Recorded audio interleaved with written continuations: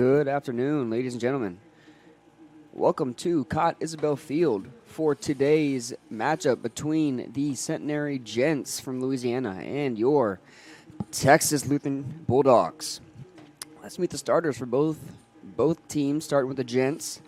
Leading off for the Gents, number 23, Blaine Berkelback, and he is playing center field. In the two spot, number 33, Turner McClelland at the designated hitter. In the 3-hole, number 7, Noah Paulson playing right field. Batting fourth in the cleanup, number 43, Ethan Hopkins, and he's playing first base. Batting fifth, number 4, Bryce Bienaview. He is playing left field. Batting sixth, number 27, Vance Sarter. He is playing shortstop. Batting seventh, number 6, Clay Menard at third base. Batting eighth, number 2, Aaron Gillum, and he is playing second base. And batting in that ninth spot, number 60, Jackson Bunch, and he is playing catcher. On the mound for the Gents, number 37, Garrett Romero. Now the starters for your Bulldogs. Batting first, number 3, Chase Bourgeois at shortstop. Batting second, number 1, Michael Barrera at third base. Batting third, number 30, Braden Sprenzel, and he is your designated hitter. Batting fourth, number 24, Adam Peavy at first base. Batting fifth, number 19, Caden Hall, and he is playing catcher. Batting sixth at second base, number 2, Cooper Jen. Batting seventh in right field, number 10, Caleb Small. Batting eighth in left field, number 34, Caleb Alfaro. And batting ninth for the Bulldogs, playing center field, number 8, Aiden Spires. And on the mound for the Bulldogs today is number 15, Tristan McGowan. Overall, the Bulldogs lead the Gents every time they've played, winning 27 of the last 43 games that they've played. And they swept the Gents last season. Let's meet the Gents. They finished 6th in the SCAC last season, finishing 16-24, 12-18 in SCAC last season. This weekend, they enter the SCAC in 8th place with a 13-15 record overall and an 8-10 record in conference play. Just one game back of Schreiner for that 6th and final spot in the SCAC tournament. And they are led by head coach Mike Diaz in his 16th season.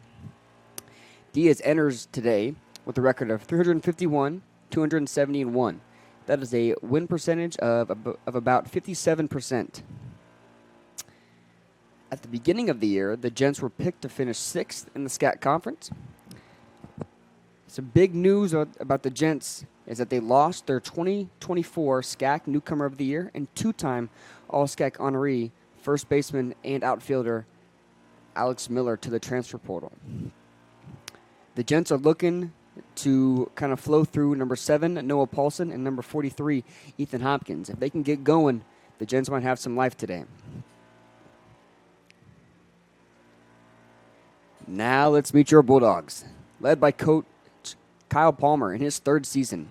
Overall, in his record with the Bulldogs, he's 68-39 with a 64% win percentage. 62% in SCAC play with a record of 43-26 through those 3 years.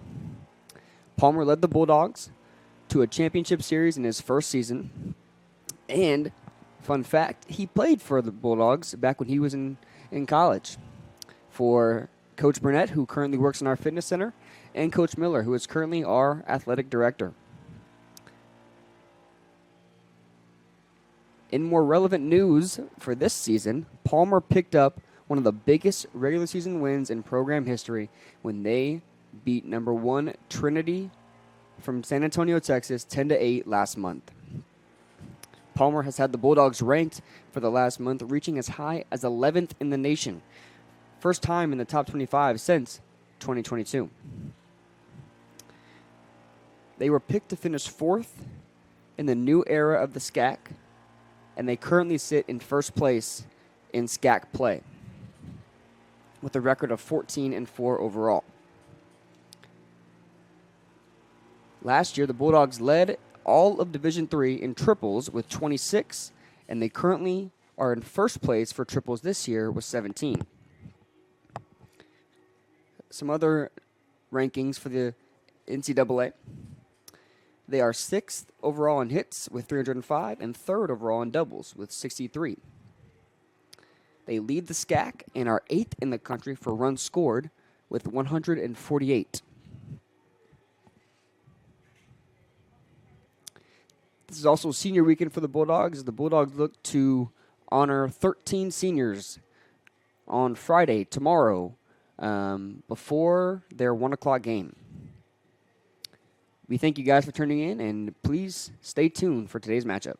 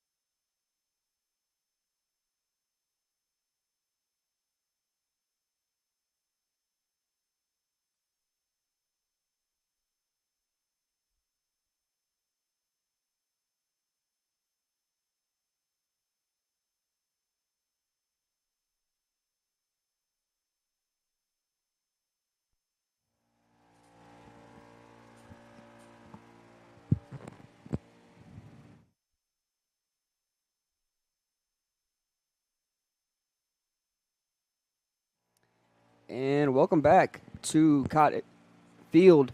My name is Ben Coulomb, as I said previously, and I will be taking y'all through commentary today. We look to see the Bulldogs, who are 14-4 in SCAC play in first place, against the Centenary Gents, who are currently in 8th, but one game back from that sixth and final playoff spot.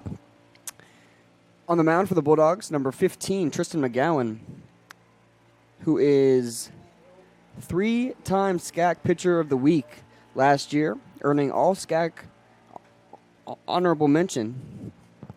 He opened the season this year with 6 straight shutout innings against Howard Payne and picked up the win.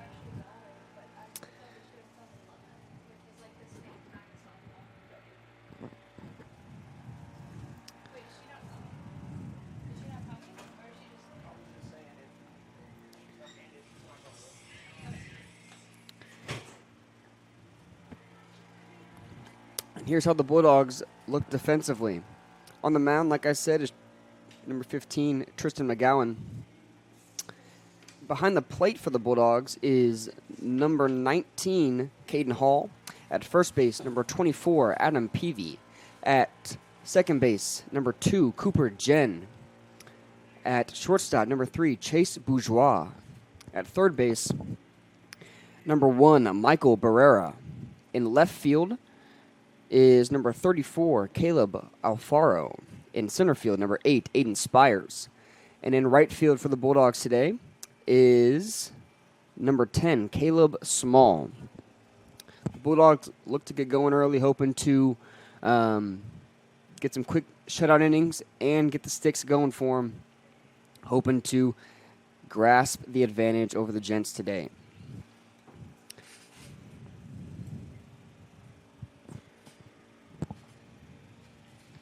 Currently on the year, Tristan McGowan has an ERA of 4.66, meaning he's allowing about 4 runs per time he's on the mound as we get going here today.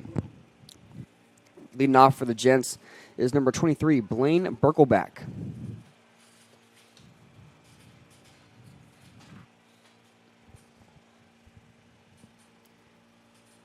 And McGowan looks to go early.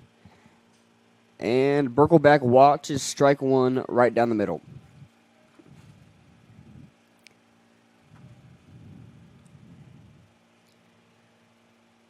Second pitch coming right here. As he grounds that one to Peavy at first, and Peavy with an easy, unassisted out as the Bulldogs throw it around. Now batting for the Gents is number 33, Turner McClelland. Excuse me. On the year, McClelland has a batting average about 424, getting about 14 of his 33 at-bats. First pitch is a little outside for McClelland.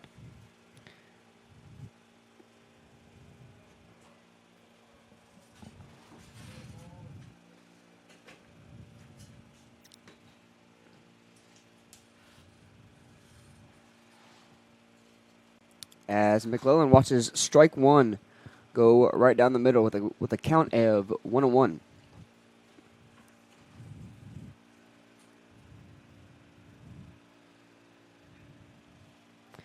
As he hits that one right up the middle to the center fielder, Aiden Spires. And the Gents have a man on. Now batting number 7, Noah Paulson, who the Gents are looking to kind of feed through today as one of their main hitters and signs of life this season. As McGowan checks the runner at first.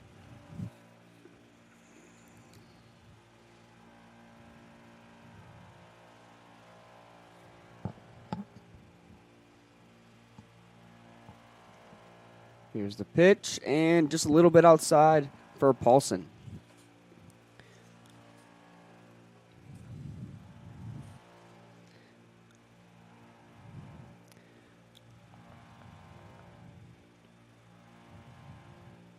On the year for the Gents, Paulson leads the team in RBI, so he's looking to kind of add to that total today as he watches strike one go right down the middle.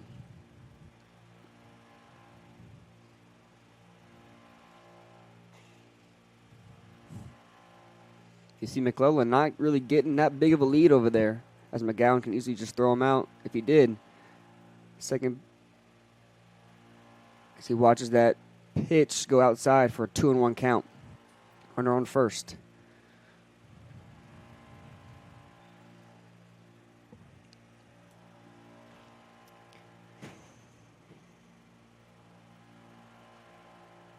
Three and 1 count here.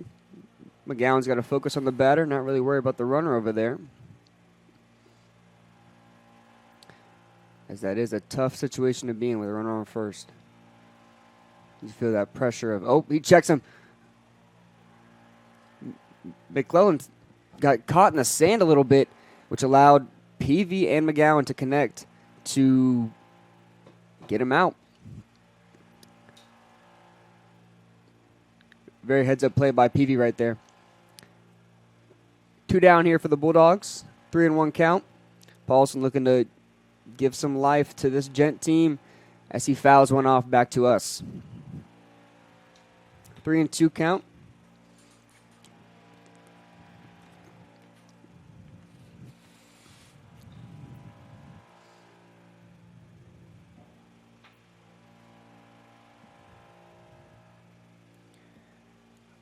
Another foul ball. Paulson looking very aggressive right here, trying to stay alive. Looking to bring up Ethan Hopkins, who is that second notable player for the Gents, as I mentioned earlier.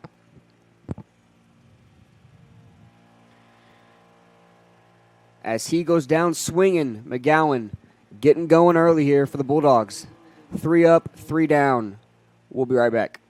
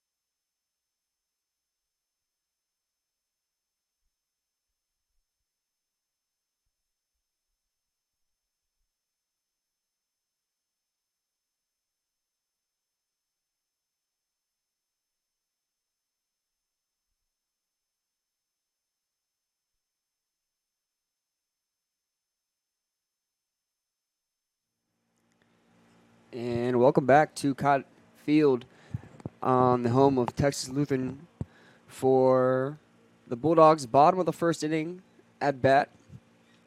We see number 37, Garrett Romero, on the mound for the Gents today. On the year, Romero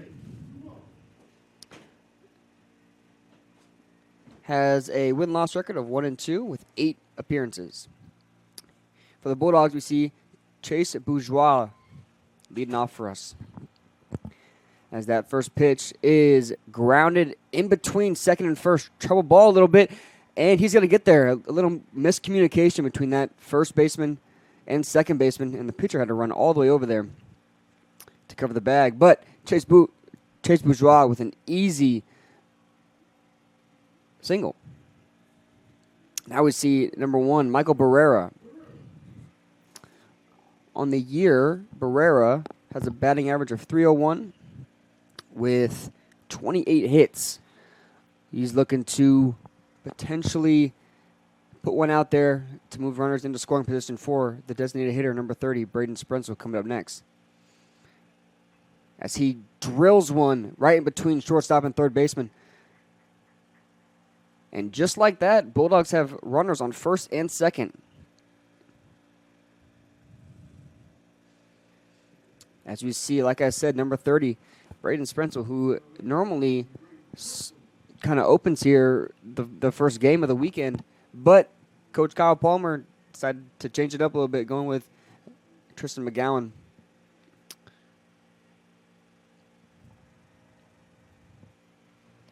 So we got runners on first and second with Braden Sprenzel. As he shows bunt, but nothing comes out of it as he watches ball one.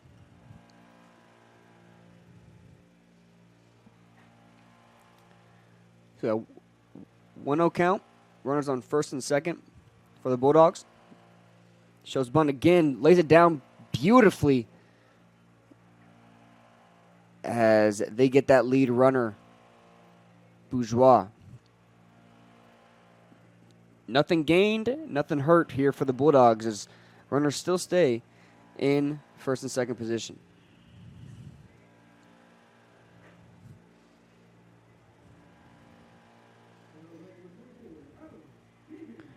Now we got Adam Peavy, the all-star slugger for the Bulldogs, who received the honor of SCAC Hitter of the Week last week against Schreiner. He's looking to definitely put one out there as he is hit by a pitch. And if you don't remember, the last time I called a game, Adam Peavy was hit 3 times, almost broke the record for hit by pitch in a single game with 4. Now, the Bulldogs have bases loaded. This is definitely not what the Gents wanted to happen.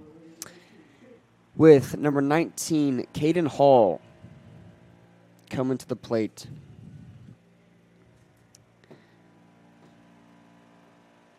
On the year, Caden Hall has 15 home runs.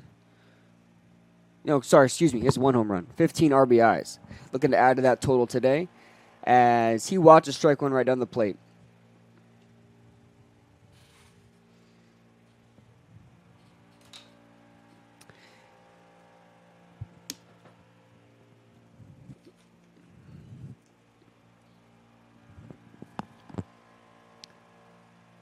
Ball is flown out to center fielder. We have people tagging up. And Michael Barrero is going to score. That's another RBI for number 19, Caden Hall, which pushes his total to 16 on the year.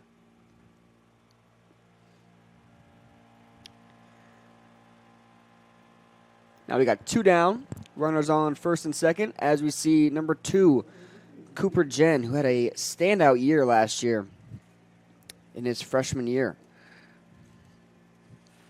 Right now he is 3rd on the team in RBIs with a total of 24. Hoping to add to that total today with the ball out into the left center or right center gaps.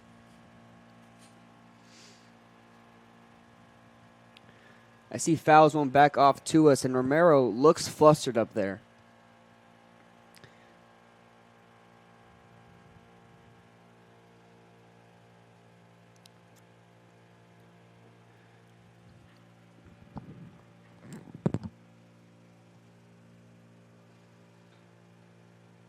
Comes that pitch, and right outside, pass ball. Both runners are going to move forward. It looks like a lack of just focus for the Gents right now. As that ball landed and the catcher walked to it, allowing Sprenzel and Peavy to take a base.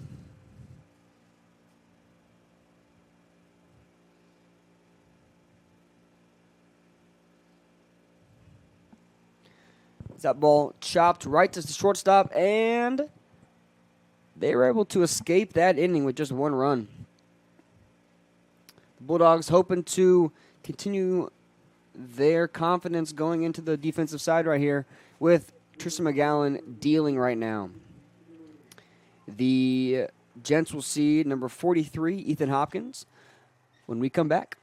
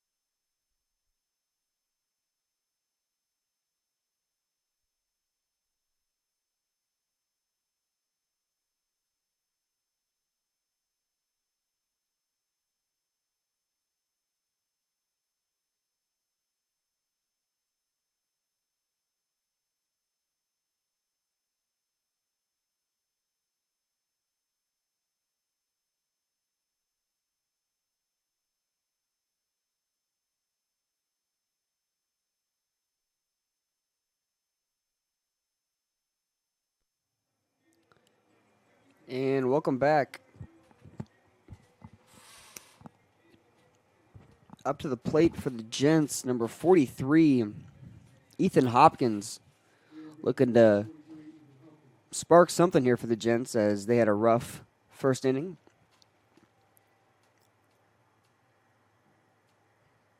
Here comes the pitch from McGowan. Right down the middle for strike one.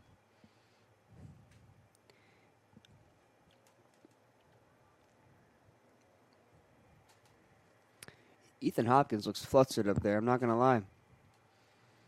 As McGowan pitches strike two, fouled off.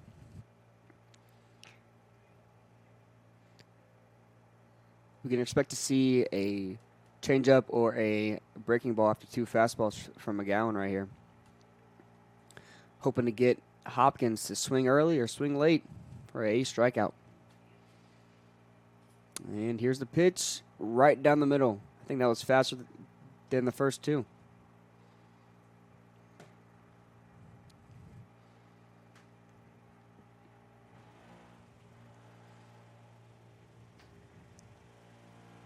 Comes the pitch from McGowan, chopped right back to him, and he's going to taunt him a little bit and then toss him out at first as the Bulldogs get one down. McGowan on the year, currently second in the nation with 6 wins, and he leads the entire SCAC conference for pitchers with 6 wins.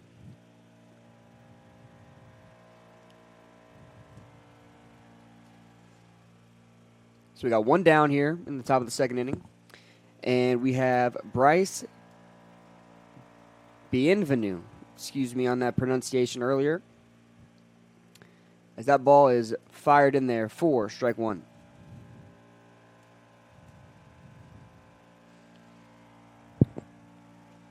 On the year, Bienvenu currently batting an average of .419, second on the team for the Gents. That ball's rocketed to Cooper Jen, and they easily get the second out. Cooper Jen 2, Adam Peavy.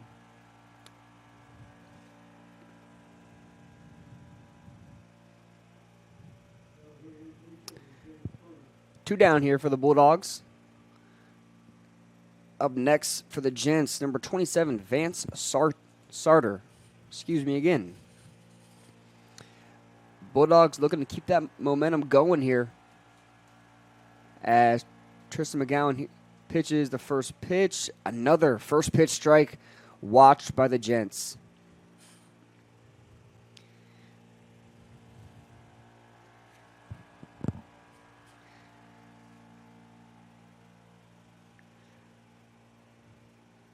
Second pitch from McGowan hits the dirt and bounces into that Gents dugout. So we got 1-1 count, 2 outs here in the top of the second inning. With Sarter up to bat, and McGowan's pitch is drilled right back at him. He almost had a catch, but was able to sneak through the middle to our center fielder, and they were able to get it in quickly.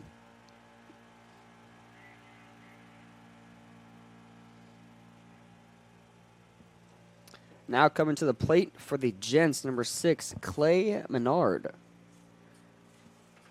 The senior out of Berwick, Louisiana.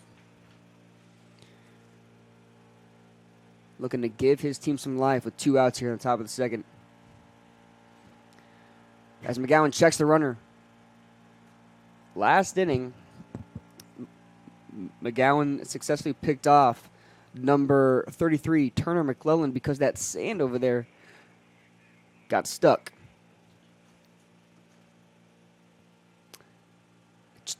Checks him again. Really having fun with him over there.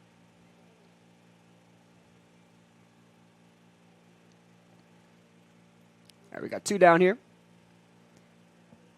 with Menard up to the plate. Here's that first pitch. Another first pitch strike from McGowan.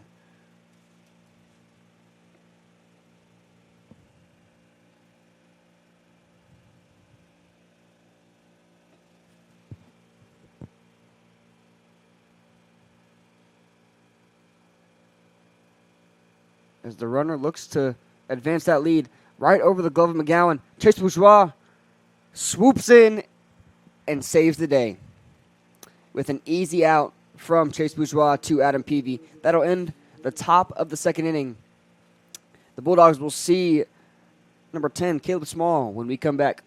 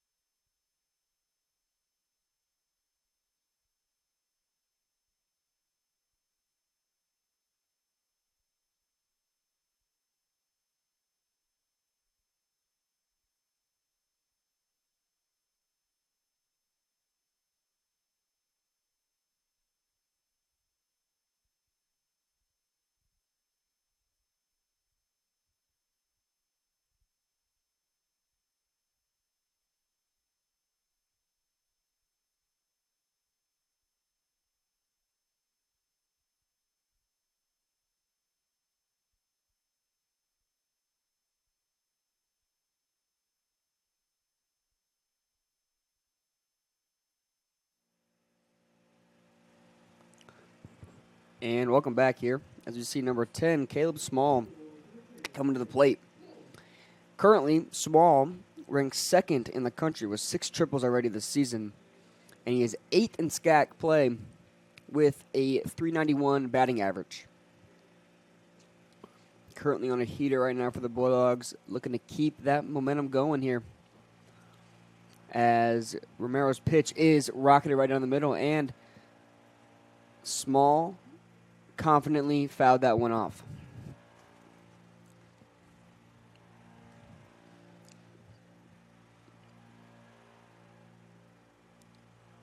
Hoping to get active here for the Bulldogs. Romero's second pitch fired down the middle again as Small got a little bit under that as that one flies out to short center fielder, and the shortstop was able to make that play. One down here for the Gents. Now coming to the bat for the Bulldogs, number 34, Caleb Alfaro.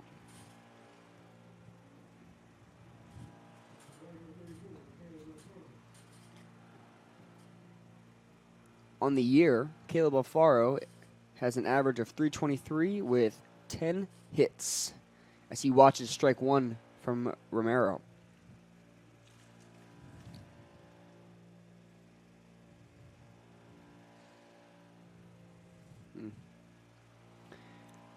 Second pitch rocketed in there, short arms it right to the shortstop, and second out for the Bulldogs from the shortstop, number 6, Clay Menard.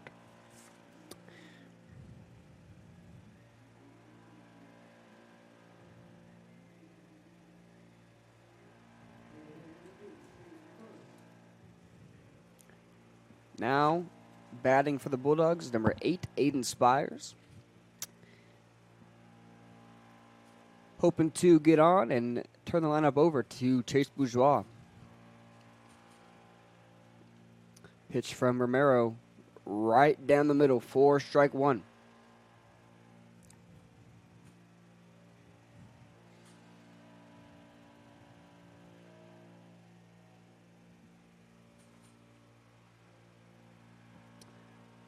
As that second pitch is fouled off into the grass over there.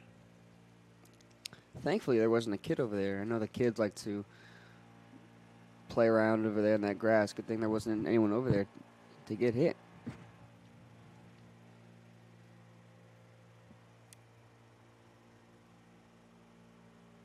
Two strikes here for Spires as that one's fouled off to the back net.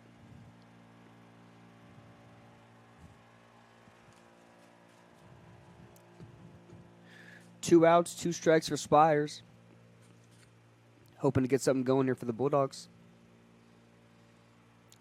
Pitch from Romero is breaking ball that didn't break hard enough as ball 1 for Spires.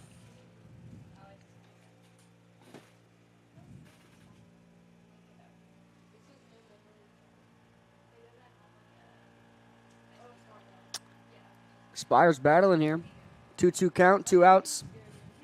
Hoping to get on and feed some life back to this Bulldog team.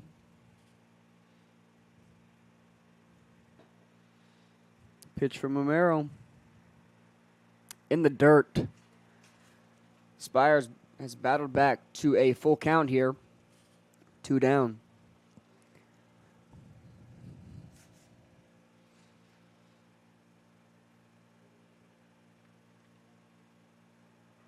As that ball is chopped foul to the third baseman. Spires fighting over there, trying to stay alive for the Bulldogs.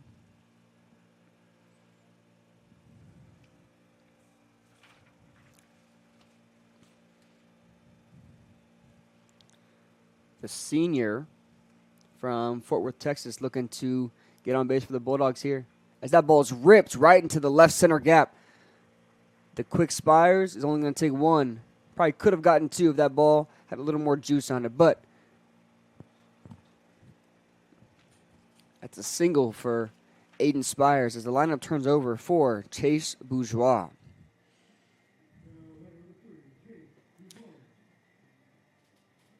Who last year had a breakout year. He was named All-Region by D3Baseball.com and the American Baseball Coaches Association and finished 4th nationally in triples last season as Romero is going to check Spires over there. Spires, no surprise, can steal, probably one of the quickest on the team. As he's going to be checked again, really holding him tight over there.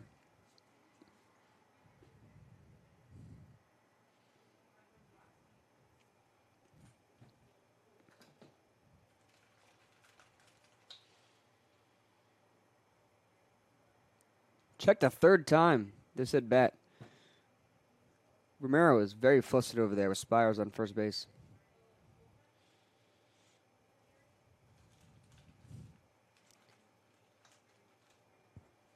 As Bourgeois watches ball 1 low in the dirt.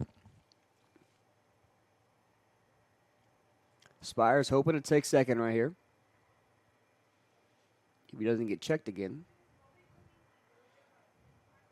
4 out of 5 times he's gotten checked over there at first base.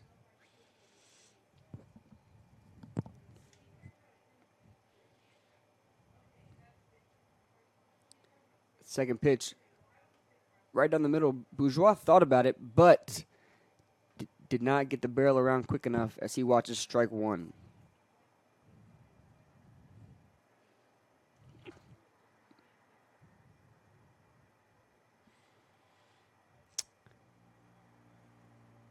Looks like Bourgeois is hit by the pitch as now we have runners on first and second, 2 outs. This is not what the Gents wanted.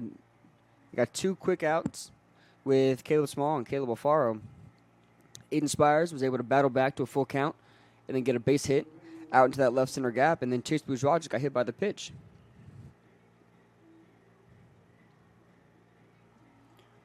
That brings up number 1, Michael Barrera, who was able to score last time.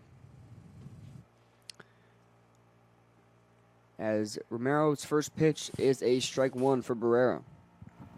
So we got runners on first and second here, 2 outs in the bottom of the second inning.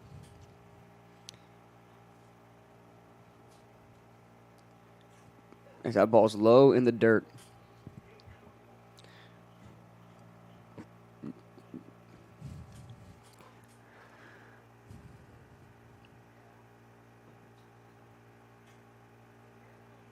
We got a 1-1 count here for Barrera. As Spires just got picked off. It was a clean pickoff move. Looked like he was going to the plate. Spires got caught sleeping. It's all good, though. The Bulldogs end the bottom of the second with no runs, unfortunately, and leave 2 runners on base.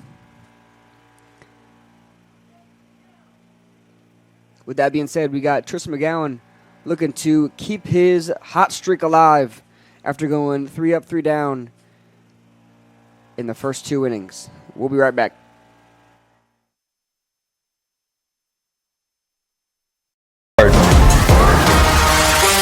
Play harder. And the go-ahead run comes across. Bulldogs on top. Respect everyone. Play hard, but play fair. Cheer for your team, not against the visiting team. Respect opposing players, coaches, and fans. This is the SCAC.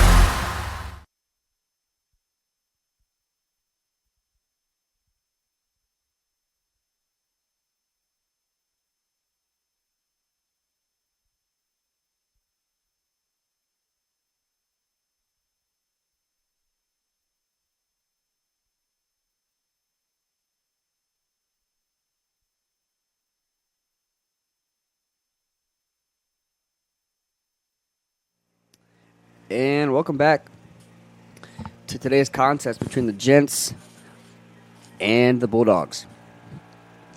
As Tristan McGowan starting off super hot right now for the Bulldogs. Going 3 up, 3 down with 1 strikeout in the first 2 innings. Hoping to keep that momentum alive here. For the Gents, we see number 2, Aaron Gillum.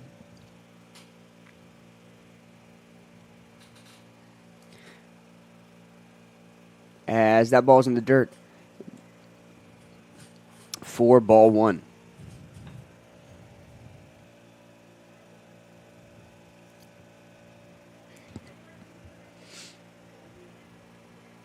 Second pitch from McGowan, strike 1.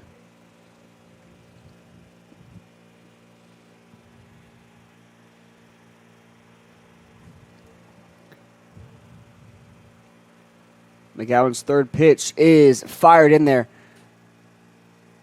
Turns on it, and that ball ends up going foul. Right down the third base line. Able to just sneak foul for us here. We have 2 strikes, 1 ball for Gillum.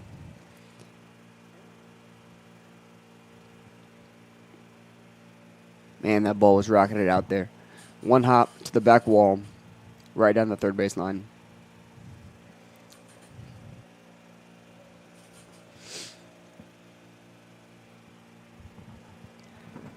As we have a 1-2 count here. McGowan looking to get another put out here. That ball just a bit outside for Gillum and that umpire for him to call that. But nonetheless, we have a 2-2 count in the top of the third.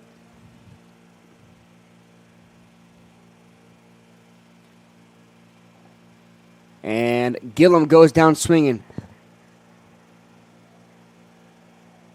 McGowan on an absolute heater right now. Now coming to the plate, number 60, Jackson Bunch.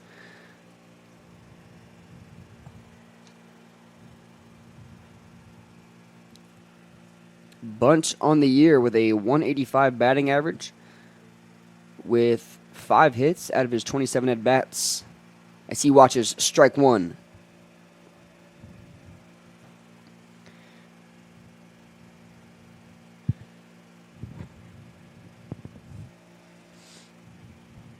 Second pitch from McGowan, fouled off by Bunch. To the fans sitting on the grass behind the Centenary dugout.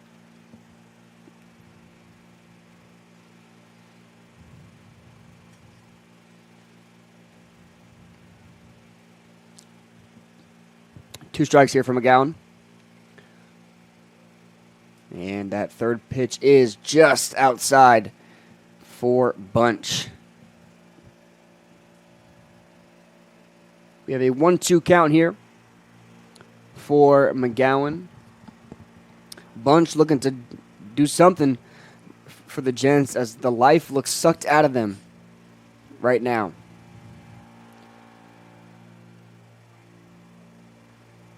Strikeout looking for Bunch. McGowan up to 3 strikeouts on the day. As the lineup turns over for number 23, Blaine Birkelback. Birkelback on the year with a .315 batting average, having 34 hits out of his 108 at-bats. Currently third on the team for RBIs. As he watches ball 1 low in the dirt from McGowan.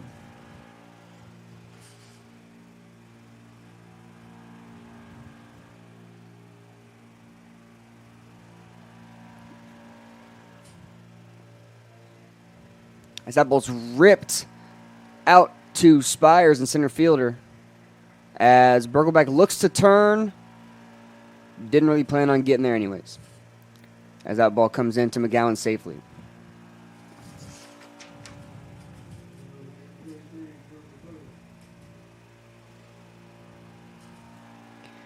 Now we see number 33, Turner McClelland. Turner McClelland up to bat for the Gents. As McGowan's going to check Birkelback at first base. We have 2 down here in the top of the third. With Birkelback checked again. And McGowan picks him off for the 3rd out of the inning. The kitchen is hot for McGowan. Currently cooking right now. If you can't handle the heat, get out of the kitchen. We'll be right back.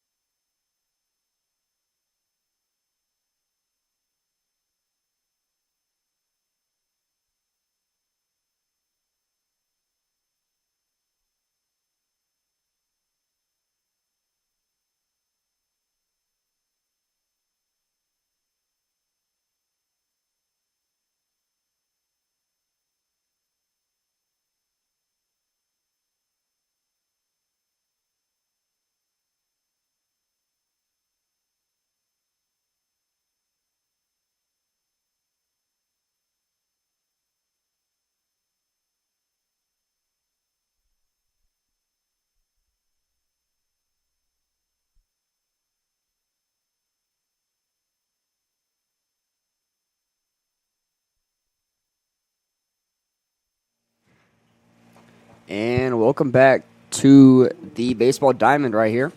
You see Michael Barrera still up to bat after Aiden Spires got picked off at second base.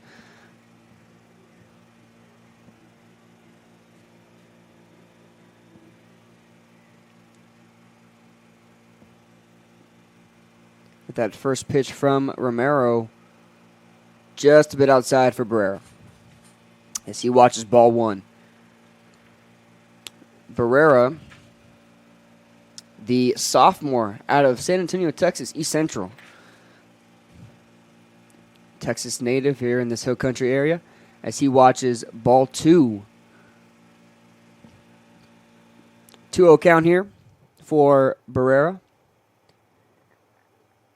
Here comes that pitch and another ball in the dirt outside. The Gents look flustered with their coaching staff trying to scheme something together to slow the train of the Bulldogs moving. As Barrera watches strike 1 right down the middle with a 3-1 count.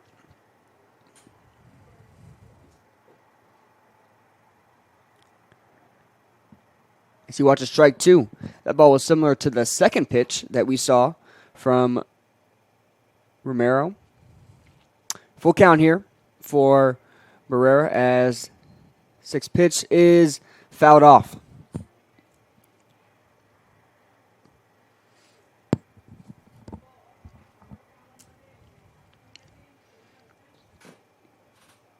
Full count here for Barrera, looking to stay aggressive. Another ball fouled off. Right back to our cars. Hopefully that didn't hit anybody or a car.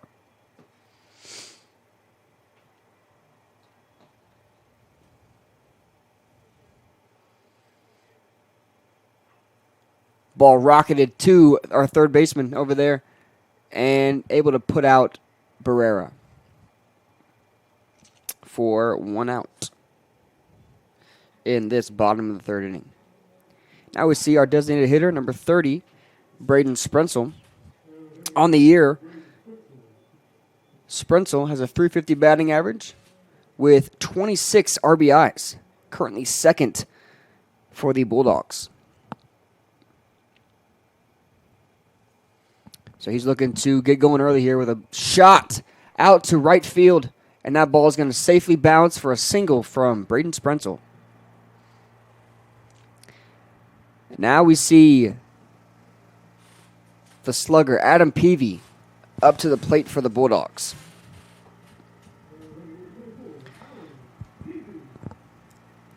Currently on a hot streak for the Bulldogs with a .473 batting average, leading all Bulldog hitters on the year.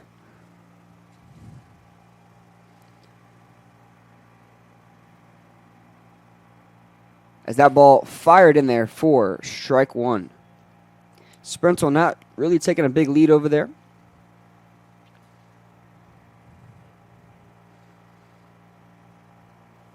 As we have 1 strike, 1 out for Peavy. As that ball ripped right over the second baseman. Sprenzel might look to go third, but he ends up staying at second base as the Gents were able to get that one safely in there. Now, we have runners on first and second here, as Adam Peavy adds to his total of hits on the year. Now, we see number 19, Caden Hall. The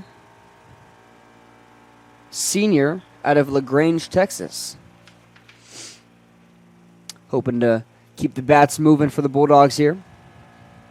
As that pitch from Romero is fouled off to the Bulldog bench. That's a good heads-up play by the Bulldogs in the dugout. Almost took off one of their heads. Now we see Caden Hall, 1 strike here. As that ball's fouled back to us, now we have 2 strikes. We got 1 out for the Bulldogs in this bottom of the third inning. 2 strikes. Caden Hall looking to move his runners over or add to his total of RBIs, which last inning he had 1. So he's at 16 total. If that ball's fouled up, could be out of play, and it will be. Hits the light. That's going to be some damage taken out of your student account. 2 strikes here for Caden Hall.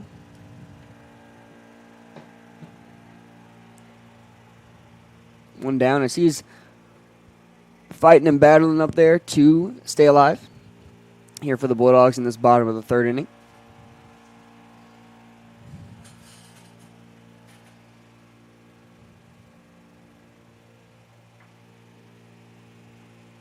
Romero fired in there to Hall. Hall rips one to that left center gap.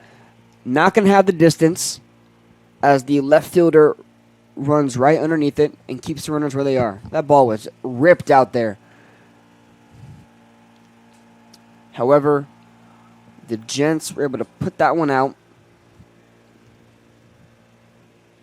for our second out of the inning. Now we see number 2, Cooper Jen, who grounded out to shortstop last inning. Cooper Jen had a very impressive debut season for the Bulldogs last year, where he earned All-SCAC honorable mention at second base.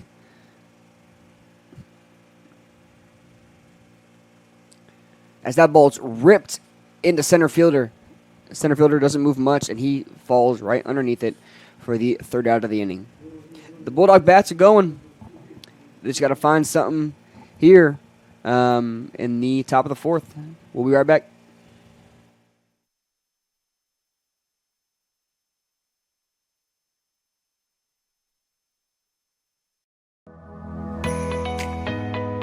As an MAT student, you are an athletic trainer, and I think that's something really cool that we get to experience. We're pretty hands-on. Anything that like our preceptor asks us to do, like we're able to do. Going out to practices and traveling to games. We're doing evals, looking at them, helping them with their rehab protocols.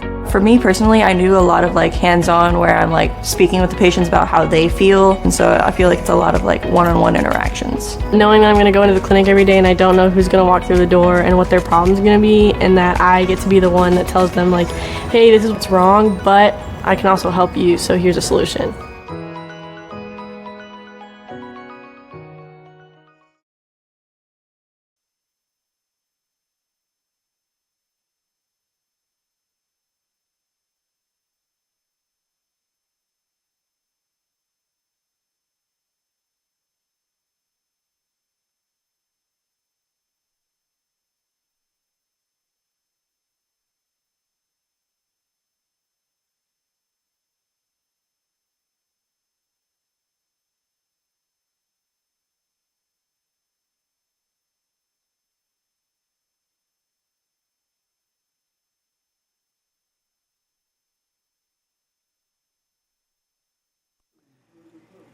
And welcome back here at Cott Isbell Field for the top of the fourth inning.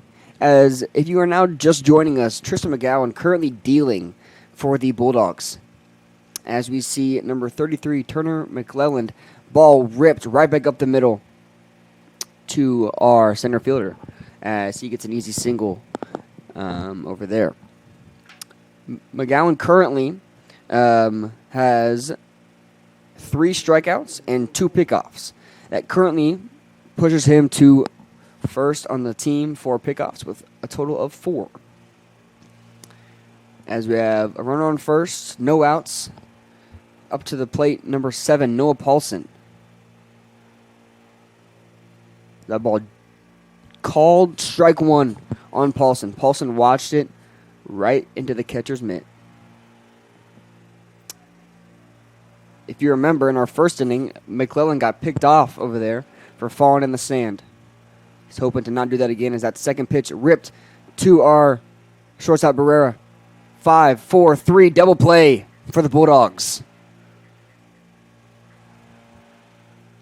The Bulldogs were able to escape that with 2 outs.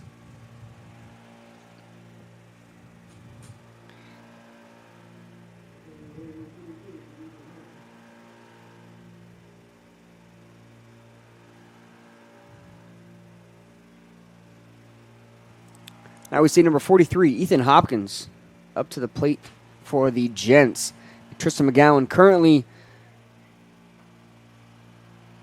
as that ball pitched outside, as I was going to say, Tristan McGowan currently, like I said, dealing for the Bulldogs.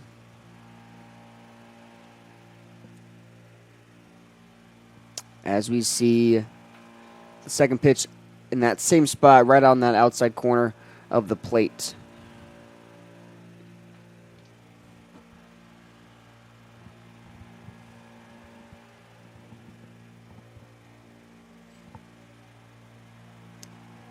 Here's that pitch to Hopkins. Ball in the dirt. McGowan looking to get something going here, as currently down 3-0 in the top of the fourth inning with 2 outs to Hopkins. As the pitch comes, as that ball's ripped right in between shortstop and third baseman, as that ball rolls to our left fielder. Ball thrown into Cooper Jen, back to McGowan.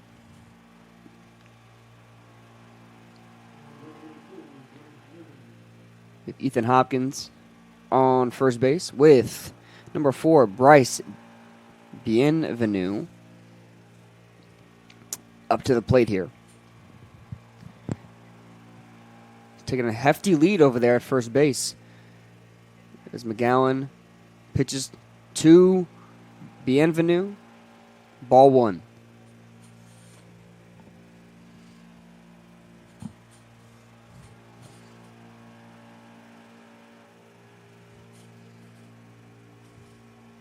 Hopkins on the air with 2 stolen bases. Not really looking to get active over there.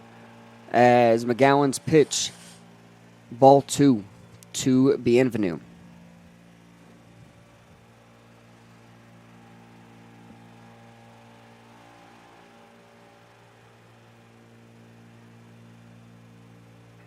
The ball ripped to Adam Peavy for the 3rd out of the inning. Bulldogs looking to keep it going in the bottom of the 4th inning. We'll be right back.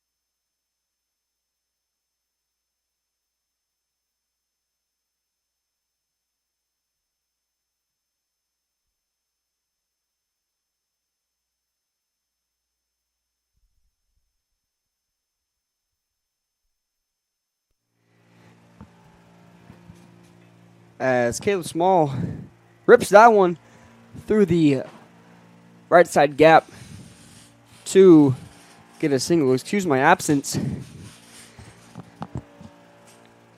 As the Bulldogs now see runner on first with number 34, Caleb Alfaro, up to bat.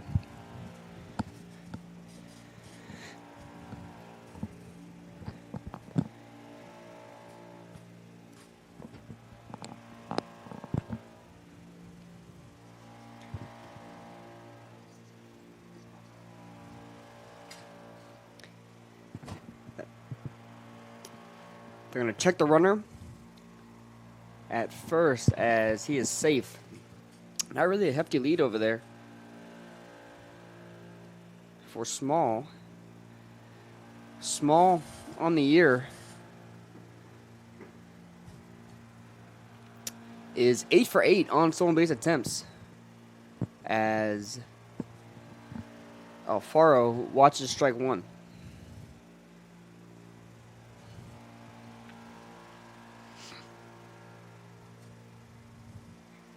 That ball ripped. Gets right past the second baseman. Caleb Small could have looked to go 3. But I guess too risky of a play. Now we have runners on first and second for the Bulldogs, with Caleb Small on second base and Caleb Alfaro on first base. Now we see number 8, Aiden Spires, up to the plate, who got picked off at second base his last time up. Battled back from down 0-2 to a full count. Was able to get on. Shows bunt here. Places down perfectly. But the Spires' speed could not get him to first. But he was able to advance our runners over to second and third.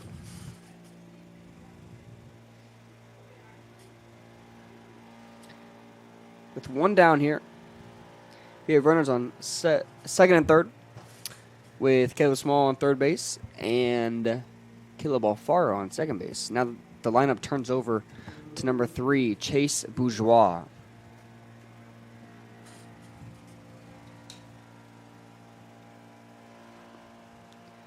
Bourgeois, who was hit by pitch last inning, or last time up, fires this one to our center fielder.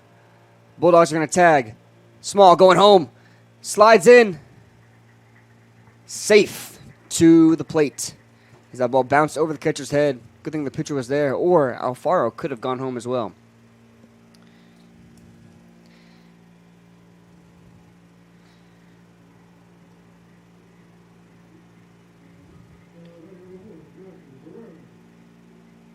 Now we see number 1, Michael Barrera, up to the plate for his third at bat on the day. We have a runner on third, 2 outs here. As Barrera skies that one. The shortstop calls everybody off and makes the easy out for the Gents. The Bulldogs add 1 to their total here. Score is currently 2-0. Top of the 5th coming up.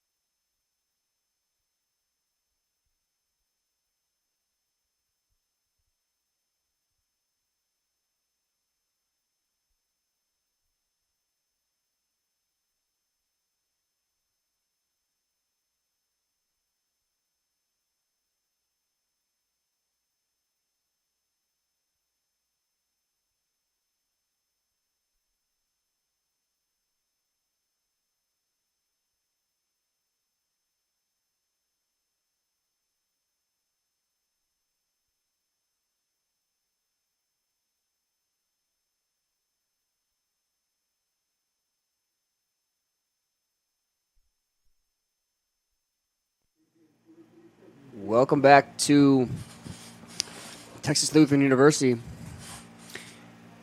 Currently, Caleb Small was a little late running out to right field.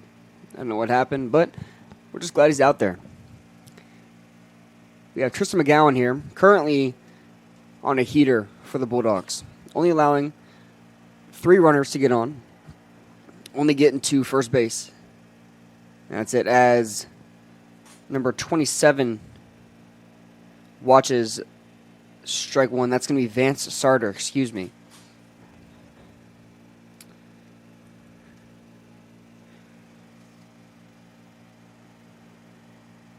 Strike 2 for Sarter. McGowan feeling himself right here, hoping to get another strikeout, which will push his total to 4 on the day.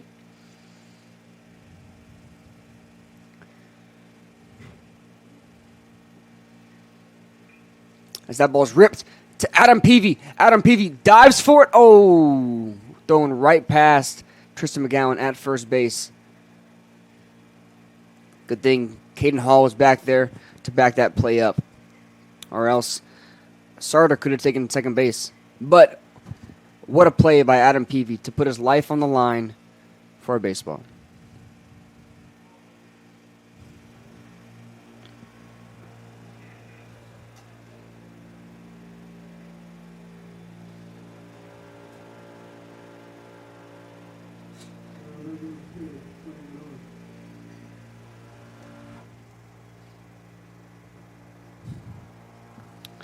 Now we see number 6, Clay Menard, as McGowan's going to check Sarter over there.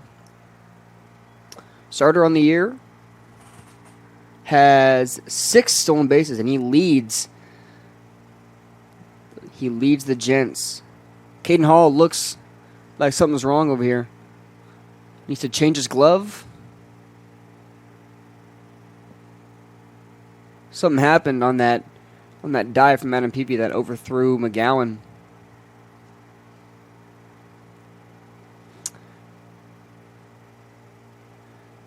As we got, like I said, Clay Menard up to the plate here for the Gents. Sarter hoping, looking to steal, thinking about it, as McGowan pitches. Ball 1 to Menard.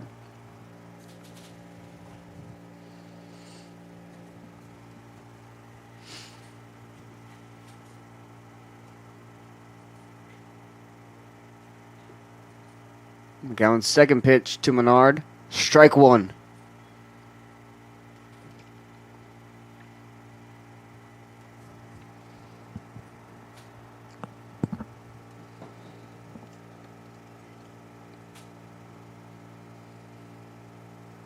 As he checks Sarter over there at first base. Didn't look like he had that big of a lead, but I respect the check.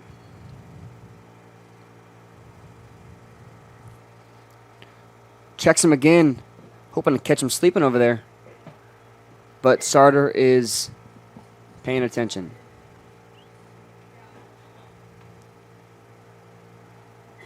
McGowan pitches right to Menard as Menard drills that one in between Bourgeois and Barrera at shortstop and third base. Puts runners at first and second. That's the first runner on second base today for the Gents.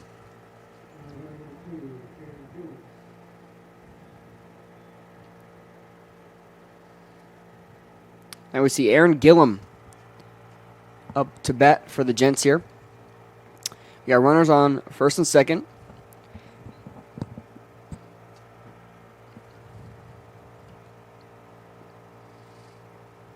As Gillum shows bunt, foul tips it, called strike 1. So we got no outs here in the top of the 5th inning.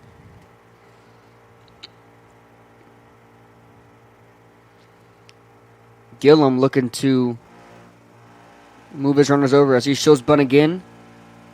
Was able to pull it back this time for a ball 1.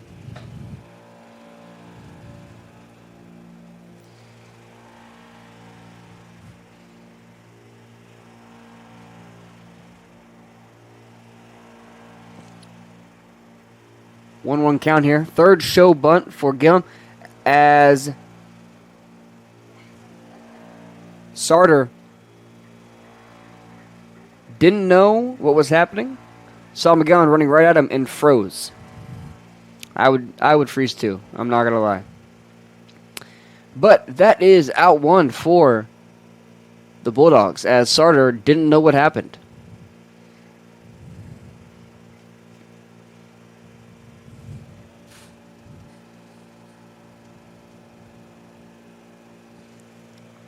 You still have Clay Menard on first base as McGowan checks him over there. I think he was able to get back. Menard on the year with 5 stolen bases. Tied for second. So the Gents had their 2 highest stolen base players on base in that moment, and Gillum watches strike 2 right down the middle. Got a 1-2 count here, 1 out for Gillum. McGowan looking to stay hot here.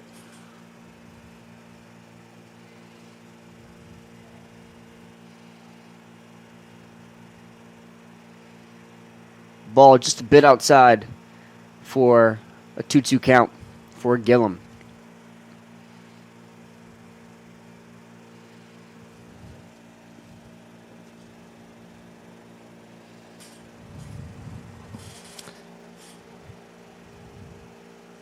We got 1 down here in the top of the 5th inning as McGowan checks the runner again.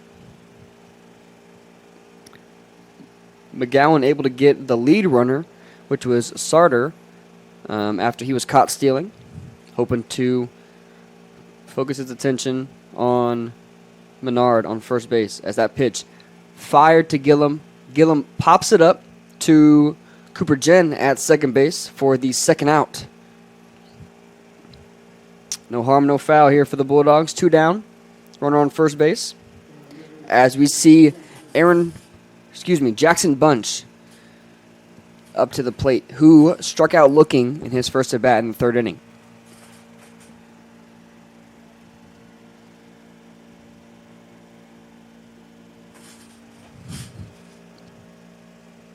First pitch from McGowan is fouled off by Bunch to the right side near that Gents dugout. The Gents today in a tan and maroon jersey with the Bulldogs in their classic black and gold.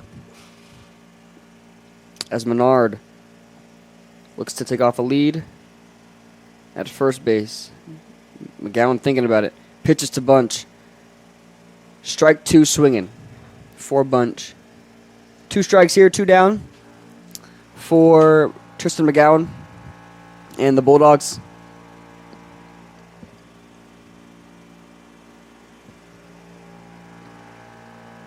As Bunch looking to keep it alive as McGowan checks Clay Menard over there at first base again.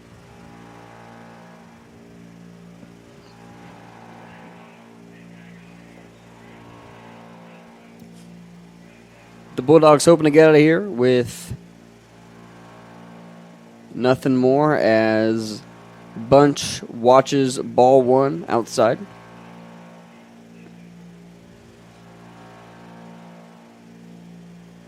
Currently a 1-2 count here for Bunch as McGowan looking to take hold of this at bat and finish the top of the inning. As Bunch able to foul that one off.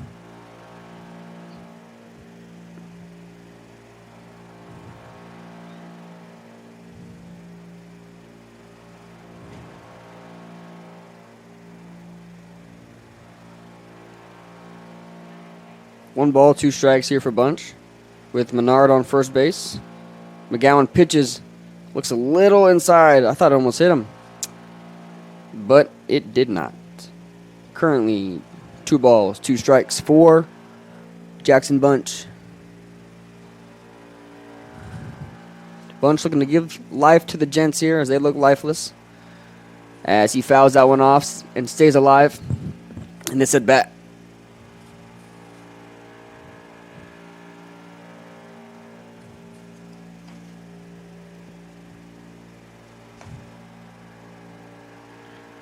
Two count here for Bunch. As that ball's ripped right up to McGowan. McGowan taking his sweet time, tosses it to Adam Peavy for another put out for the Bulldogs. Bulldogs lead 2-0, hoping to get the bats moving and run up this score on the Gents. We'll be right back.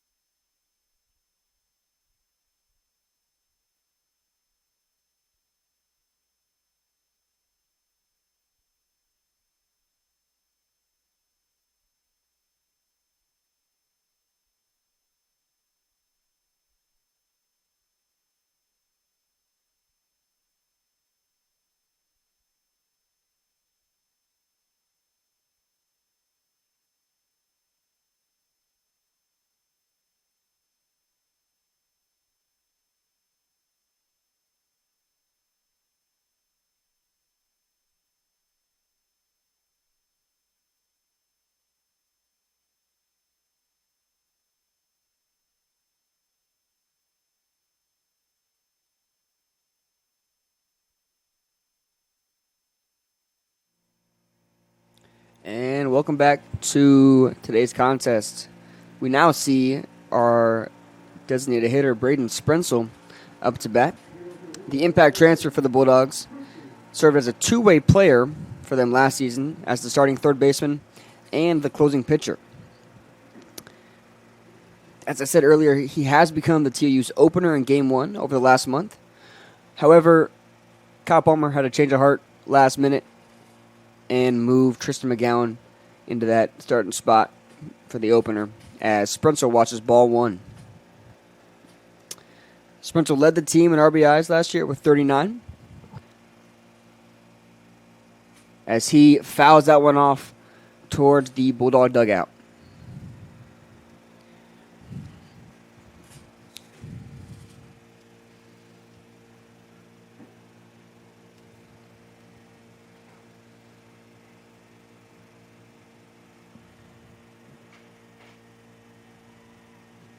Sprensel watches ball two outside from Garrett Romero.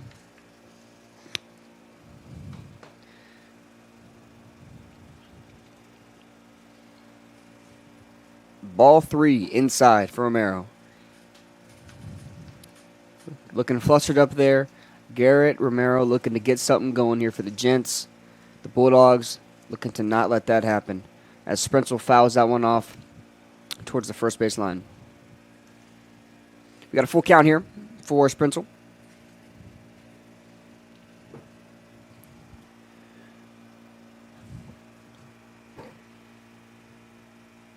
That ball ripped right in the middle of shortstop and third baseman, and the speed of Sprensel's not enough. Excuse me, called safe over there. I thought he was out. Looked like the first baseman was on the bag from an amazing play from that shortstop.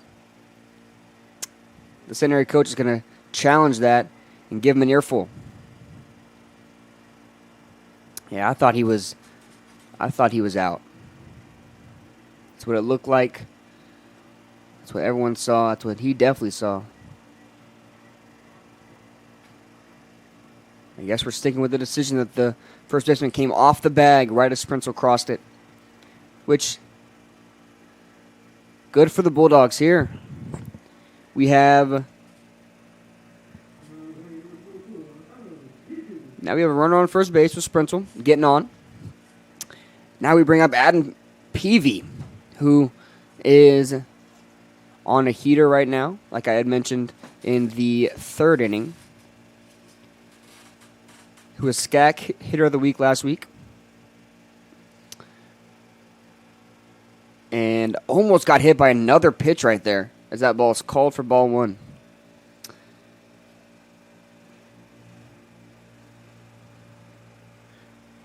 Like I said earlier, he tied the record for hit by pitch earlier this season, getting hit 3 times, and he currently ranks third nationally in the category, already in double digits with 17, as he almost got hit by another pitch on that second ball. Peavy not happy because he wants to hit. Comes the third pitch from Romero as Peavy rips that one to the shortstop. Ethan Hopkins not coming off the base that time, as that'll move Sprensel to third, and Peavy is able to successfully move that runner over, and that's all you can really ask for in that situation. Now we see number 19, Caden Hall, who flew out to center and then flew out to right field in his previous 2 at-bats. Hoping to, get something going here for the Bulldogs. That one's ripped right in between third baseman and shortstop, as that's going to score Sprensel. Caden Hall adding another RBI to that total today.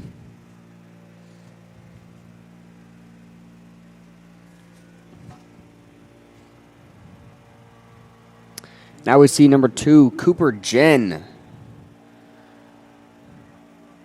who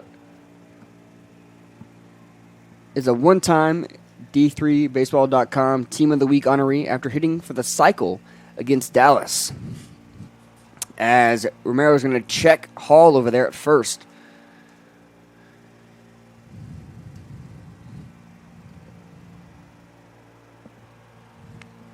We got one out here in the bottom of the fifth inning.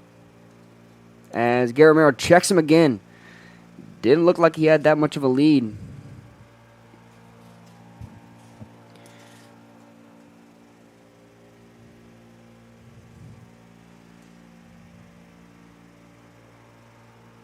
As Romero finally pitches to Jen. Cooper Jen swings and misses on that first pitch to him as the catcher came up quick looking to fire it to Hall. Small. Excuse me. No, yeah, Hall. My bad again. And that ball runs inside on Jen for ball one. On the year, Caden Hall, 1 for 1 on stolen bases and attempts.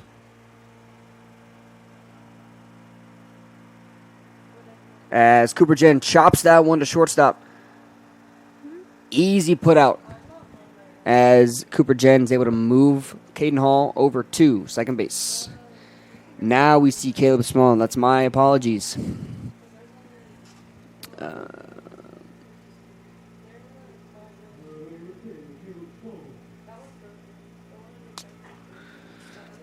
Okay, now we see Caleb Small, who flew out to shortstop in his first at bat and was able to score, come around in the fourth inning, and add to that Bulldog total. He's looking to get going here as Romero's pitch runs right inside on Small. Gent's looking a little flustered out there. I'm surprised we're not seeing another pitcher warming up in that bullpen over there. They're going to ride with Garrett Romero as that pitch fires in for strike one.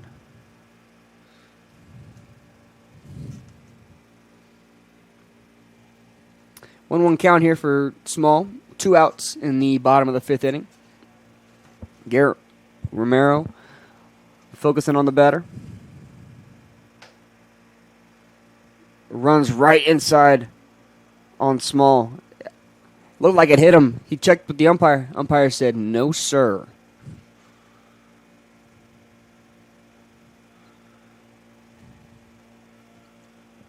Got a 2-1 count here for Caleb Small.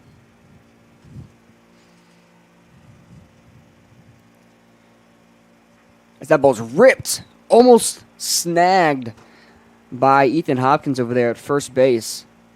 Just outside his reach for a foul ball on that right field line.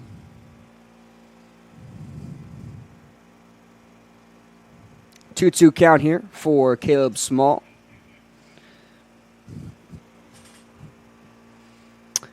Two outs in the bottom of the fifth inning with a runner on second base. That's Caden Hall over there at second base. Shortstop checking him real quick as Romero pitches to Small. Small put out over there from the second baseman. The Bulldogs able to score 1 in that inning, pushing that total to 3-0 on the day. Bulldogs hoping Tristan McGowan can keep it going for him. We'll be right back.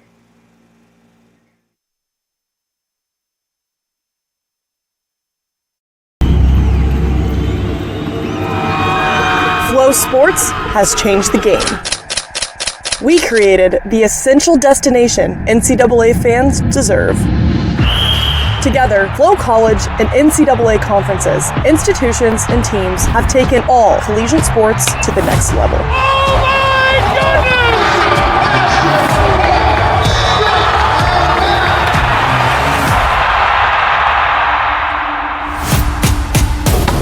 Back to Jones. She lets it fly from deep, and she buries it. Oh, and a wraparound. He's got some speed down the sideline. Touchdown, Bulldogs! a new collegiate record belongs to Parker Valby. Looking in front, Stockfish, offload, shot, score!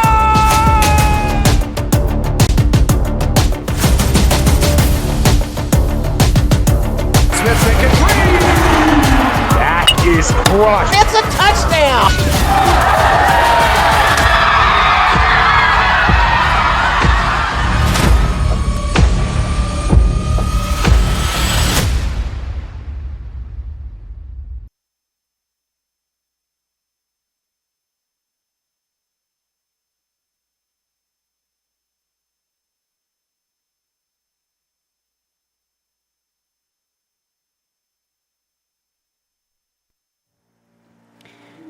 And welcome back to today's contest. We now see the lineup turned over for Centenary. Number 23, Blaine Burkleback, back up to the plate as he rips one to Cooper Jen on the first pitch. Easy put out for the Bulldog defense. One out here for the Bulldog defense, like I said. We now see number 33, Turner McClelland, who got picked off at first in the first inning, and then in the fourth inning, grounded out. He was able to get on base, and then fell right into that double play from Michael Barrera as he watches strike one from McGowan.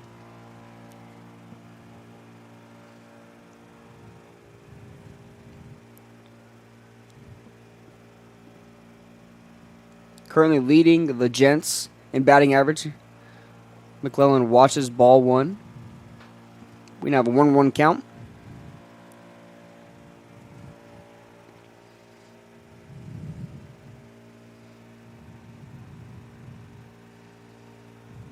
Tristan McGowan looking to keep his hot streak going as that ball's fouled right back off to the Bulldog dugout.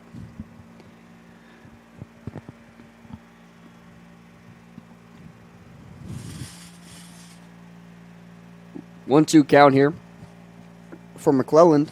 One out for the Bulldog defense. As McGowan takes a deep breath, looks intently at McClelland. Here comes the pitch. Ball rides high near the face of McClelland. 2 balls, 2 strikes for Turner McClelland in this Gents offense. Hoping to keep it going as he just struck out. Strikes out swinging. That pushes McGowan's total of strikeouts today to 4 on the day.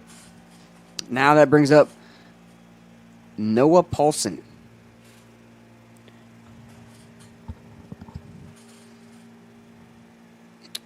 who leads the team in hits this season with 35, as he fouls that one off.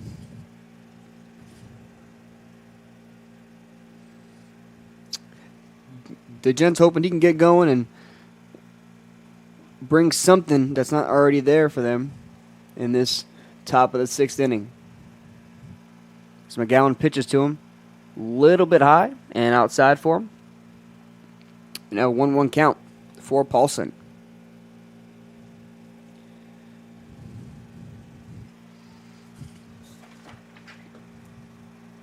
The sophomore from El Lago, Texas.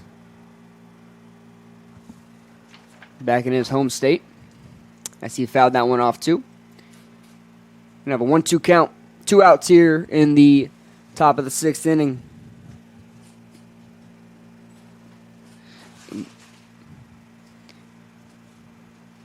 Pitch from McGowan. And that pitch looked good. McGowan shocked. Said some things under his glove. We won't say that here. It's a family-friendly show. Got a 2-2 count here for Paulson.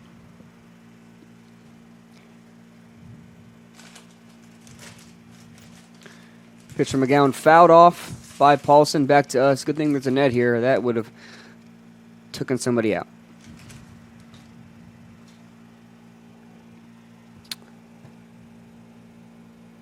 Paulson staying alive here for the Gents.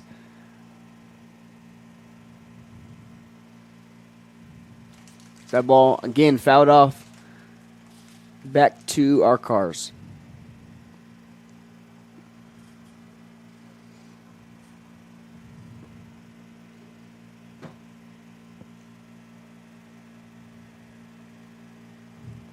Paulson trying to stay alive here for the Gents. Trying to get on. As he strikes out looking. Tristan McGowan and the Bulldog defense able to go 3 up, 3 down again. The Bulldogs hoping to gain some traction with the bats swinging. We will be right back.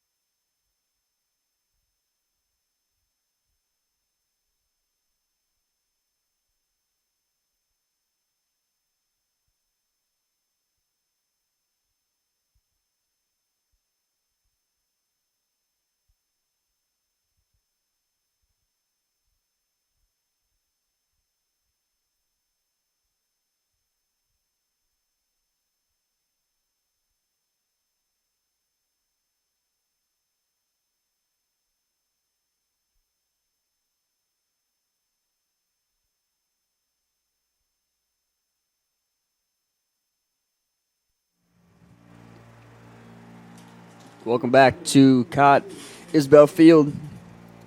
We now see Caleb Alfaro in the bottom of the 6th inning for the Bulldog offense.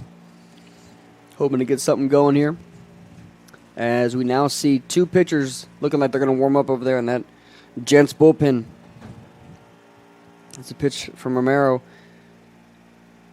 Just low for Alfaro as he watches ball 1.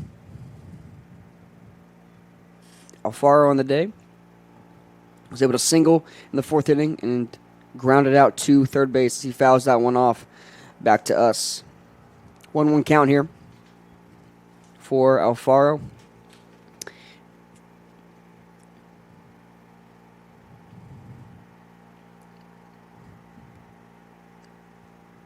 Comes a pitch from Romero. Looked good, felt good, is good. Strike 2.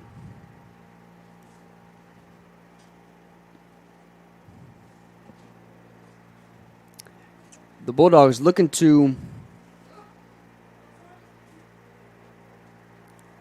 keep the bats moving as Alfaro strikes out swinging.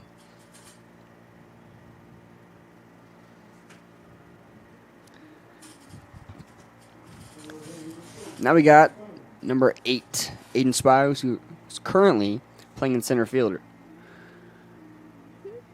The senior hoping to start something up here for the Bulldogs. As that was Garrett Romero's first strikeout on the day. His 27th on the year, second for the Gents. As ball 1 is watched by Spires. Here comes the pitch from Romero.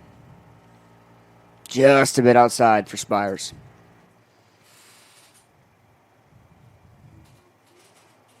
Two balls, no strikes here for Spires.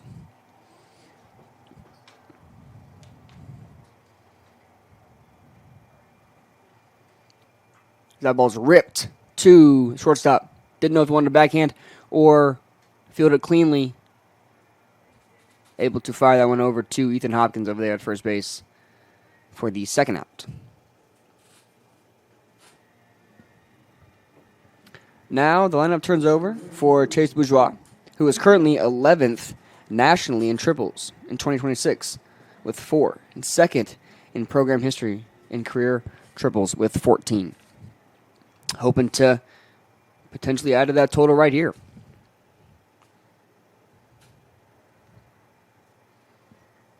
As he fouls that one off. Rolls to the side of the Centenary dugout.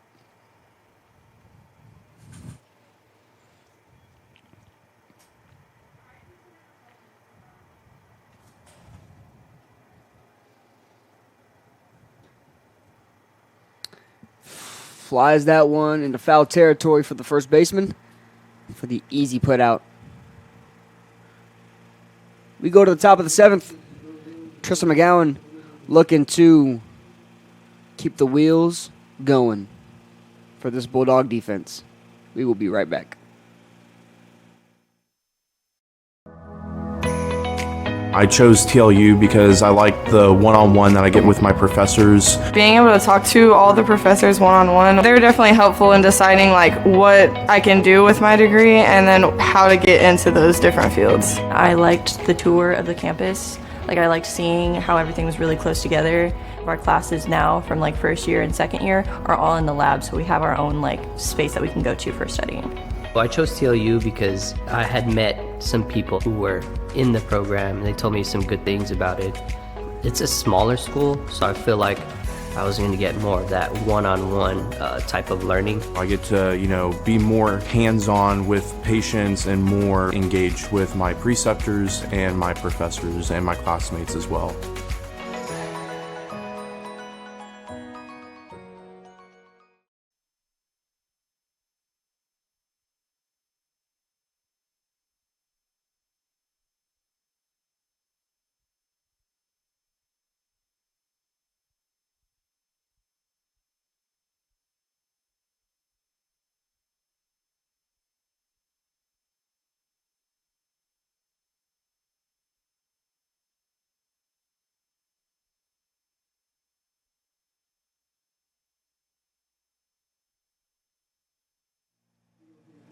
And welcome back to the field today.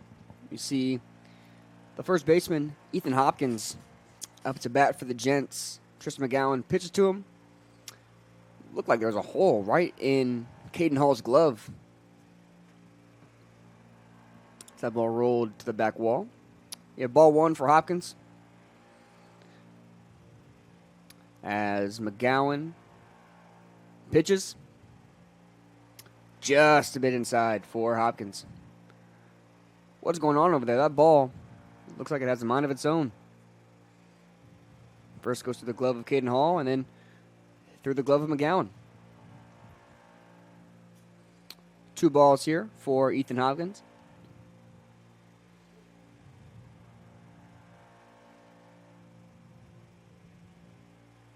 There's that pitch in the dirt for Hopkins.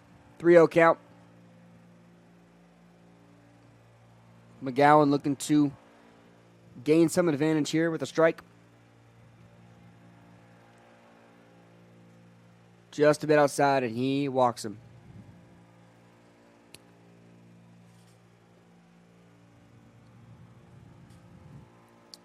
That is McGowan's 24th walk on the year. Actually leads the team in walks on the year. Now we see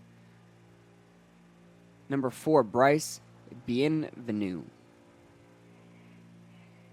up to bat.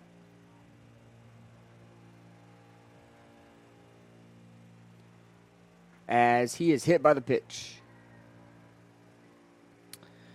Not what the Bulldogs needed right there with a walk and a hit by pitch. Kyle Palmer thinking about it. He's going to do it. He's going to call time, try to talk to his star pitcher, see what's going on with that. I mean, outside of this 7th inning, Tristan McGowan has been pretty hot for the Bulldog defense today. With 5 strikeouts and only allowing a runner on second base once through his time here. We will see if Kyle Palmer is going to change his mind, maybe go with someone different when we return. Don't go anywhere.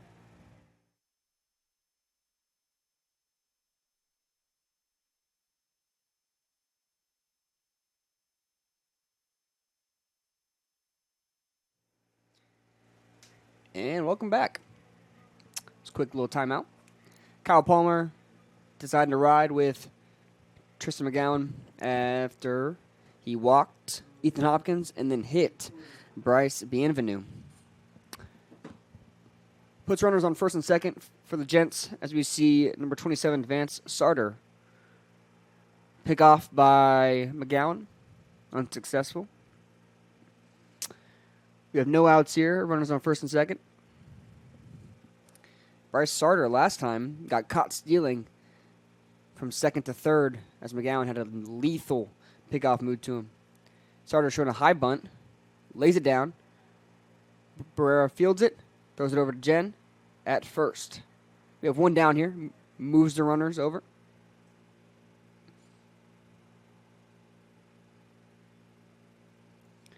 So now we have runners on second and third here for the Gents. Now we see number 6, Clay Menard, up to bat for the Gents.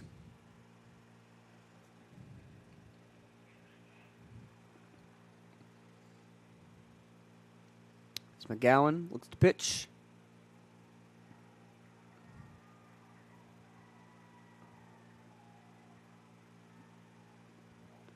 It looks like McGowan balked,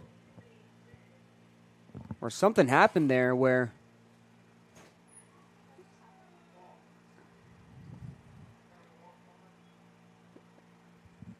we are getting confirmation on what just happened right there, but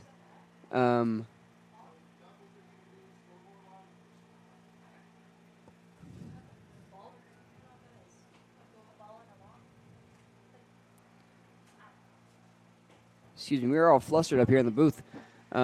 It looks like Tristan McGowan balked, which allowed the runner at third, Ethan Hopkins, to score, and allowed Bryce Bienvenu to advance to third. And now, 2 balls on number 6, Clay Menard. With one out for the Bulldog defense, hoping to get out of this jam. It was a good pitch, and Menard knew it. 2-1 count here.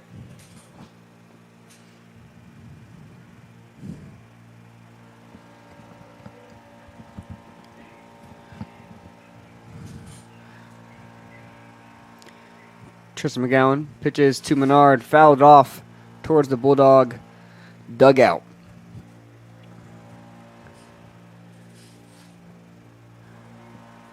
So with that balk, the Gents scored their first run of the game today.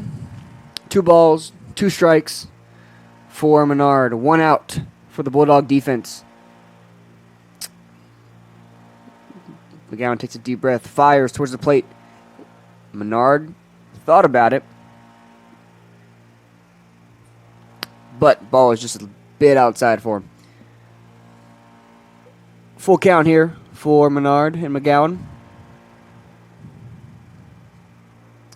Here comes a pitch, and that ball is fouled off again by Menard. Hoping to keep his hopes alive here of scoring another run for the Gents. Bulldog defense trying to not let that happen.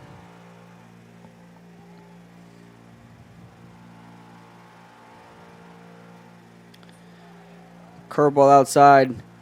Clay Menard saying some stuff to the Gents dugout, giving them life here in the top of the 7th inning. We got runners on first and third here. We could see a squeeze bunt with 1 out, or we could see Menard take off, trying to draw Caden Hall to throw it down there, allowing Bryce Bienvenu to easily score. We'll see what happens here. as McGowan checks him over there at first base. We now see number 2, Aaron Gillum, the sophomore from Shreveport, Louisiana. Hometown kid over there. As McGowan checks him again. After not taking that big of a lead. Tristan McGowan holding him true over there. Gathers a bigger lead than what he had. Pitches toward Gillum. Strike 1.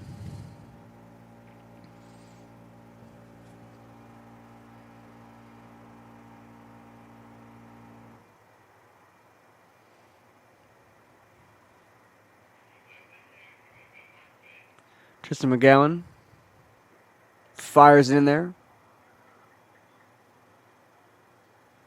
Tristan McGowan baffled at that called ball right there. He said some stuff to the ump. Hoping to get out of this pickle right here. As Menard almost got thrown out over there. Pretty close. Got a 1-1 count here for Gillum. With Tristan McGowan flustered right now. After starting out super hot in the first 6 innings. As Gillum watches ball 2 outside.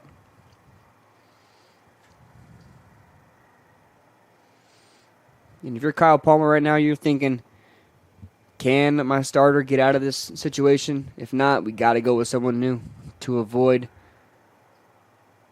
any further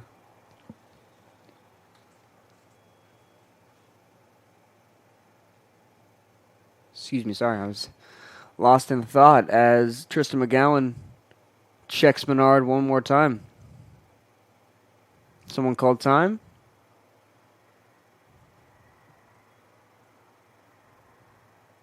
Looks like we're getting a warning for number 2 and number 15.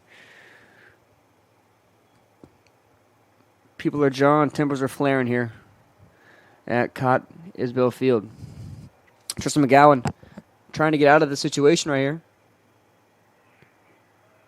As just pitched ball 3. And like I was saying earlier, you're trying to get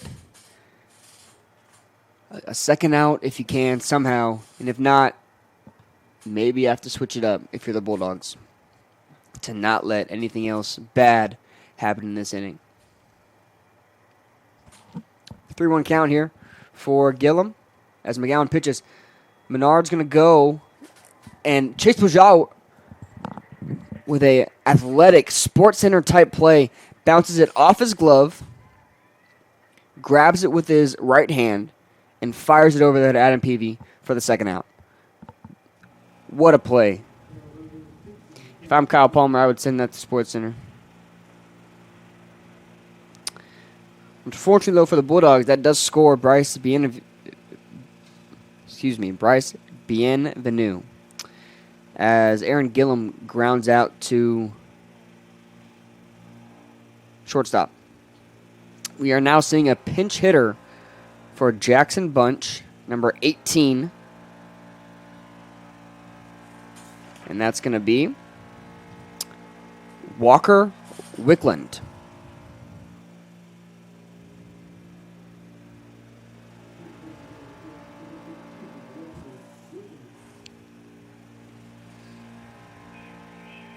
The 6'4" junior from Shreveport, Louisiana. As Kyle Palmer's going to call time, and we're calling in another pitcher. We will be right back, and we see what happens. Don't go away.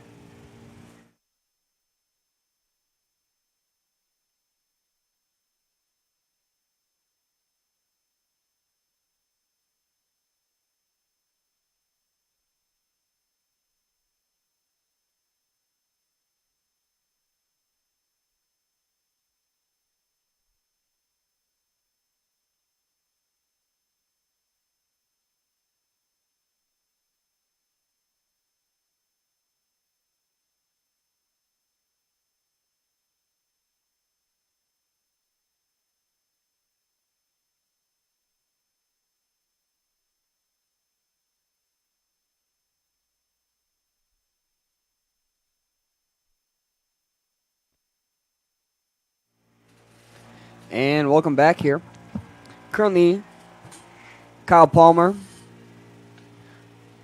called for the bullpen, and number 16, Parker Schutte, came out and replaced Tristan McGowan, who had an unbelievable 6 innings to this game. Now, all hands, all faith is on Parker Schutte to get us out of this situation. Parker Schutte on the year has an ERA of 3.58, currently leading all Bulldog pitchers.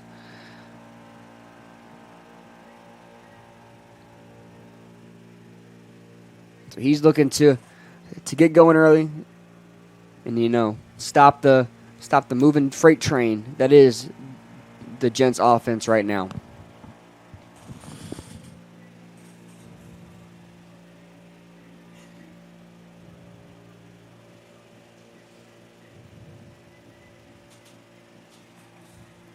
As we see a pinch hitter for number 60 Jackson Bunch, Walker Wickland, who has 10 at-bats and 1 hit in those at-bats.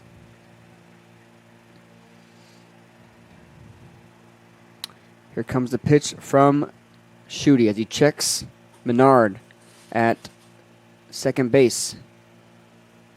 Ball just a bit high. Caden Hall thought he could get him, but Menard was able to just stand on up. It'll be 2 balls for Walker Wickland.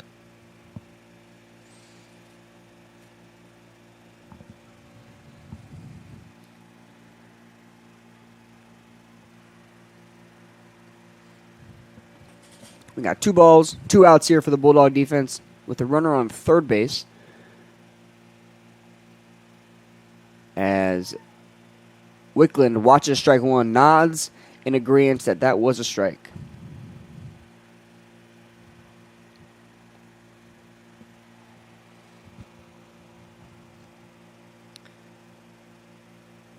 Schutte pitches. Wickland drives that one out to left field.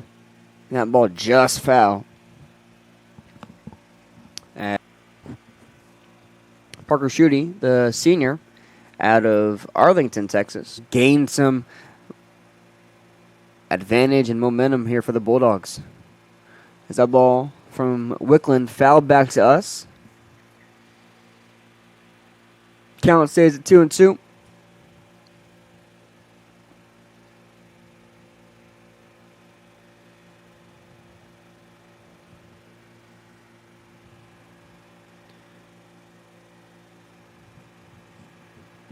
You got Clay Menard on third base. Schutte pitches to Wickland. Wickland fouls that one off towards the Bulldog dugout. We got Wickland fighting, staying alive here.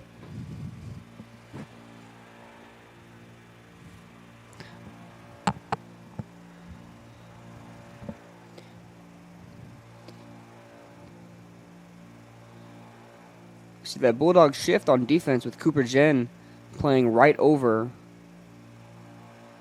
Adam Peavy as Schutte steps off the mound, says something to Caden Hall. Caden Hall says something to Palmer. Something just happened. We don't know what's happening yet, though. Schutte back on the mound. Comes the pitch. Wickland fouled off. Barrera looking like he can get there just outside the gate from Barrera's grasp.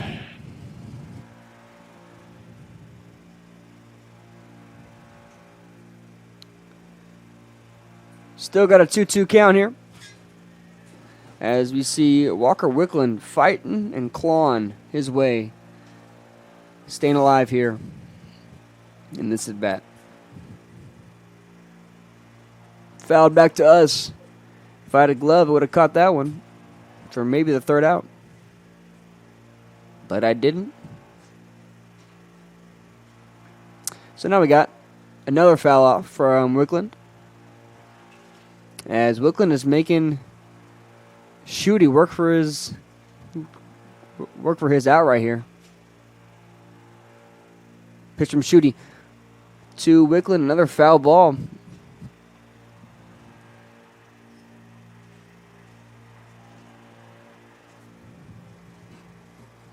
And if I'm the Gents dugout right now, I am super hyped, trying to feed some energy, feed some life into Walker Wickland, who is 1 for 10 on his at-bats on the year. Getting in the head of Schutte. That ball's ripped to Chase Bourgeois at shortstop. Easy field, easy play, easy out. The Bulldogs finally escaped that one after giving up 2 runs from Tristan McGowan.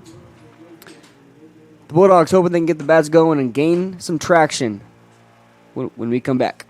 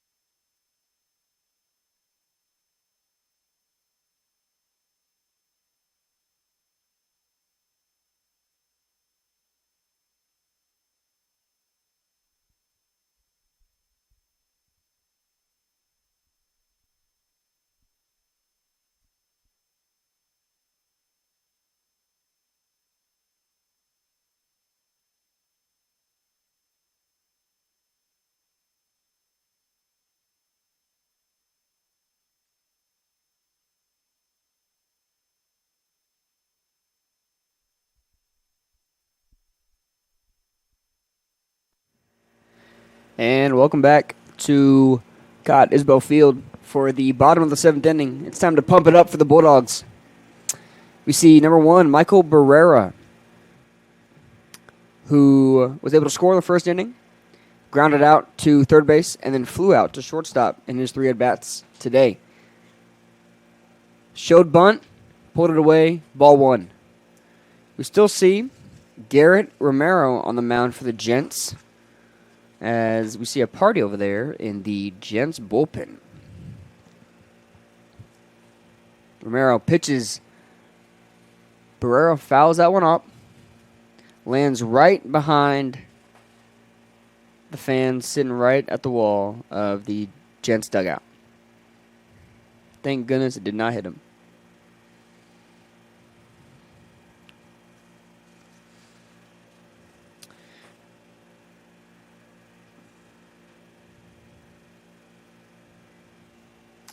We got a 1-1 count here for Barrera. Hoping to keep the 6 alive here for the Bulldogs and gain that momentum back as he watches strike 2.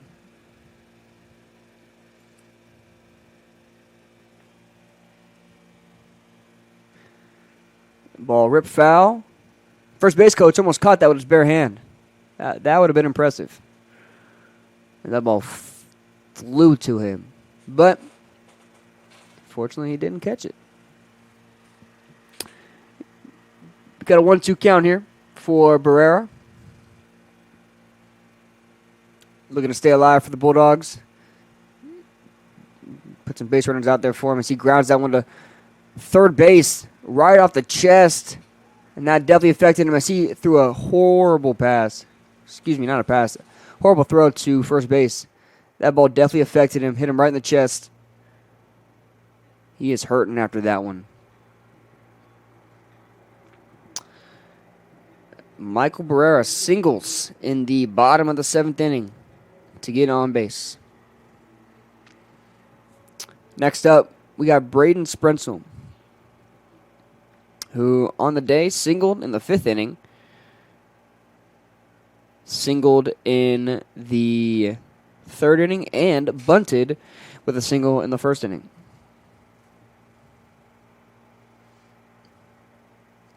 Sprenzel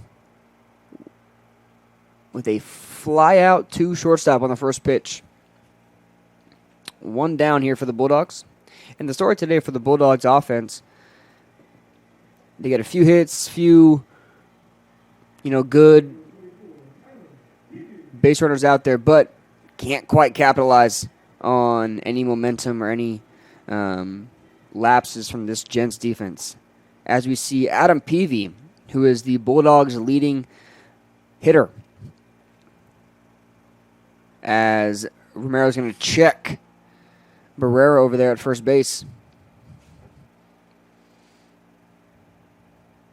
Peavy ranks 7th nationally in hits with 43 and 8th in on-base percentage with about 61%. As Barrera looks to run, couldn't connect from catcher to shortstop.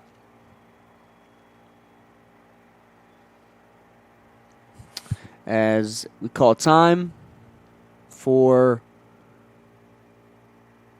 Barrera, who looks like he lost his belt.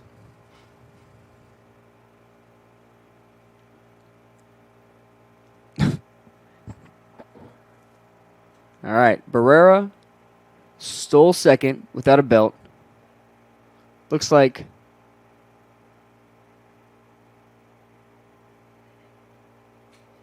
we intentionally walk Adam Peavy. I don't know what just happened there, but that's what it looked like to me. As now we see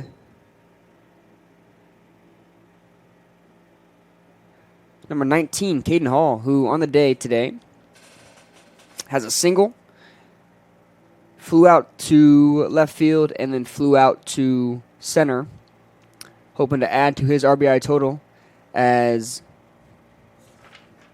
Coach Diaz going to go talk to his guys on the mound. Maybe going to change it up here.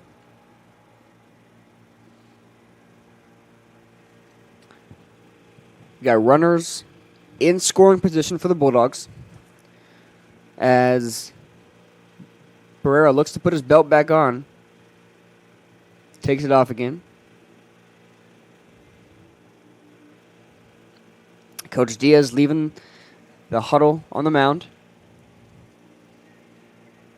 with the Gents trying to give Garrett Romero a pep talk to keep them in this game. We got runners on second and first, with Barrera on second and Peavy on first. You see Caden Hall up to bat here for the Bulldogs. As it looks like Barrera's going to easily take third base, and Peavy's going to follow him right after that. No contest from the Gents defense, as those guys were just able to pretty much walk to that base. Now we got runners in second and third. And Caden Hall fouls this one back to us in the booth.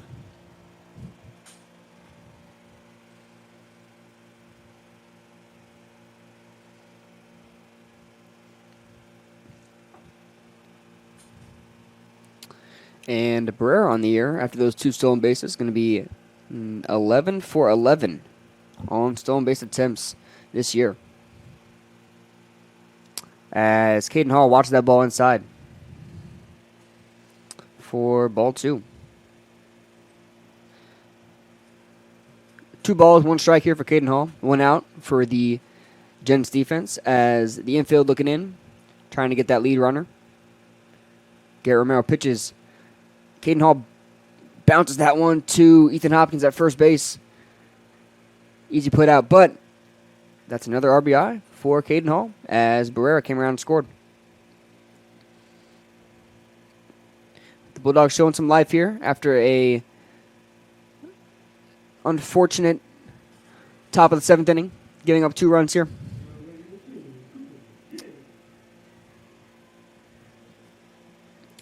Now we see Cooper Jen, the standout sophomore for the Bulldogs, trying to keep that momentum going, trying to move Adam Peavy and score him as he watches ball 1.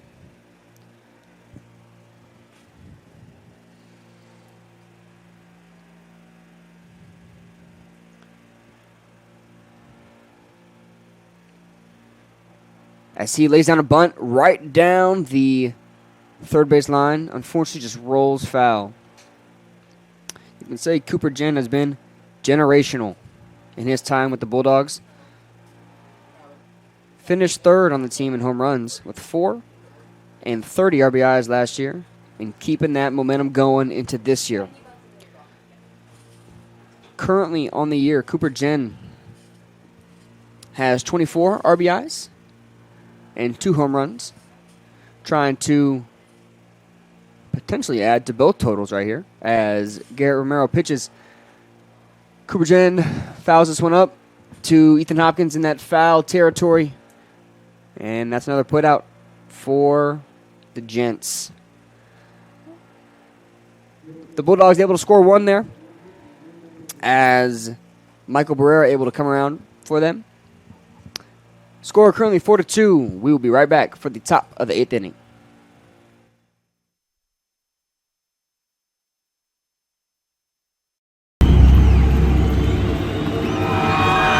Flow Sports has changed the game. We created the essential destination NCAA fans deserve. Together, Flow College and NCAA conferences, institutions, and teams have taken all collegiate sports to the next level. Oh my goodness!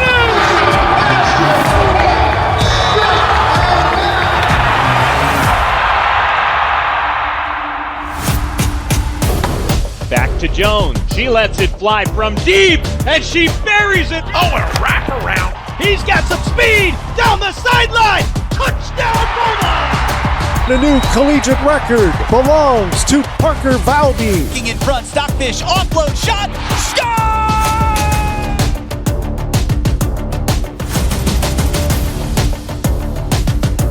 Smith making 3.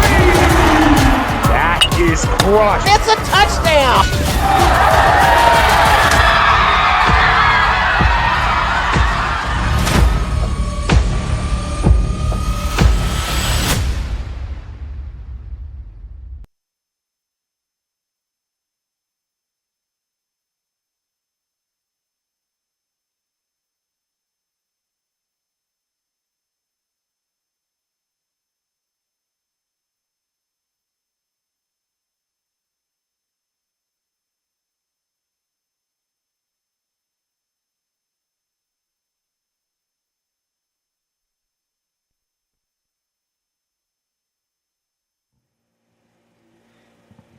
We now see a change at catcher for the Bulldogs, number 29, Cole Cravens.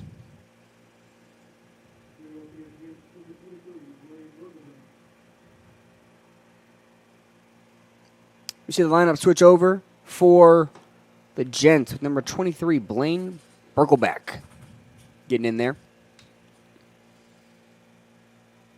Shooty pitches low for ball 1. Bulldogs hoping for not a repeat of what happened last inning. With a balk, with a walk, with the hit by pitch, the Gents were able to score 2 runs, tightening this lead by the Bulldogs as Shooty pitches strike 1 to Berkelback. Got a 1-1 count here as Cravens takes something off, tosses it over to the dugout.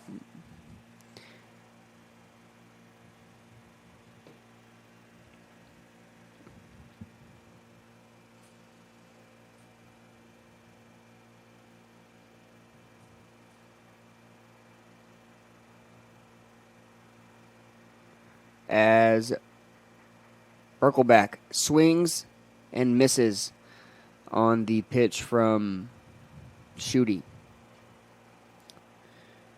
All right, we got a 1-2 count here. The Bulldogs hoping to get an easy put out here as Berkelback flies that one into foul territory near the Bulldogs bullpen.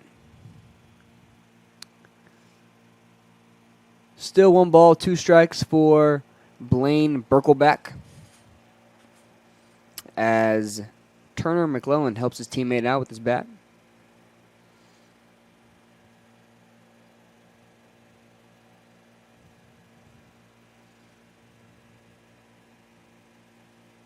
The pitch from Shooty Fouled off by Berkelbeck towards Adam Peavy, the first baseman.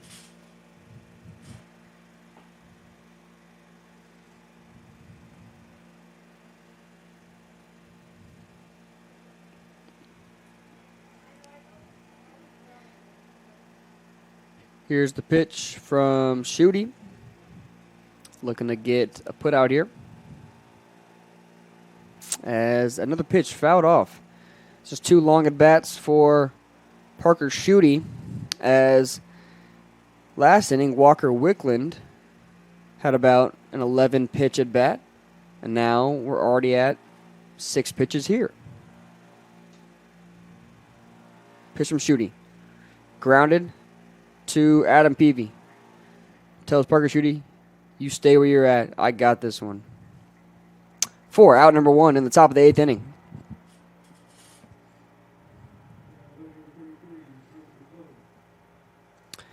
Now we see number 33, Turner McClelland, up to bat for the Gents. On the day, McClelland was picked off in the first inning after kind of found it in the sand over there at first base. He grounded out to third base in the 3rd inning.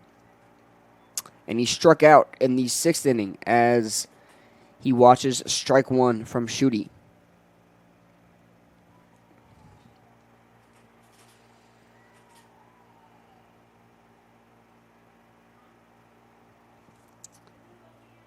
Pitch from Schutte. Fouled. Actually not fouled. Popped up in the air. Peavy calls off Schutte. Schutte laughing about it. Peavy said, that's my ball. You get out of my way. 2 outs here for the Bulldogs in the top of the 8th inning. Peavy and Schutte jawing back and forth with each other. That playful banter.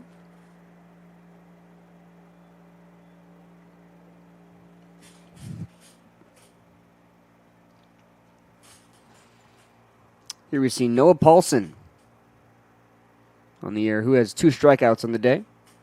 As that ball is ripped into the right center gap, and Caleb Small able to cut that one off to avoid any further problems for the Bulldog defense. Got 2 outs here in the top of the 8th inning. We now see number 43, Ethan Hopkins, who walked in the 7th inning and actually was the first person to score and start that momentum swing for the Gents in the 7th inning.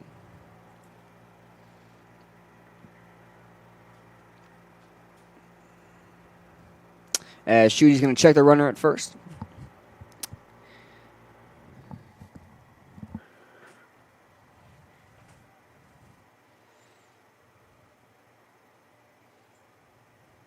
Pitch from Schutte. Hopkins rips that one down the left field line. Umpire calls fair. That's going to be a home run for number 43, Ethan Hopkins. That's going to be his 5th home run on the year. And Hopkins is exuberant out there, throwing his helmet, hyping up his team, pushing his players, feeding life into this Gents offense. It's not what you want to see if you're a Bulldog fan right now. With the score tied up 4-4, 2 outs in the top of the 8th inning. Home run from Ethan Hopkins pushes that score. As we now see number 4, Bryce Bienvenu, up to the plate for the Gents. Strike 1 for Bienvenu.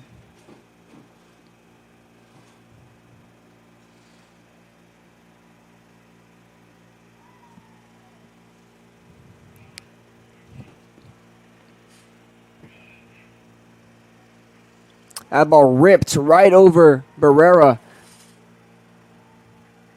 as Caleb Alfaro going to track that one down. And get it in without any hesitation. Bryce Bienvenu is going to take second base.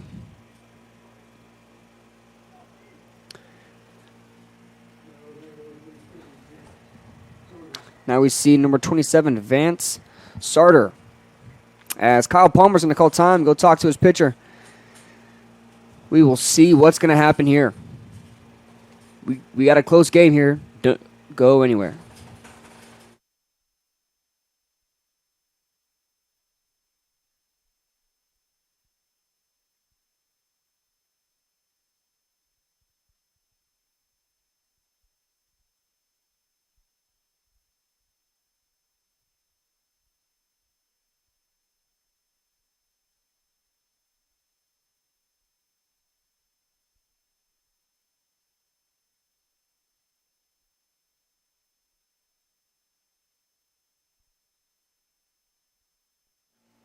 And welcome back.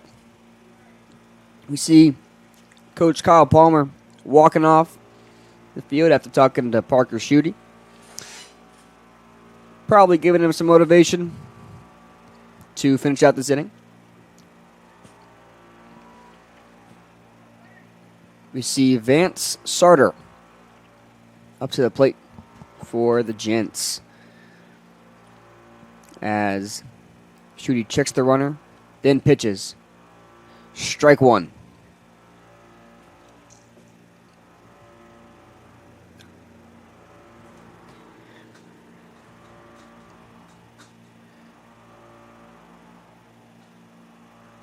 The Bulldogs hoping to get out of this with just the home run. As Schutte's going to attempt to pick up the runner, but really just play catch with Cooper Jen. Got one strike, two down here for the Bulldogs. As Schutte pitches, and that ball is in the dirt for Vance Sarter.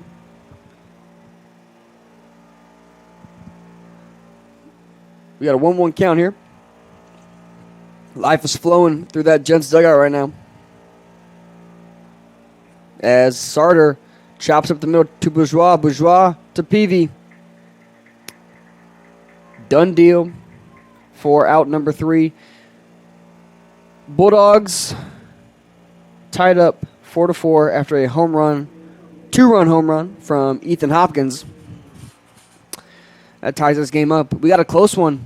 Don't go anywhere. We will be right back.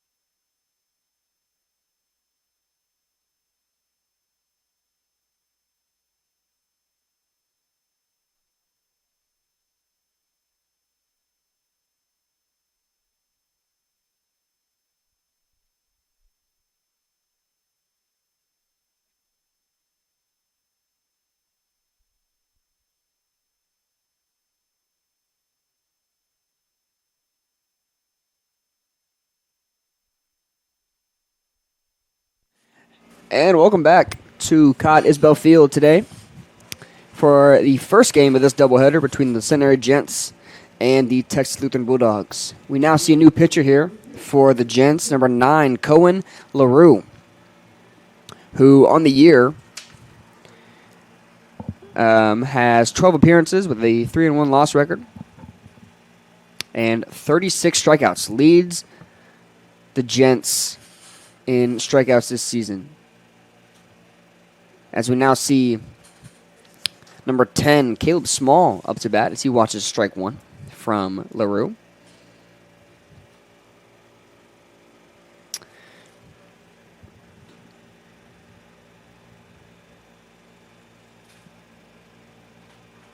As Caleb Small flies that one up.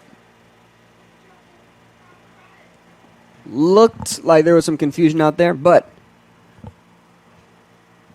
the first baseman able to easily run under that one. For out number 1. Cohen LaRue, statistically the Gents' best pitcher. Mike Diaz going to him a little early than what we thought for this weekend series. As we now see number 34, Caleb Alfaro, up to bat. As he watches strike 1-2.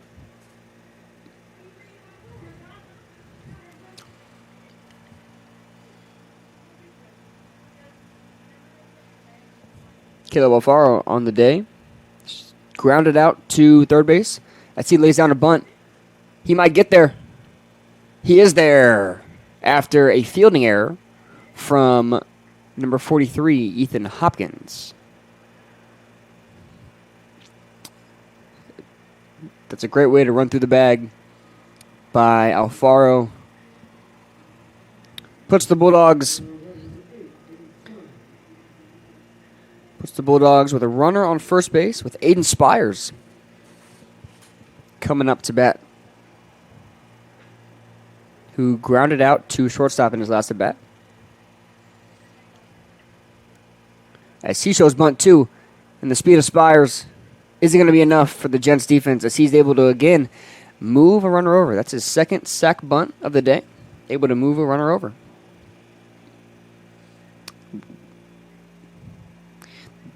The lineup now turns over for Chase Bourgeois, who, like I said earlier, is a triple machine. Very bad and bougie.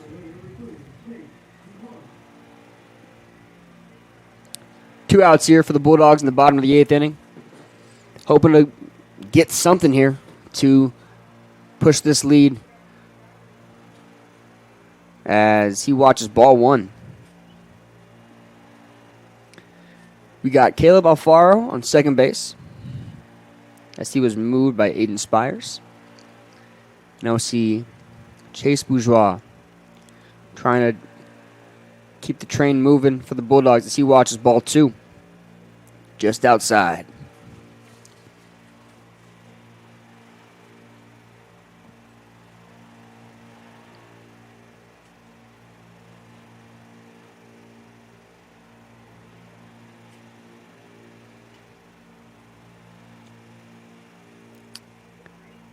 Third pitch, just a little high for Bourgeois. We got a 3-0 count.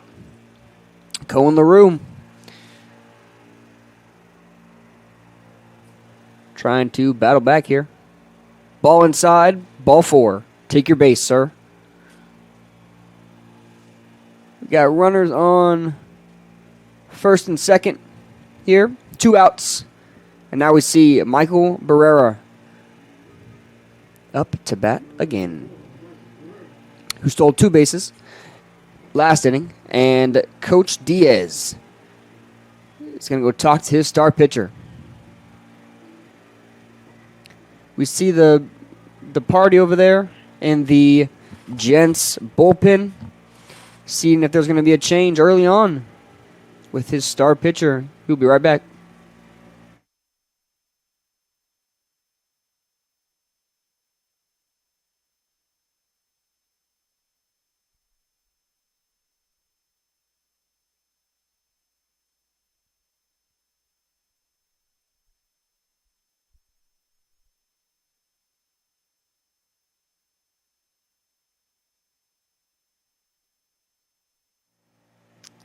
And welcome back.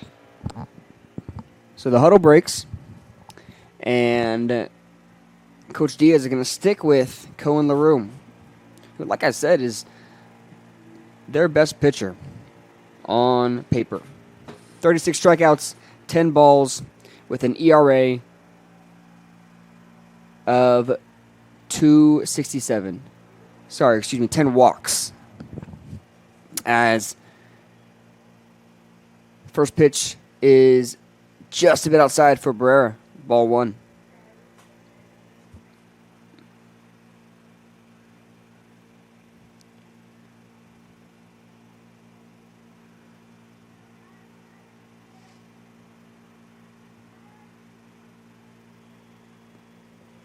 Got a 1-1 count here for Barrera.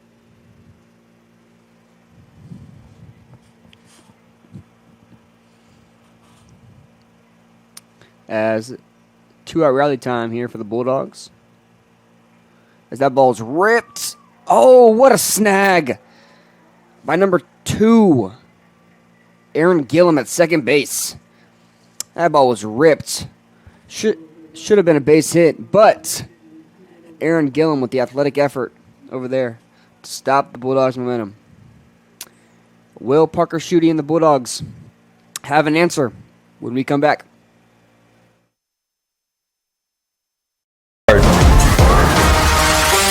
Play harder. And the go-ahead run comes across. Bulldogs on top. Respect everyone. Play hard, but play fair. Cheer for your team, not against the visiting team. Respect opposing players, coaches, and fans. This is the SCAC.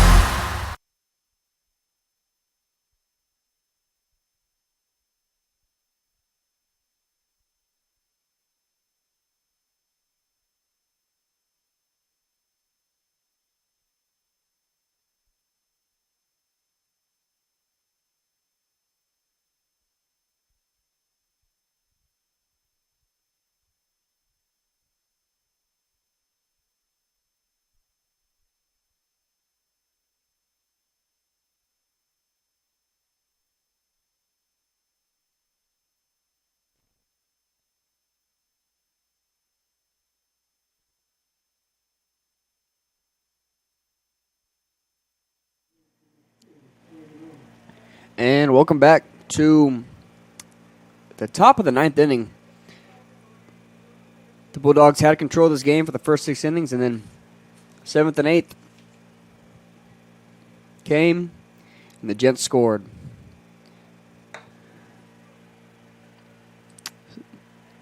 They scored 4 runs in 2 innings, including a 2-run homer from Ethan Hopkins. We now see number 6, Clay Menard, hoping to push this lead for the Gents.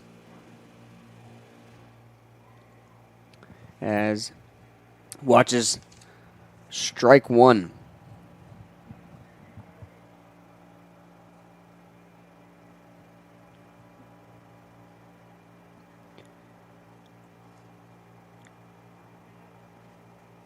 Parker Schutte pitches.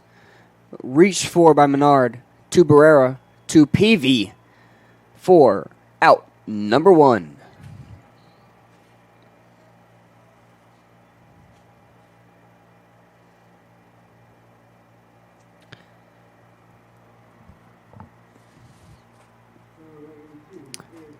Coach Palmer and the Bulldogs hoping to get 3 quick outs so they can go hit and win this game. We now see number 2, Aaron Gillum, who made that athletic grab to end the bottom of the 8th inning as he rips one to Caleb Alfaro in left field, and he's able to easily run under that one for out number 2. It's exactly what the Bulldogs needed and wanted with 2 outs here, 2 quick outs, as now we see number 5, Caleb Ickles, for the Gents.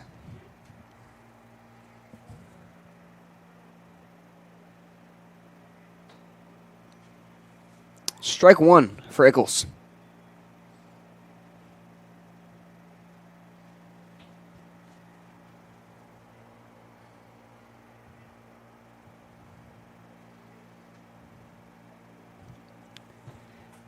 Caleb Ickles on the year. 10 hits out of his 43 at-bats as he watches ball 1 go in there. Currently having a batting average of 2.33 on the year.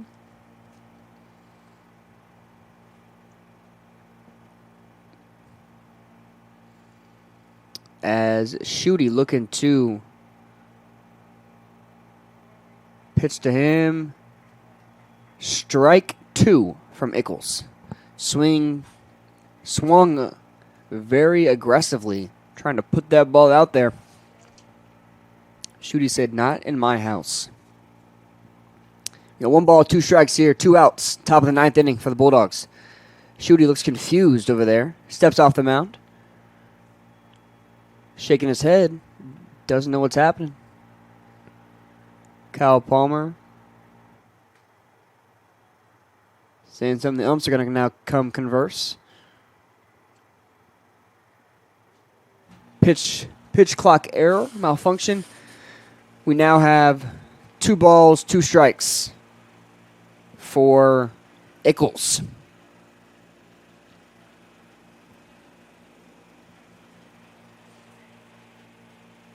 As Shooty pitches right outside of Ickles for, I believe that's going to be ball 3.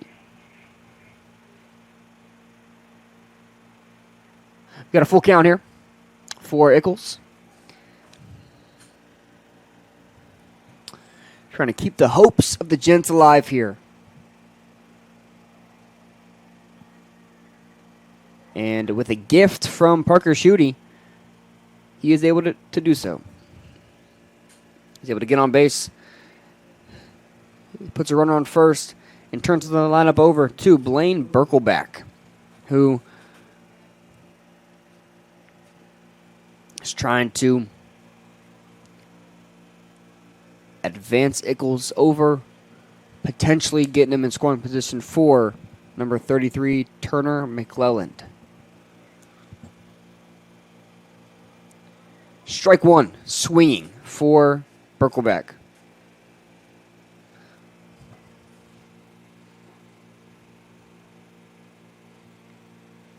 Got 1 strike on Berkelback as Shooty. Quick glance over at Ickles. Pitches. Ball in the dirt for ball 1.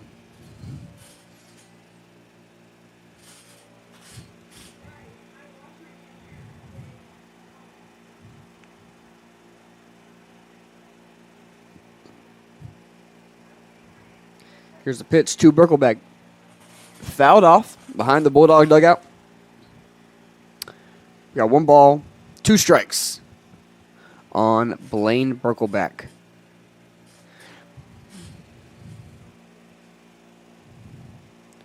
Coach Zia's hoping his leadoff hitter can get on and have some momentum with Turner McClelland on deck. As that pitch is outside.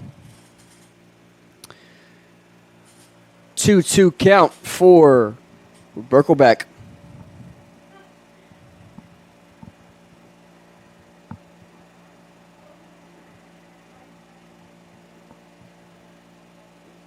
And he flies out. Actually, foul ball. Excuse me. Foul ball behind the Bulldog dugout again. 2-2 count still, with Ickles on first base.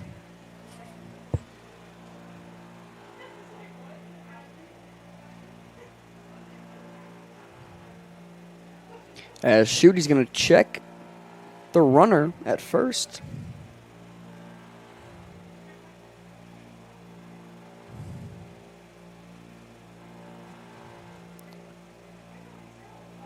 Here's the pitch to Berkelback. Cravens tried to frame it. The ump said, "No, you did not." 3-2 count here for Berkelback.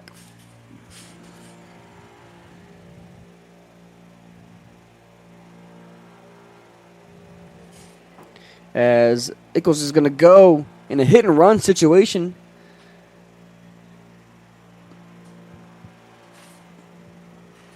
Berkelback just couldn't get that barrel around to straighten it out. 3-2 count still. We've been seeing some long at-bats with Schutte on the mound.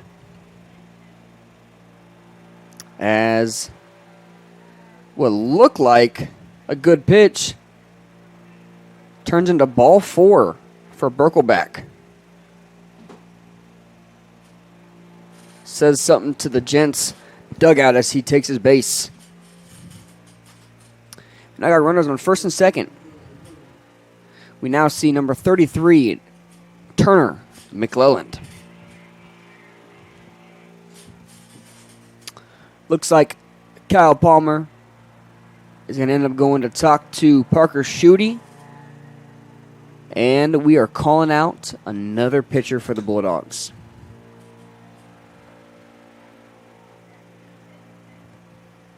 Not what Parker Schutte wanted, not what we wanted.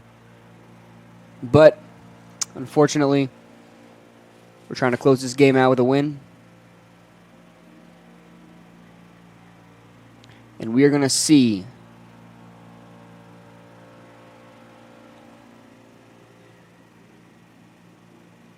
a new pitcher on the mound for the Bulldogs. We see number 32, Cody Andrade for the Bulldogs, the freshman, who is actually third in the SCAC with 4 saves.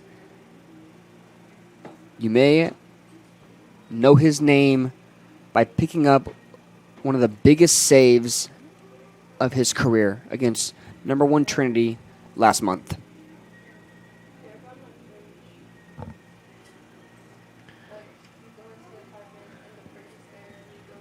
On the year, Cody Andrade with a 4.41 ERA in 11 appearances. He has 17 strikeouts and 9 walks. Hoping to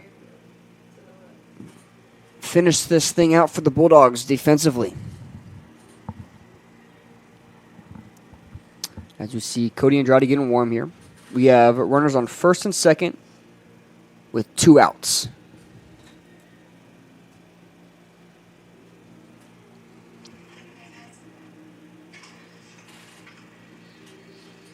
We see Caleb Ickles on second base and Blaine Berkelback at first with number 33, Turner McClelland on up to the plate here for the Gents.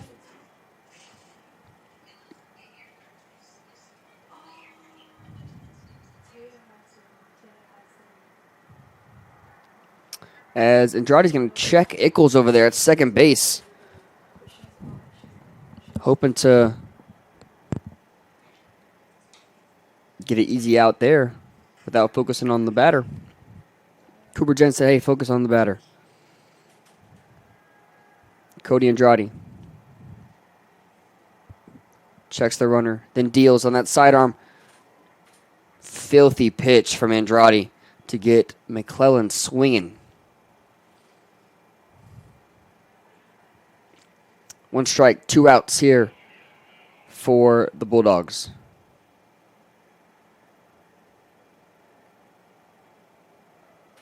As that pitch slightly outside of the zone for ball 1.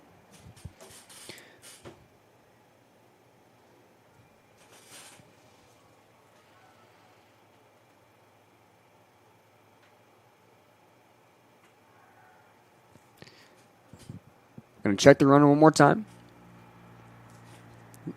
Trying to see if we can potentially get another pickoff situation here.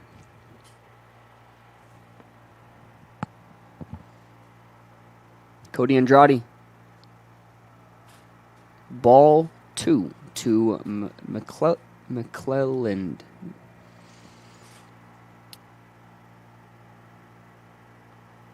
Two balls, 1 strike here. 2 down in the top of the 9th inning. Cody Andrade pitches sidearm. Another swing and a miss by Turner McClelland. 2 balls, 2 strikes, 2 outs for the Bulldogs. Looking to go hit here. After this pitch by Andrade. Deals it. Just a bit outside. 4. Ball 3. We have a full count here. Potentially could be bases loaded, but could also potentially be a strikeout. We'll see. Can Cody Andrade come in and save the day once again for the Bulldogs? Here it is. Fouled off by McClelland as he stays alive.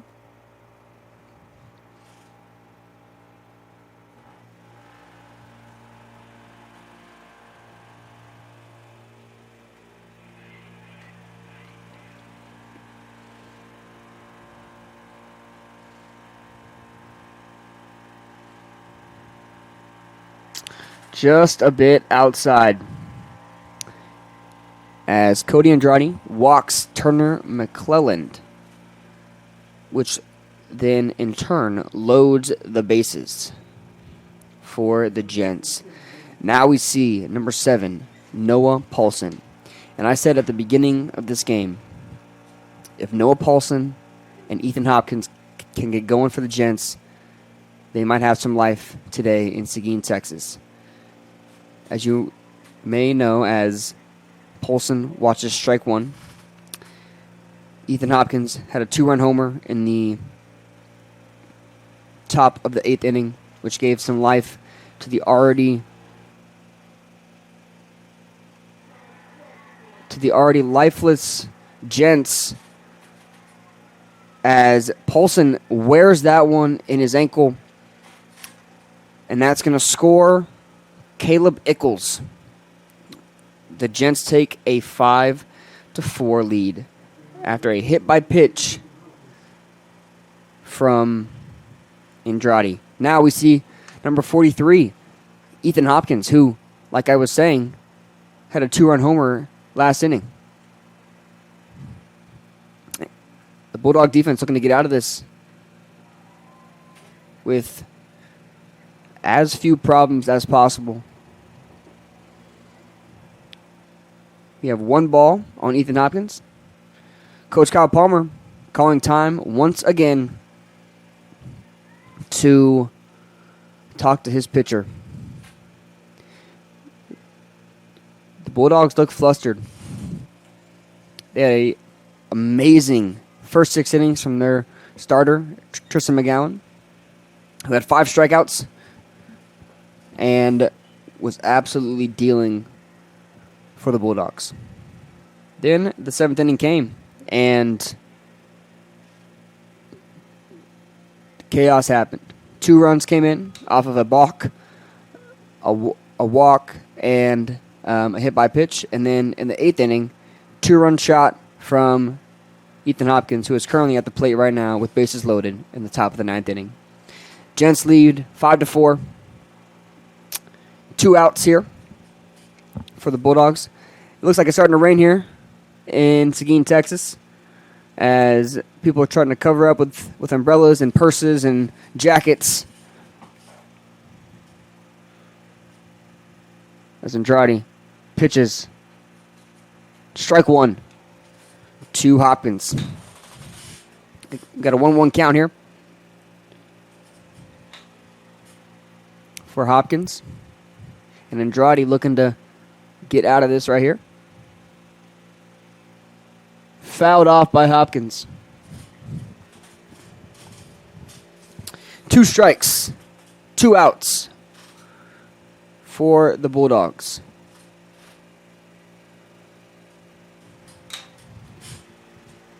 As the pitch from Andrade, right down the middle. Hopkins smart, fouls it off.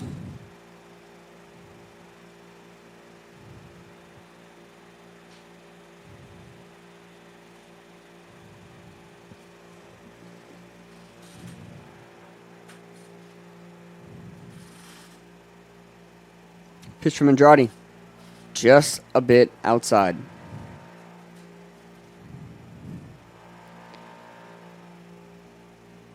2-2 count here for number 43, Ethan Hopkins.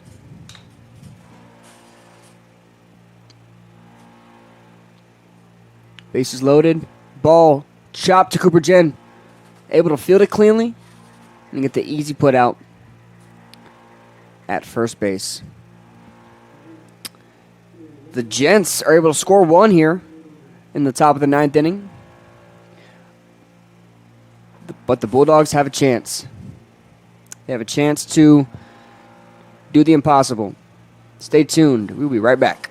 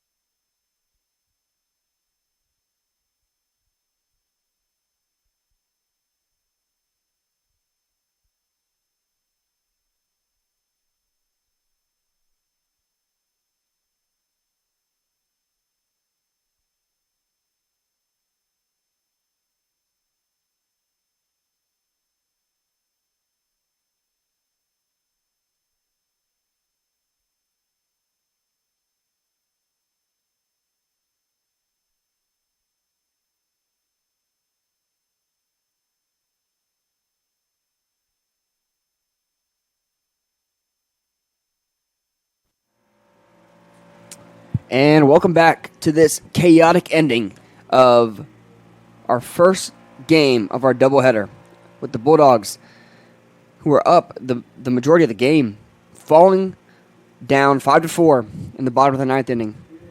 With the heart of the Bulldog lineup up, we start off with Braden Sprensel, who was 3 for 4 on the day, hoping to keep that momentum going as he rips a shot into the right center gap. The right fielder able to cut it off. And Braden Sprensel gets a base hit to start the bottom of the 9th inning for the Bulldogs.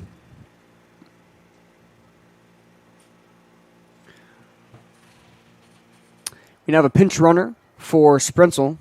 We have number 28, Diego Flores, the sophomore out of San Antonio, Texas. He went to Johnson High School.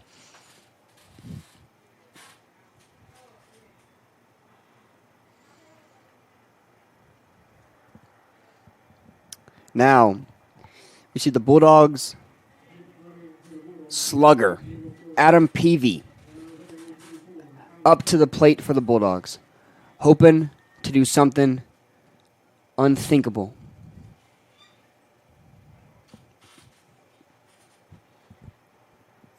The pitch from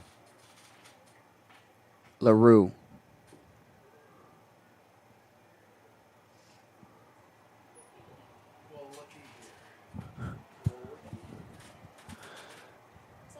I believe that's ball 1 for Peavy. As he watches ball 2 in the dirt.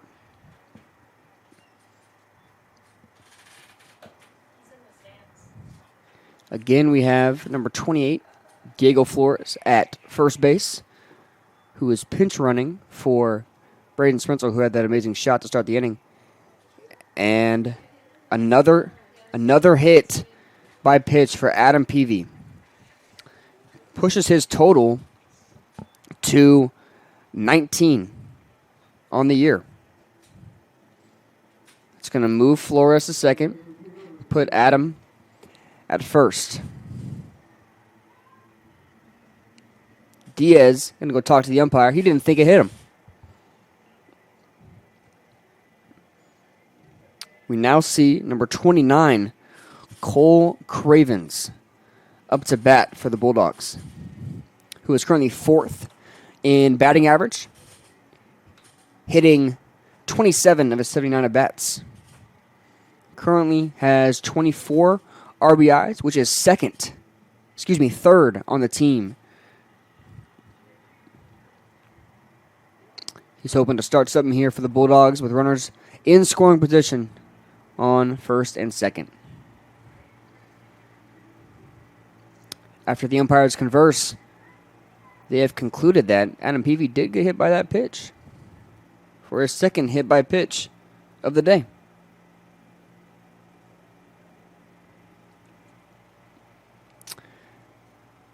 Now Coach Diaz is going to talk to his star pitcher, LaRue, as Coach Palmer is going to call his guys in to have a quick meeting about what's going to go down here. Both teams conspiring, game planning against each other. The momentum has shifted drastically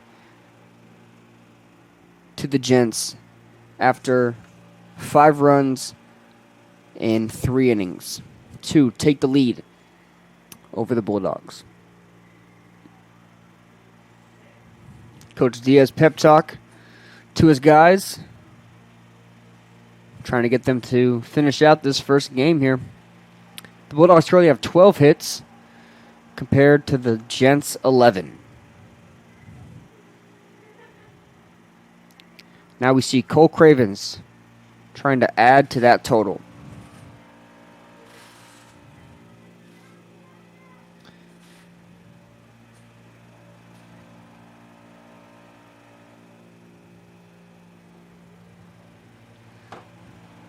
After being more of a touch player this year, as Cole Cravens shows bunt, fouls it off.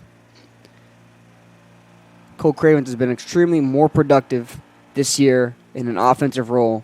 Like I said, 3rd on the team in RBIs with 24. As he fouled that one off.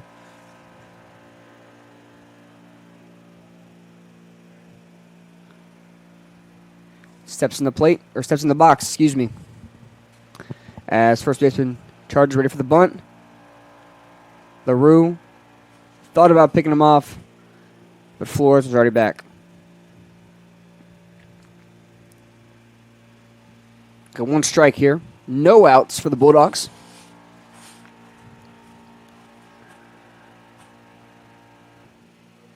Cole Cravens up to bat. Shows bunt again, just a bit outside, as Adam Peavy scurries back to first base.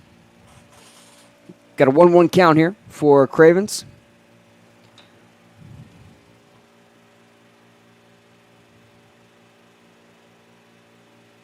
The runners in scoring position for the Bulldogs. First baseman charges up. Second baseman ready to cover over. Shows bunt again, just outside.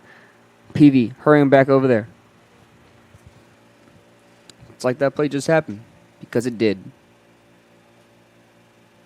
2 balls here for Cravens. Starting the pitch clock.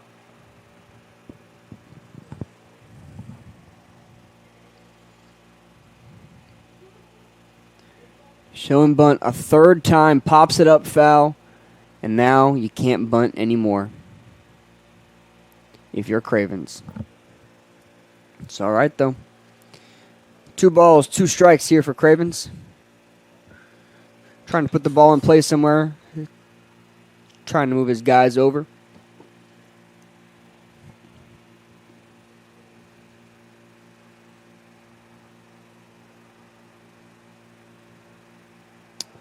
And LaRue is going to throw the ball to second base, trying to get Flores sleeping, but he is wide awake over there.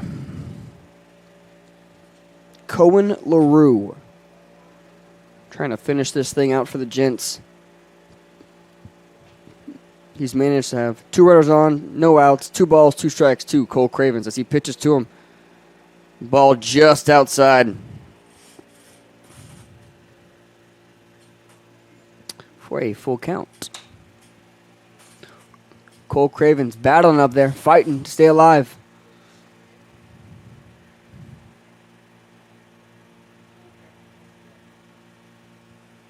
The pitch from LaRue. Hits Cravens in the arm. Excuse me, didn't hit Cravens. Hit our catcher, Ickles.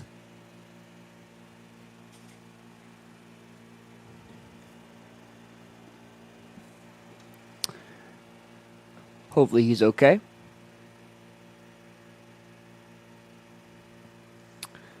So we got foul ball by Cravens to hit the catcher. Now, 3-2 count by LaRue. Walks him. Bases loaded for the Bulldogs. And that brings up Cooper Jen, the sophomore, on a generational run, if you get my pun. Coach Diaz is going to head on out there, as we will see a new pitcher for the Gents. Stay tuned for this exciting thriller.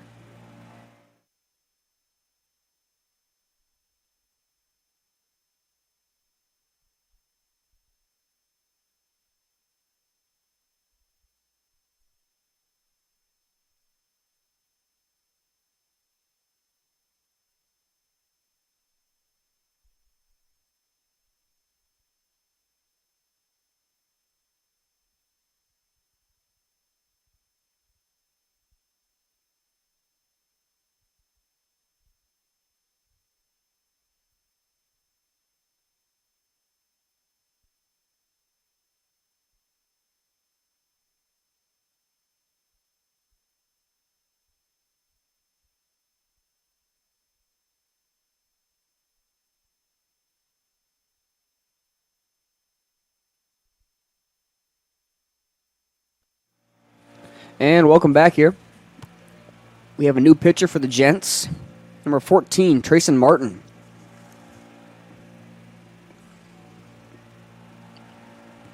Who is currently third on the team in strikeouts and fourth in walks.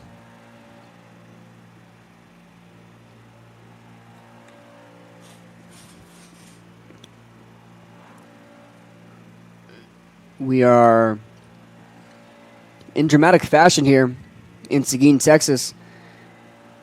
The Bulldogs controlled this game for the first 6 innings or so. And then after some mental errors, a balk, a walk, and a hit by pitch, the Gents were able to score 2 runs in the second inning, or in the 7th inning, excuse me. And then a 2-run homer from number 43, Ethan Hopkins, allowed them to tie this game. And then, with 2 outs in the top of the 9th inning, the Gents were able to load the bases on 3 walks and hit by pitch, which allowed them to score 1 run. So now the Gents lead 5-4. However, the momentum has switched back over to the Bulldogs here, with bases loaded, no outs in the bottom of the 9th inning. Braden Sprenzel led off with a single into the right center gap. And then Adam Peavy hit by pitch and Cole Cravens walk. We now see Cooper Jen, the generation, up to bat for the Bulldogs. Trying to score 2 here, which would give the Bulldogs the win. The pitch from Martin. Outside.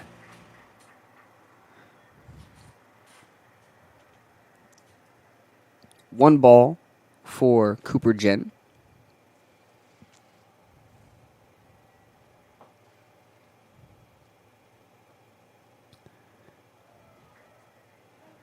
Watches strike 1 down the middle.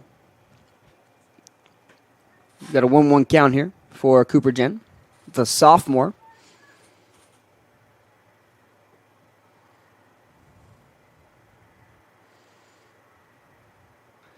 Shows bunt, pulls it back, ball outside for ball 2. 2 balls, 1 strike here for Cooper Jen. Trayson Martin looking to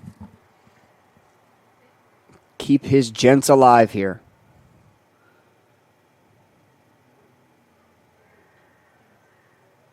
What looked like a good pitch is ball 3 for the Bulldogs. With the Gents with their backs against the wall.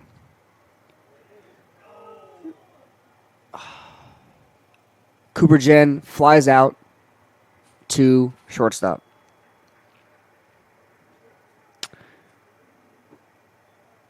We have 1 out here in the Bottom of the 9th inning.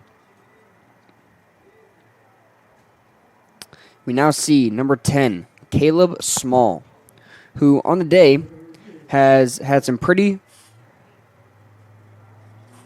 timely RBIs for the Bulldogs. Hoping to do the same here in the bottom of the 9th. Tristan Martin pitches, deals. We're going to see Flores tag up here. He tags. Throw in time. That is very unfortunate for the Bulldogs, as the Gents are going to win this first game of the doubleheader with a double play from the left fielder, Bryce Bienvenu. Flores tried tagging up, but was able to be thrown out by the left fielder. The Gents are going to win this one 5-4. Good news for the Bulldogs, though. We have a second game coming up shortly.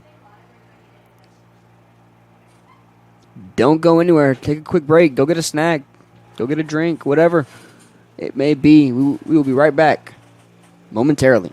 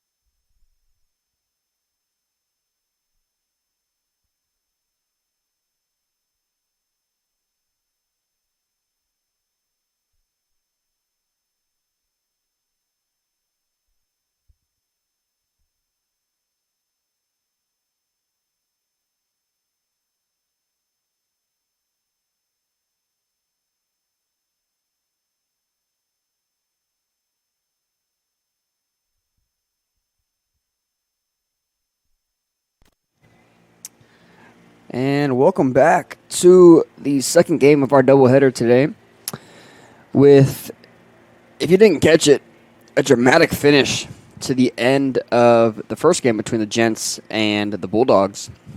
Let's look how the Bulldogs are looking defensively. At shortstop, number 3, Chase Bourgeois, and he's leading off for the Bulldogs. Batting second at third base, number 1, Michael Barrera. Batting third, and our designated hitter, number 30, Braden Sprensel. Batting fourth, at first base, number 24, Adam Peavy. Behind the plate, and batting fifth, number 29, Cole Cravens.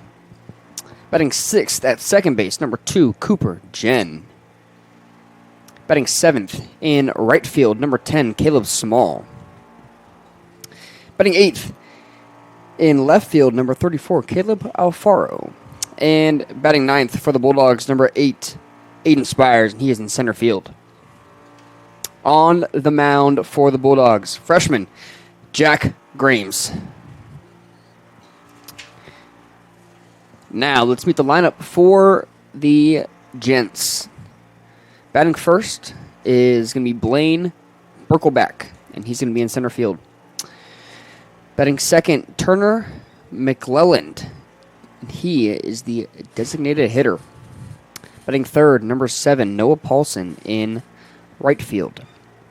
Batting fourth, number 43, Ethan Hopkins, and he's going to be at first base. Batting fifth at shortstop, number 27, Vance Sarter. Batting sixth at third base, number 37, Garrett Romero. Batting seventh at second base, number 2, Aaron Gillum. Batting eighth, number 7. Batting eighth at number 4, Bryce Bienvenu in left field. And behind the plate for the Gents is Jackson Bunch, number 60. On the mound for the Gents, number 21, Roman Ardois. The Bulldogs look to get Jack Grames going earlier as we are ready for some ball play. The second game of our doubleheader starts right now.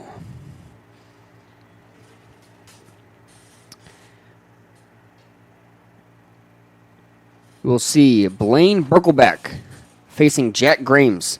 Grames currently second in the nation with 6 wins. He's currently tied with his very own Tristan McGowan on the Bulldogs as Berkelback watches ball 1. Then a call, strike 1 right down the middle of the plate.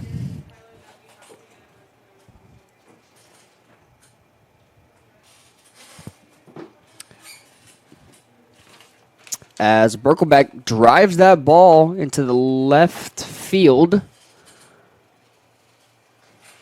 And Alfaro is able to get it in quickly. Berkelback starting off hot for the Gents. Trying to keep that momentum from the first game going as he gets on base.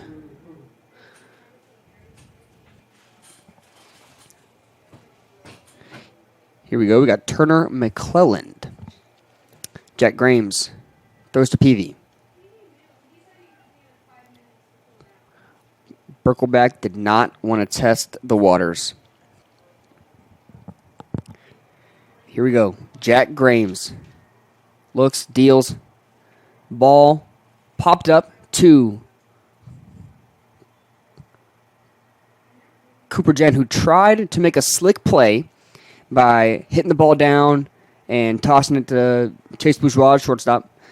However, the umpires came together and ruled an infield fly to thwart Cooper Jen's plans.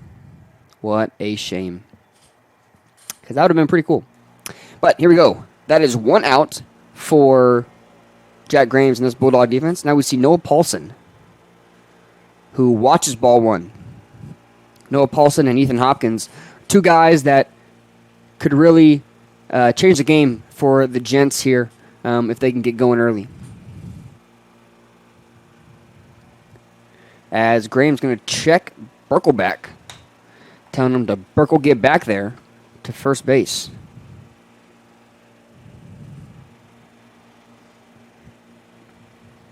As Graham's Burkle back's going to go hit right to Cooper Jen. Cooper Jen's going to touch the bag all by himself and then rifle it on over to Adam Peavy for that third and final out of this first inning.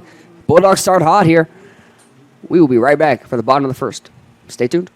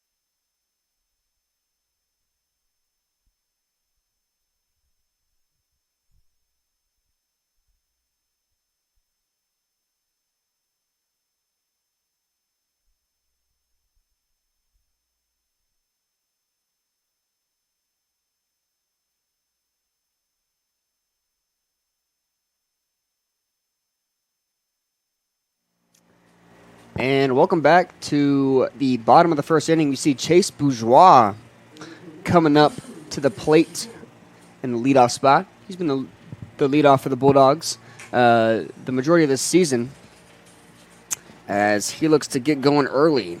Roman Ardois for the Gents as Chase Bourgeois rips that one right through the left side gap, able to get a single pretty early on here.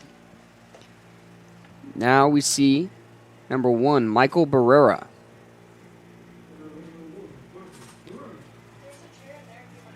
Who didn't do half bad in that first game. Scored twice and moved some runners into some pretty crucial scoring positions in that first game. Ardois pitches. Barrera showed bunt as he watches ball 1.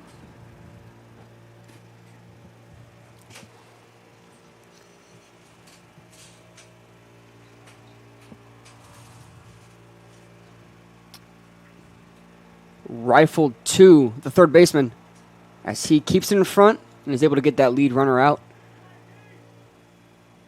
Second.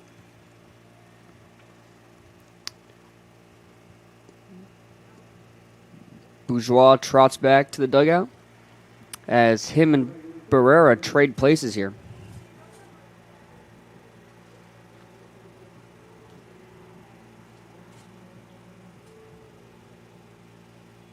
Now we see the designated hitter, Braden Sprenzel, who gave the Bulldogs some life in that last inning. And he swung at that one.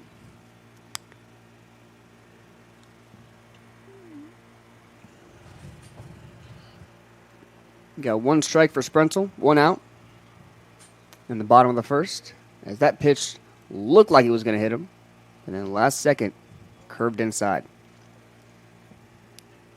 1 ball, 1 strike here with a runner on first.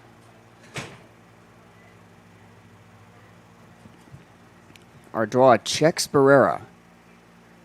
Pitches to Sprenzel, and Sprenzel rips it right through that left side. That left side seemed to be hot as Barrera got lucky right there. tested the waters and was able to stay safe at second base. Now we see number 24, Adam Peavy, hoping to use his PV power to keep the Bulldogs alive in this game.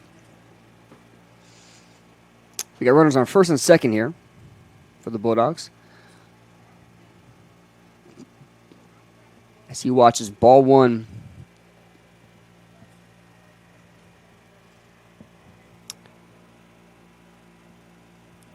Peavy on the air, 29 RBIs. Hoping to add to that total right here as he rips one foul down that left side.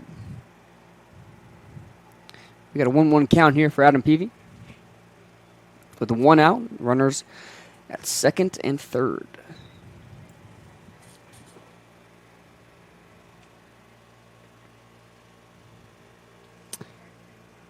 And the Bulldogs are really loving that left side over there as Colton Parrish able to make that snag over there. Peavy with two strikes, with one out in this bottom of the first inning.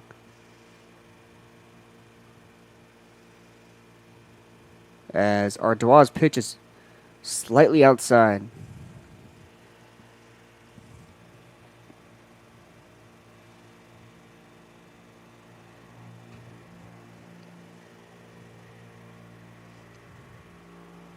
Pitch from Ardois rifled down that third baseline. The umpire saves it by calling it a foul ball. I thought that would have been a fair ball with the way Garrett Romero almost fielded that. But anyways, 2 balls, 2 strikes here for Adam Peavy. As he rides one inside, and that is a called strike 3 on Adam Peavy. He didn't like it.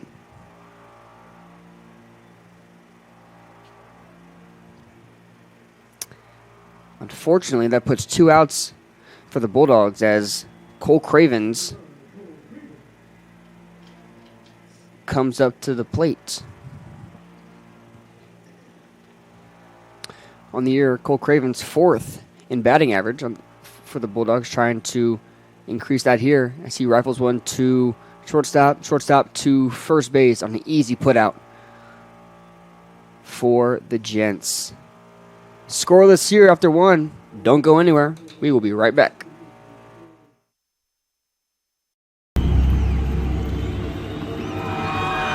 Flow Sports has changed the game.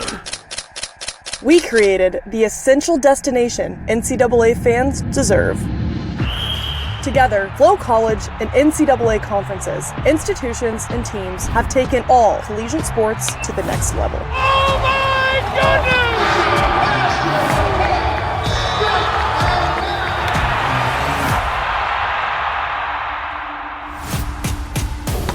Back to Jones. She lets it fly from deep, and she buries it. Oh, a wraparound. He's got some speed down the sideline. Touchdown, Bulldogs! The new collegiate record belongs to Parker Valby. In front, Stockfish, offload shot, score!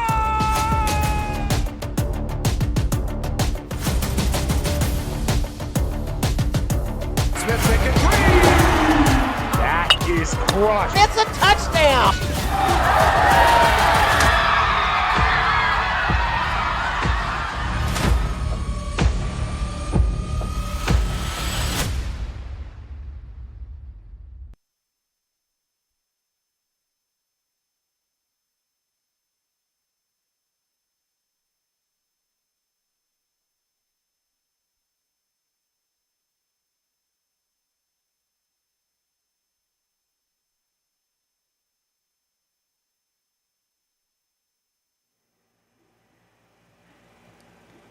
And welcome back to the Baseball Diamond here in Seguin, Texas.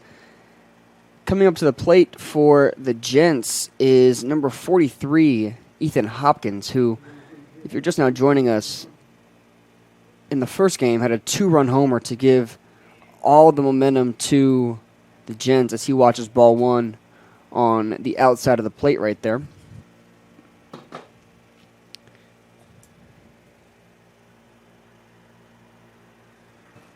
As he rips that one down the third base line into the Bulldog bullpen.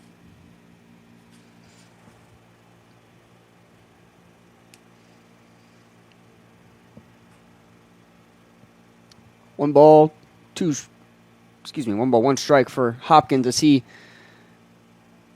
fouled that one off. So it will be 1 ball, 2 strikes.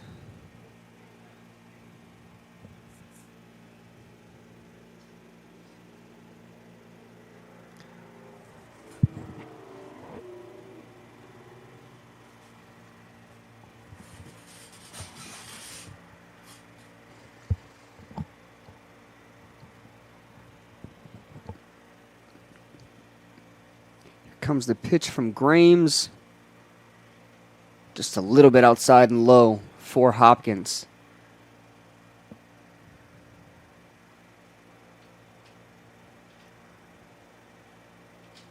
Two-two count here for Hopkins as Grames pitches, deals, and fouls off by Hopkins. Hopkins hoping to keep that burst of confidence, of momentum going here for the Gents as his first at bat results in another foul off. 2 balls, 2 strikes for Ethan Hopkins.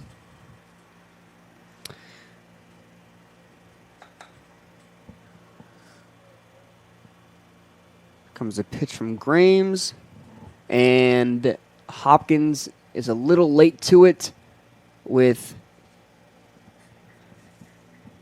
Caleb Small running into the Gents bullpen to make a successful out in the foul territory. 1 out here for the Bulldogs. Now coming to the plate, number 27, Vance Sarter. As Grames pitches, strike 1. Sarter confused. He thought that was outside.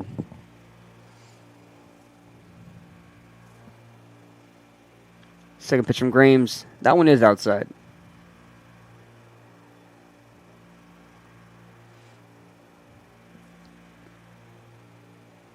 Got a 1-1 count here for Vance Sarter as he fouls that one off, making it a 1-2 count.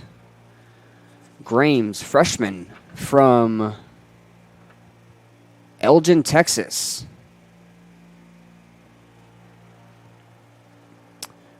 Looking to get another strikeout here. Add to his total as Sarter grounds that one to Barrera. Barrera takes his time, hops a little bit, able to easily put out Sarter at first with Adam Peavy. 2 down here for the Bulldogs.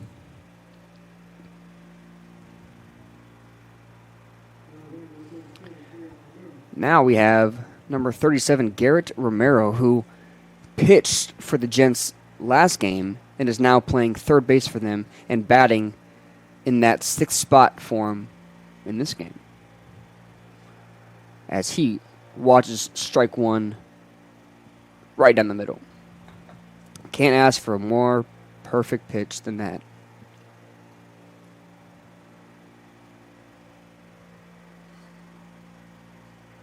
Ground that one right back up the middle. No one's there. Able to get a base hit.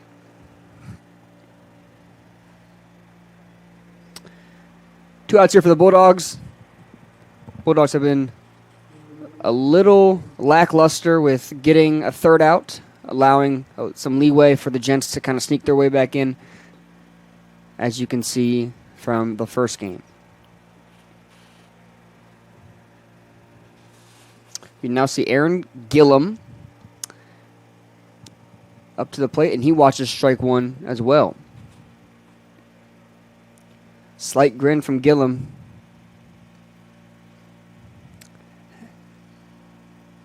As we got 1 strike, 2 outs. Jack Grames deals. Can't curve it in there enough. It's ball 1 for Gillum.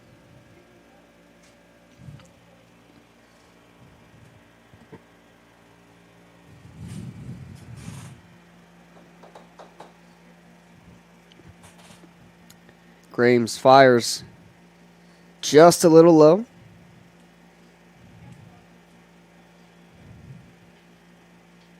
Two one count for Aaron Gillum,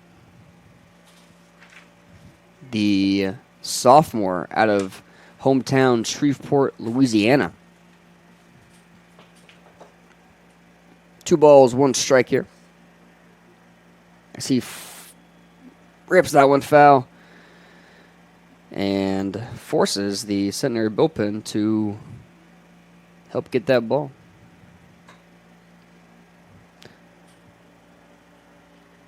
Two balls, 2 strikes, 2 outs here in the top of the second inning. As Garrett Romero's going to run, and all the Bulldogs thought that would have been strike 3. But it wasn't. Got a full count here for Aaron Gillum with a runner on second with 2 outs. As he rips that one to Barrera. Barrera easily pitch and catch with Adam Peavy for that third and final out in the second inning.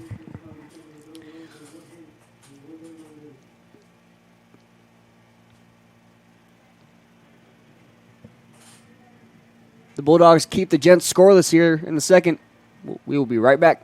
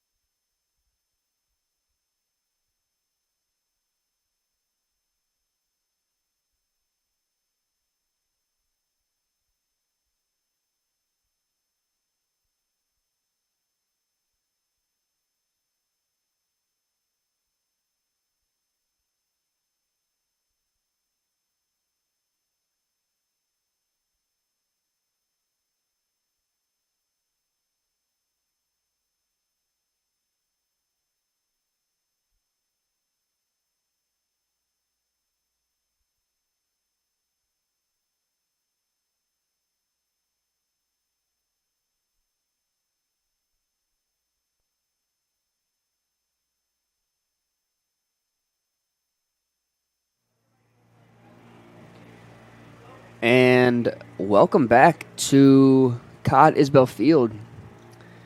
Currently up for the Bulldogs, number 2, Cooper Jen, the standout sophomore, on another great year this year. Currently has 28 hits for his 93 at-bats, and that's average of 301 as he watches ball 1.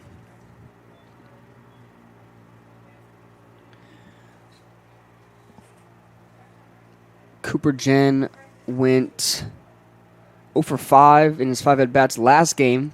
So I'm going to change that narrative right here as he takes the ball inside. Could have let it hit him, but he didn't.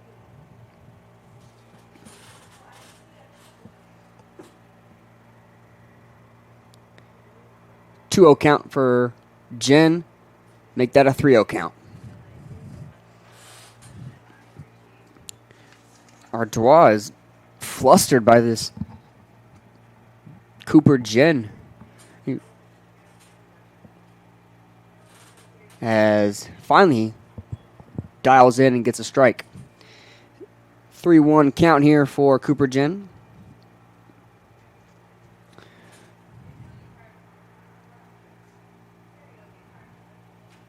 And he walked him.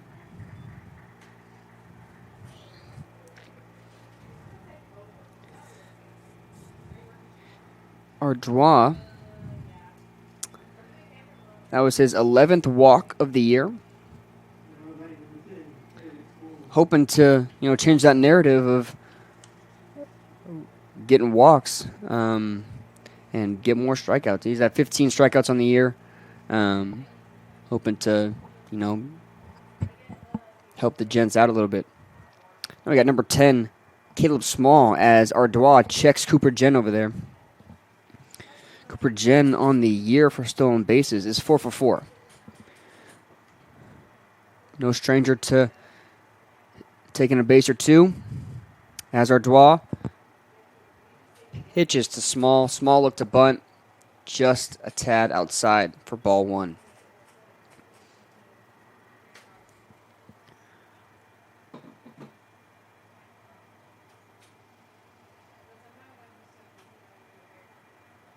Checks Cooper Jen again over there. Safely getting back over there.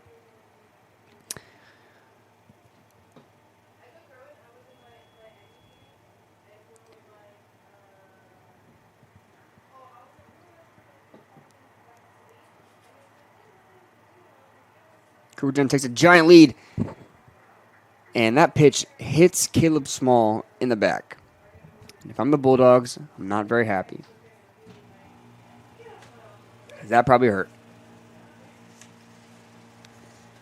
But it is a free base, though. So, moves runners to first and second off of the hit by pitch from Ardois to Caleb Small. And already, Coach Diaz is going to go talk to his guys. Going to try to change the narrative of the first couple innings for the Gents, starting off slow. Curling up to bat for the Bulldogs, number 34, Caleb Alfaro, who last game got on base a couple times, got a couple singles, did strike out in the 6th inning, but ultimately helped the Bulldogs in the close game that was a couple hours ago. As Mike Diaz trots off the field, thinking he gave his guys some good words of wisdom, hoping they can put it to use. As we see, Ardois to Alfaro. Shows bunt, pulls it back, ball 1.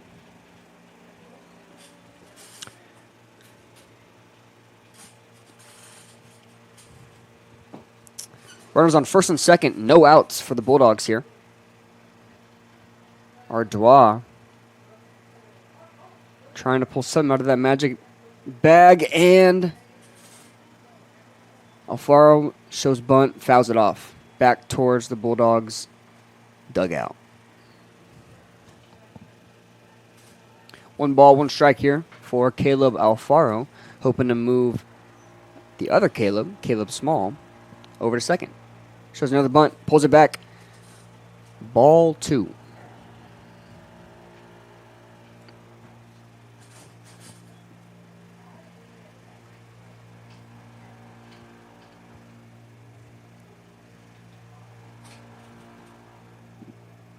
Showed bunt a third time. That ball is bunted foul to the third baseman.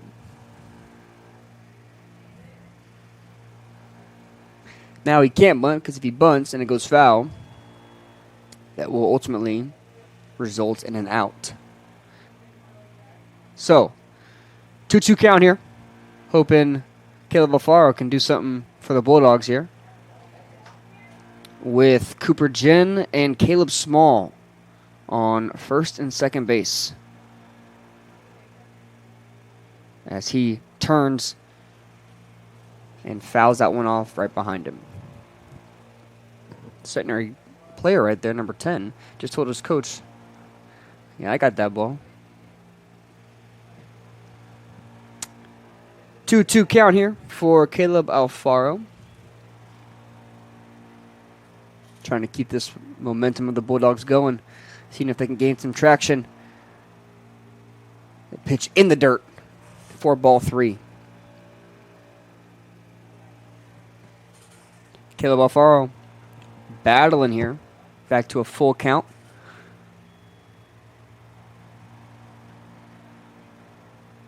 as the pitch swing fouled off behind him.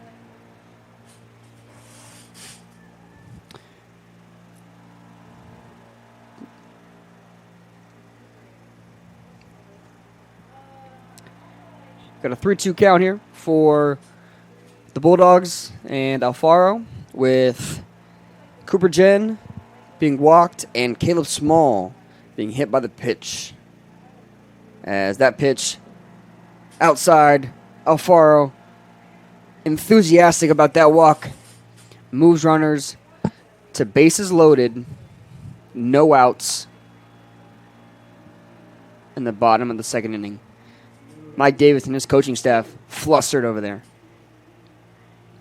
And we see number 8, Aiden Spires, who moved some people over with some sack bunts in that first game. Hoping to potentially do the same right here. As he rips that one right into the left fielder, caught. And they're throwing it in. Not before Cooper Jen tags up and is able to score. It's a good RBI by Aiden Spires. And Bulldogs lead 1-0.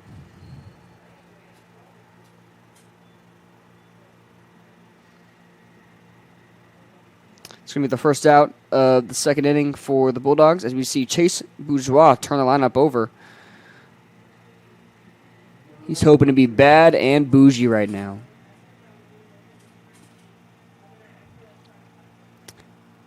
As he leads the Bulldogs in triples and is 4th in the nation.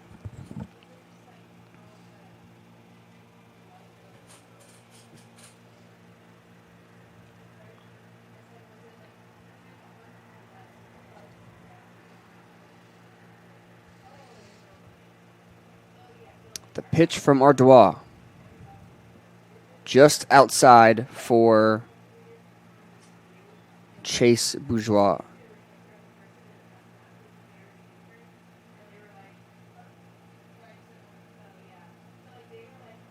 As he rips that one through the left side, through the shortstop third baseman, Caleb Small is going to go home. And he scores. They tried to get Caleb Alfaro, who took a bigger step off of that second base. However, he remains safe.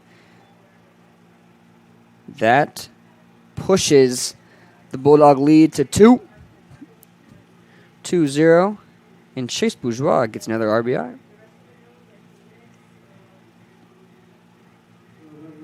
Now we see number 1, Michael Barrera, who had a single in his first at-bat. As another early mound visit from Mike Diaz. And we're going to see a new pitcher right away.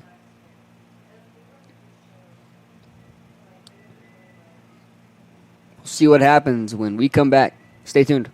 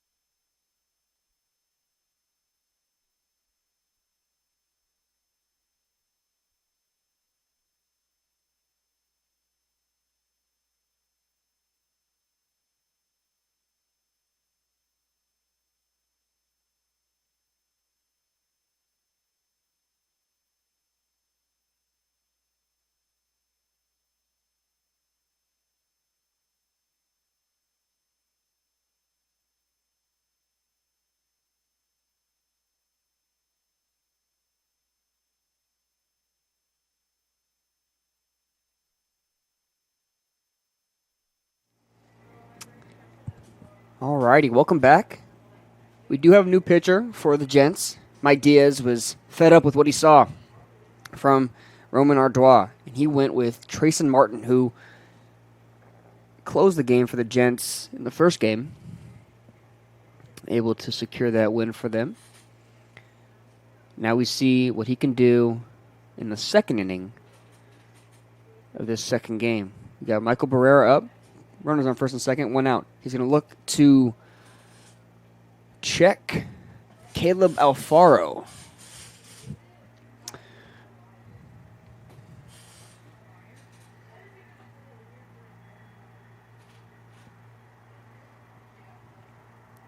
Stays looking back at Alfaro. And that ball is right behind Barrera.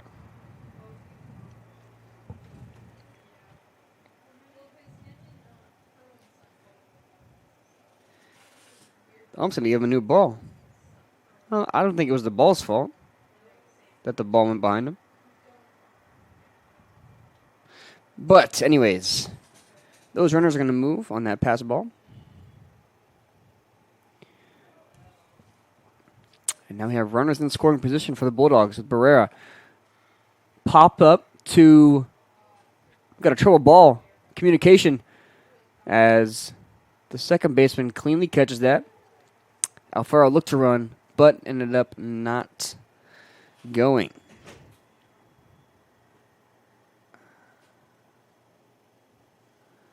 Got 2 down here for the Bulldogs. We now got to see Braden Sprenzel, who singled in the first inning.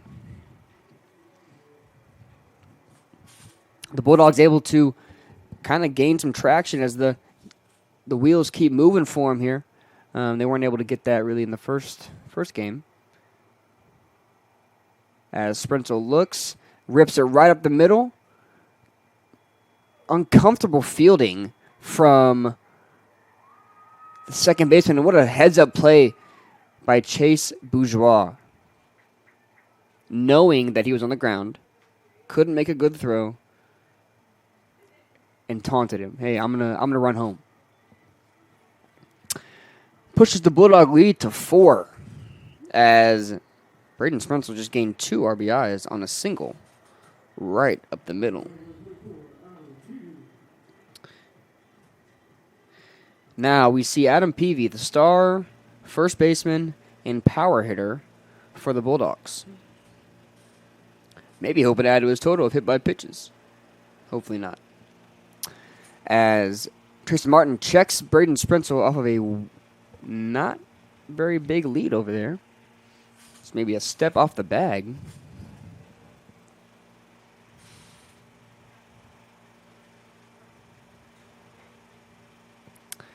Here's the pitch for Martin. Martin fires that one in there. Called ball 1.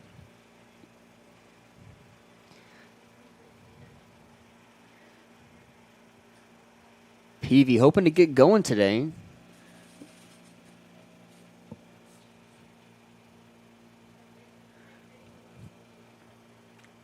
Pitch from Martin. As Peavy swings, misses. That's not what you want to see if you're the Bulldogs.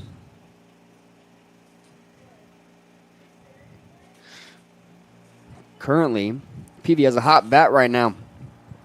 Hitting about .481 average through 16 games. This is as he looks at that one inside, almost wore that near the face. He needs to take some time to kind of collect himself. Think about how he's going to approach this next bat right here.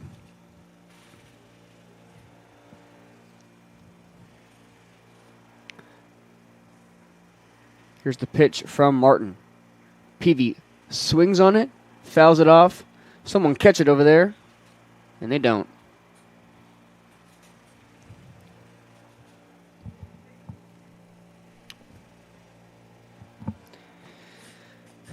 Adam Peavy. 2 balls, 2 strikes, 2 outs in the bottom of the second inning. As he strikes out swinging, he's mad. Don't throw your bat. He didn't. That's good.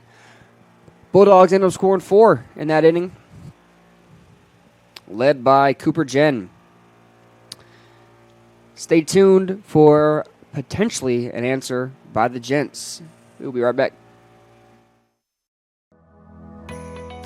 I chose TLU because I like the one-on-one that I get with my professors. Being able to talk to all the professors one-on-one, they were definitely helpful in deciding like what I can do with my degree and then how to get into those different fields. I liked the tour of the campus. Like I liked seeing how everything was really close together. Our classes now from like first year and second year are all in the lab, so we have our own like space that we can go to for studying. Well, I chose TLU because I had met some people who were in the program and they told me some good things about it. It's a smaller school, so I feel like I was going to get more of that one-on-one type of learning. I get to, be more hands-on with patients and more engaged with my preceptors and my professors and my classmates as well.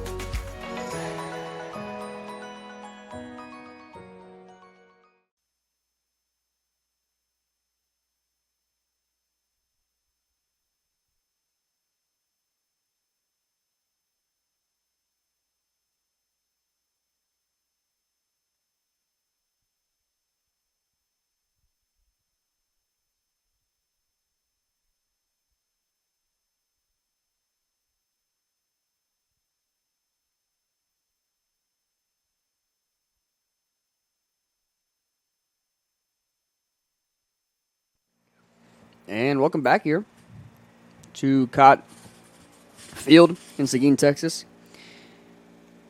Now batting for the Gents, number 4, Bryce Bienvenu, as he watches ball 1 from Grames.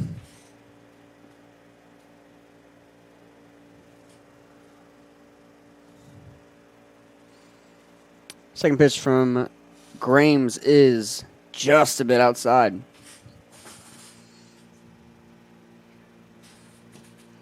Two balls, no strikes here for Bryce, as Jack Grames looks to deal just a bit low. 3-0 count here for Bienvenu and the Gents.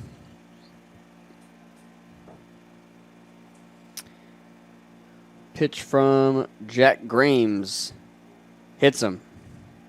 We've had 2 hit-by pitches, no fights yet.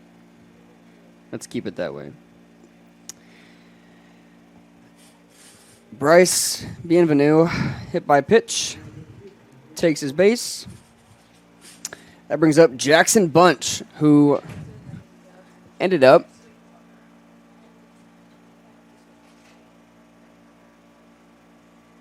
going 0 for 3 with a walk that ended up scoring one of the winning runs for the Gents, as Grames checks Bienvenu over there at first base.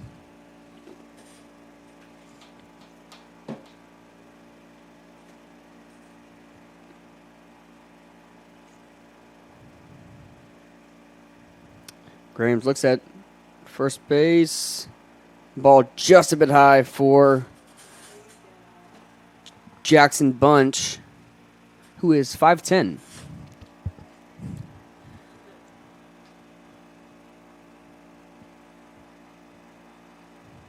Comes the pitch from Grames. Just a bit high for Bunch. Cole Craven's going to go talk to his pitcher, and Coach Palmer is coming out as well. Going to see if the Bulldogs can give the freshman a pep talk. Nobody warming up for the Bulldogs right now.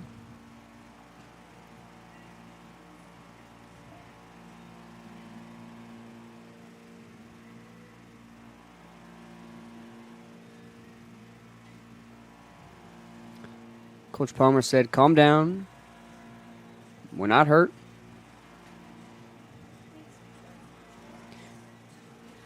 As Palmer's going to trot off here, and Cravens slowly walks back to the behind the plate spot. 2 balls, no strikes here for Jackson Bunch. Hoping Graves can do something here. As he is going to throw it back to Peavy. Check that runner at first.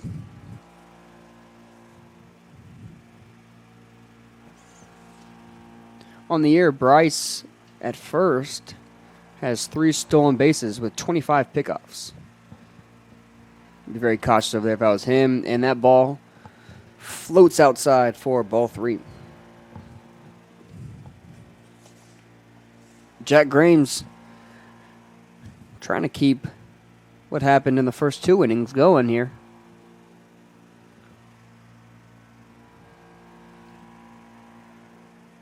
As he pitches, ball outside, it's going to walk Jackson Bunch, move Bryce Bienvenu over to second. If you're Kyle Palmer, you got to start thinking, who's that next guy up for us? As the lineup turns over from Blaine Berkelback. Got runners in scoring positions here for the Gents. Berkelback showing that high bunt super early here.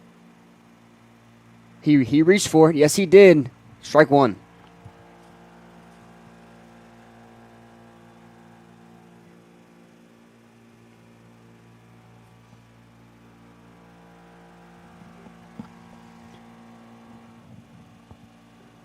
Showing bunt again for Jack Graves.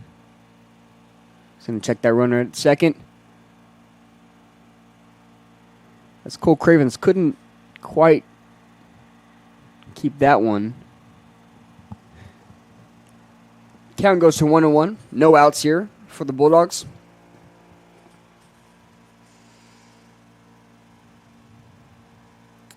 As Berkelback showing bunt again. Ball just outside, 2-1.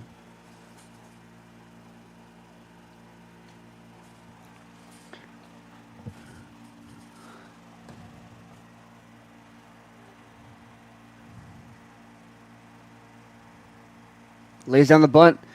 Graves picks it up. Not there. Questionable call at first base. Even though Graves thought about going to third, no one was there. He ends up turning, firing it to Cooper Jen at first. And the umpire called him off, said he was safe. Now we have bases loaded with number 33, Turner McClelland. Up to the plate, Jack Graves deals strike 1. 33 versus 33. Jack Graves versus Turner McClelland. As that's strike 2.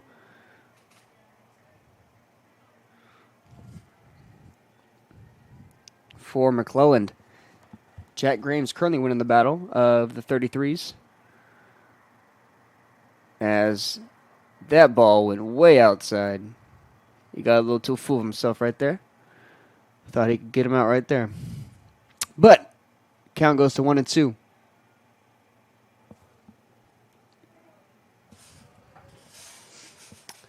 As that's a called strike 3. The Bulldog 33 prevailed this time. As we see number 7, Noah Paulson, coming to the plate. And that will be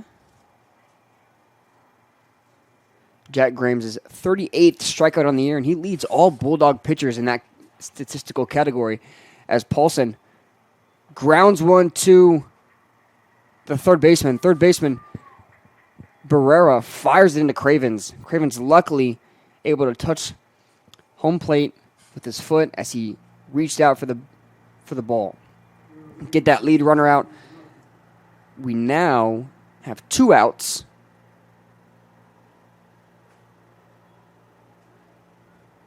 Now have 2 outs in this top of the third inning. We now have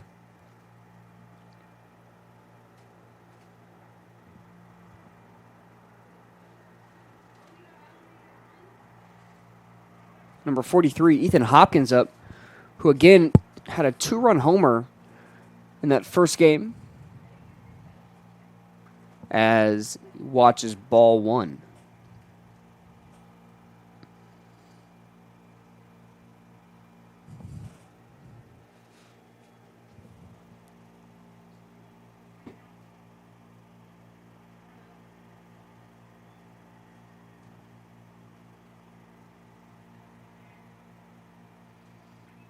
As heads up play by Barrera, able to take it himself. That ball was ripped right to him. Able to get that out at third base. No harm, no foul for the Bulldogs. Keep the Gents scoreless. Stay tuned for the bottom of the third inning.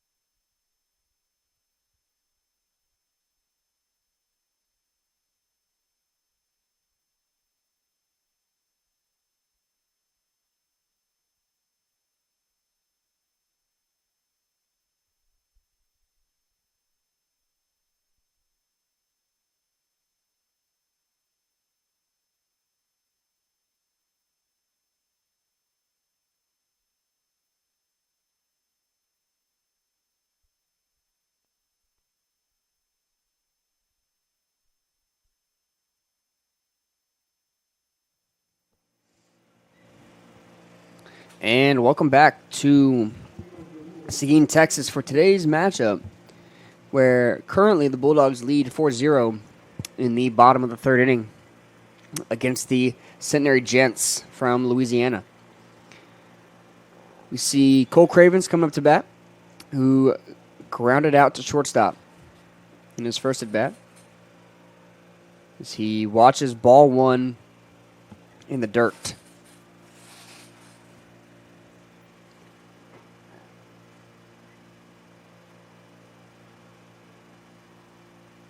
Pitch from Martin as Craven turns on that one. The center fielder didn't know if he wanted to run up, forward, back, left, right. They ended up getting that out. So that puts 1 out on the board for the Gents. Now we got Cooper Jen up, who started the Bulldogs' 4-run inning last inning with a walk. He's hoping he can do the same here. Try to get a base hit and get on base somehow. As Martin pitches, strike 1 watched. Cooper didn't like it.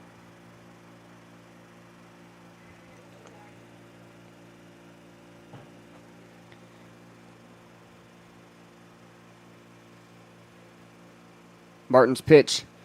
Cooper Jenner rips that one into left field. The sun's shining bright on him. Don't matter. He probably got sunglasses on. Makes that catch. No problem. 2 outs here for the Bulldogs. Now we see number 10, Caleb Small, the right fielder.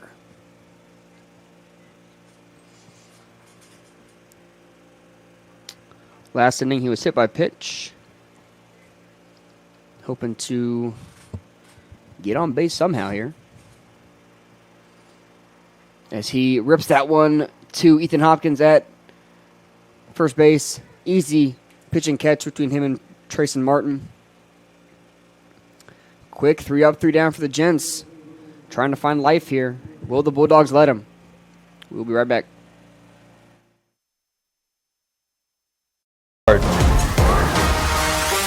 Play harder. And the go-ahead run comes across. Bulldogs on top. Respect everyone. Play hard, but play fair. Cheer for your team, not against the visiting team. Respect opposing players, coaches, and fans. This is the SCAC.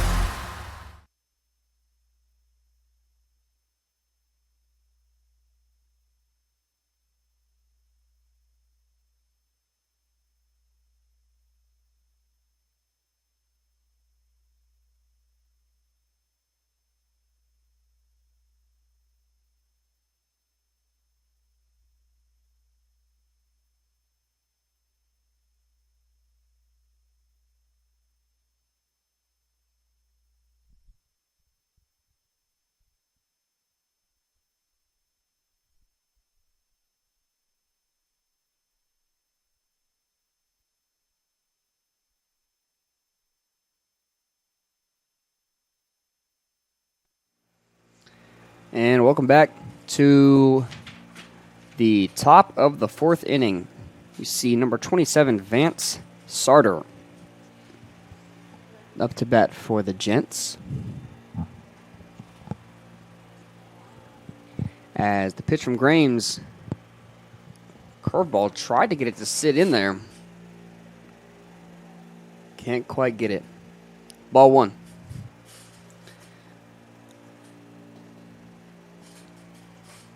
Pitch from Grames, fouled back to us.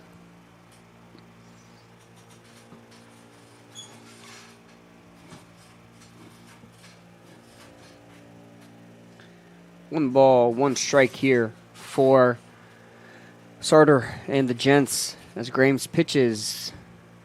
Looks good, feels good, is good. From Jack Grames. 1-2 count here. Bulldogs looking to get one early out here as strike 3 swinging from Grames. Does his little victory celebration walk around the mound. Ball back to him. It's going to be his 39th strikeout on the year. For 1 out here in the top of the 4th inning. As we now see the third baseman, number 37, Garrett Romero. As he fouls that one up. Peavy, Cravens running into the Gents dugout. Peavy stayed over there a little longer than he probably needed to.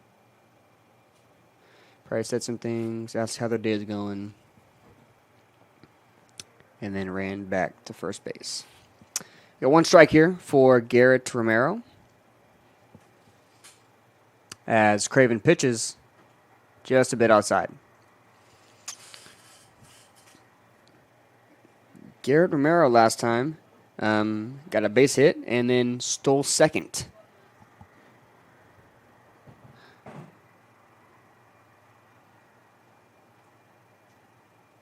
As he rips that one, turns on that one to left field. Alfaro runs right underneath it for the easy out. The Bulldogs got 2 down here in the top of the 4th inning. Now we see number 2, Aaron Gillum, who made a very athletic grab at second base in the first game. Hitting-wise, Aaron Gillum went 0 for 4.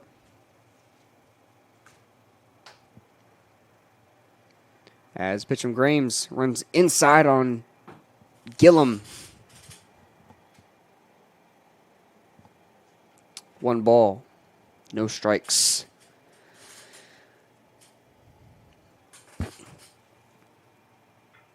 As another one turned into that left field with Alfaro running underneath it again, tosses it back to Spires, and that'll close the top of the 4th inning. The Bulldogs hold strong on defense. Can they get the sticks going? That's the question. We'll find out right after this.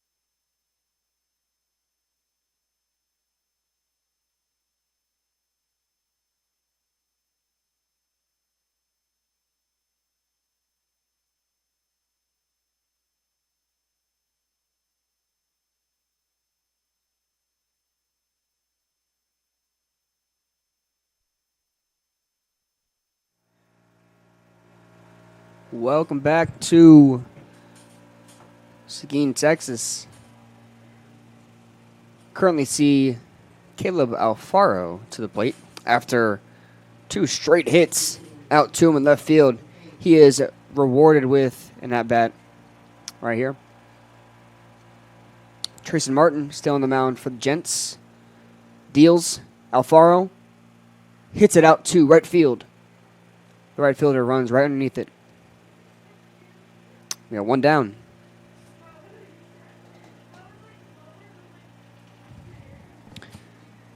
Now we see the senior, Aiden Spires, coming to the plate for the Bulldogs.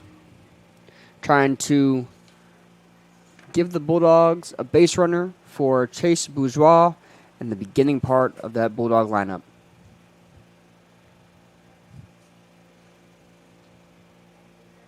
Pitch from Martin. Strike 1, looking.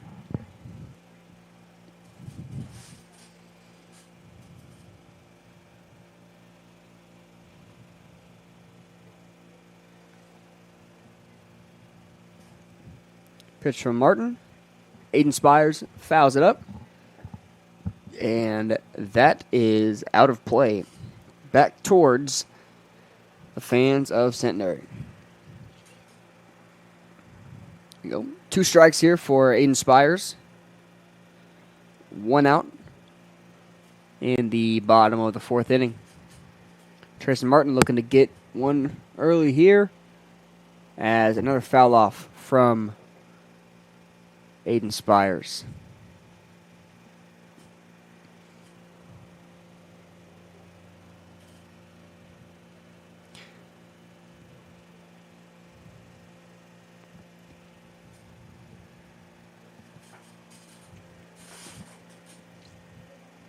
Here's the pitch on an 0-2 count. Finds the dirt for ball 1.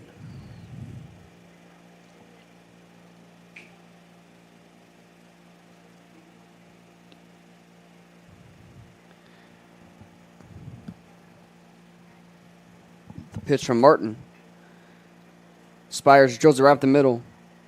Fielded cleanly by the shortstop, Vance Sarter, for an easy put out there. 2 down here. You now see Chase Bourgeois, the man, the myth, the legend himself, hoping to keep the Bulldogs' hopes alive here in the bottom of the 4th inning, up 4-0.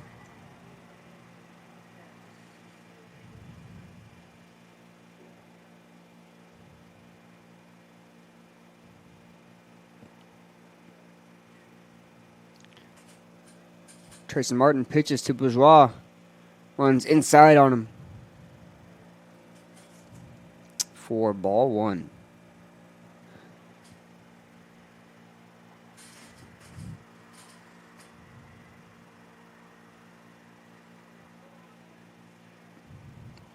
Ball's fouled back to the Bulldog dugout. No one's able to make a grab as the ball rolls out to almost the third base foul line. 1-1 count here for Bourgeois. As the pitch goes, looked good. Ball just a bit inside. Got 2-1 count here for Chase Bourgeois.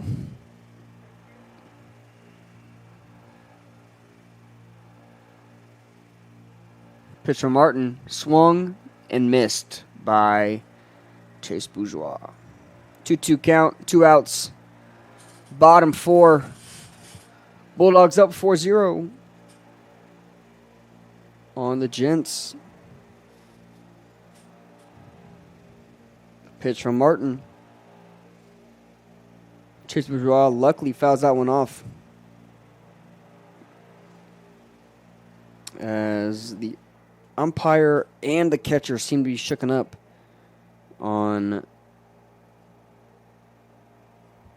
that foul tip from Chase Bourgeois.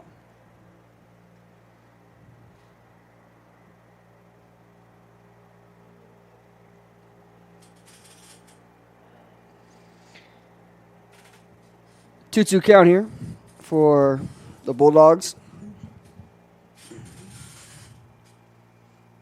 As a pitch from Martin. Sky's up. That's right back to me. But I don't have a glove.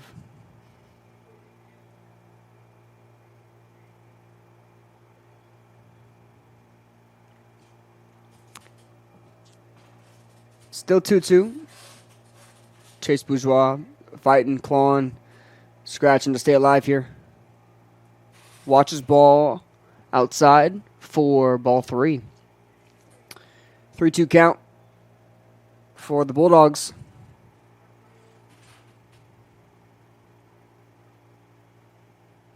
As he rips one. Not enough juice as the left fielder runs cleanly underneath that. And that'll be the bottom of the 4th inning. Bulldogs held scoreless by the Gents. Score still remains 4-0. Top of the 5th coming when we come back.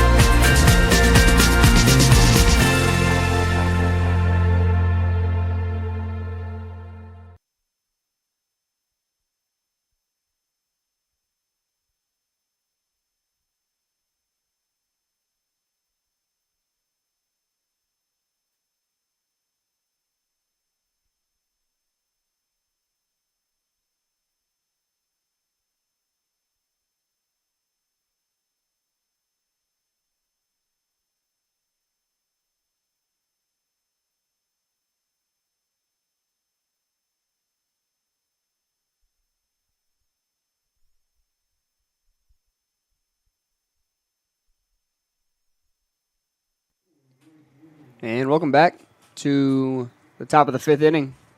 We see Bryce Bienvenu up to the plate for the Gents. Jack Graham still on the mound as he deals. Strike 1. That's a good pitch.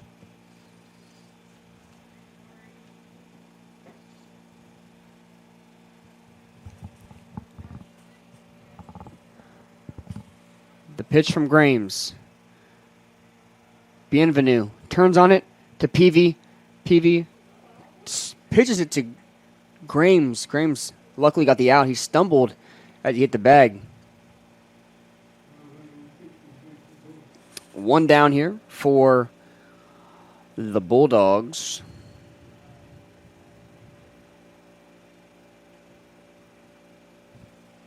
Now we see number 60, Jackson Bunch, who walked his last time out. Graham's hoping to not do that again. Deals. Fired right back at him. Almost had a catch at himself. A little disbelief from Jack Graham's as that ball rolls into center fielder Aiden Spires' glove. Jackson Bunch with a single.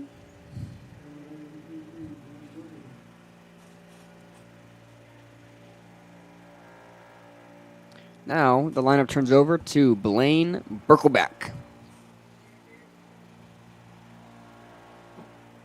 Strike one on Berkelback.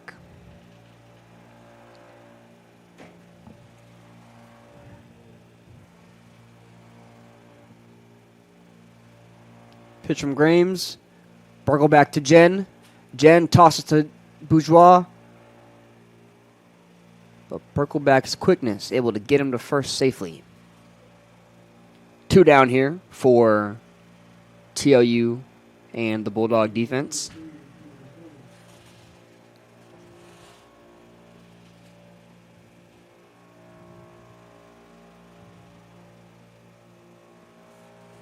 Now we see number 33, Turner McClelland, hoping to get a payback rematch of that 33 matchup we saw in the third inning as he fouls that one towards Barrera down that third base line.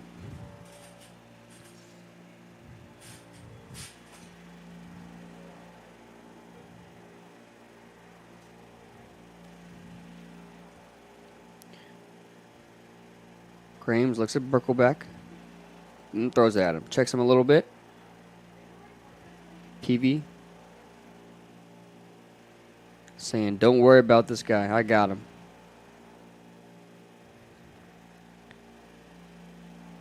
Jack Grames to McClelland. Hits him.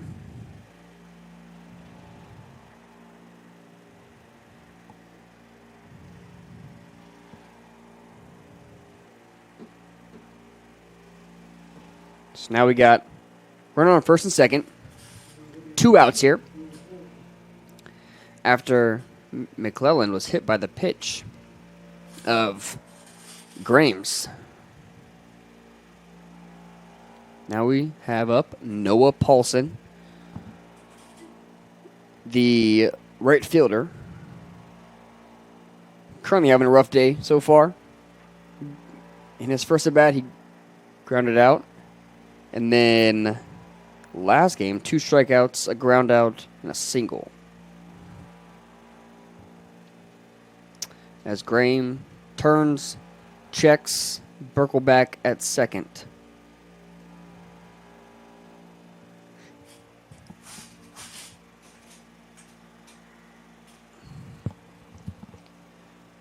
Graham's pitches, deals.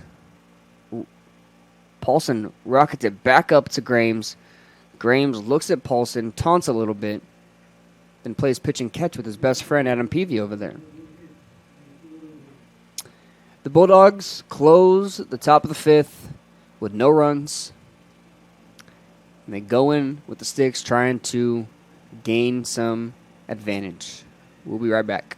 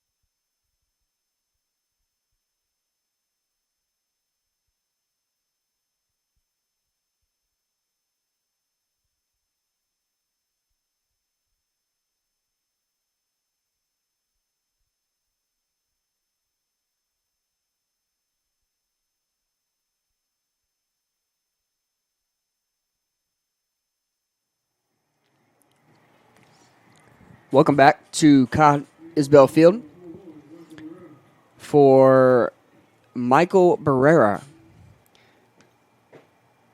who had a single in the first inning and flew out to second base as he lays down a beautiful bunt. Not quick enough, though, as Tristan Martin is able to put him out there.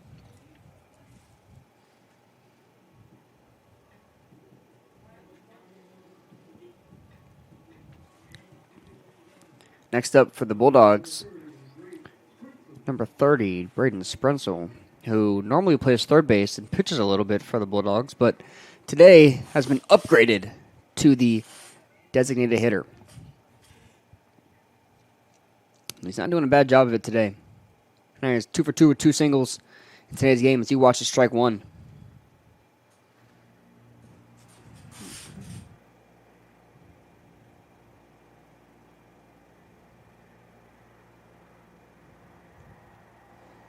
Pitch from Grames runs inside on Sprenzel.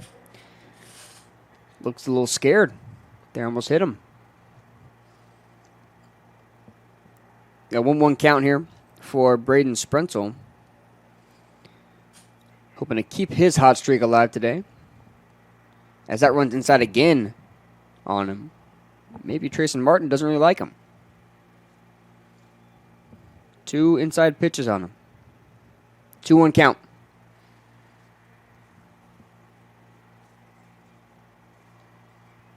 Sprenzel fouls that one back behind the Bulldog dugout.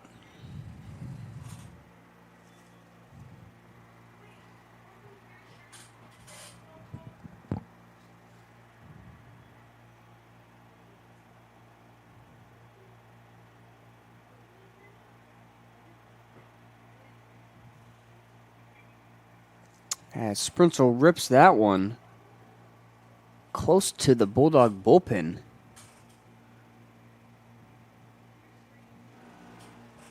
Another foul ball here. 2-2 still. 1 out. Nobody on.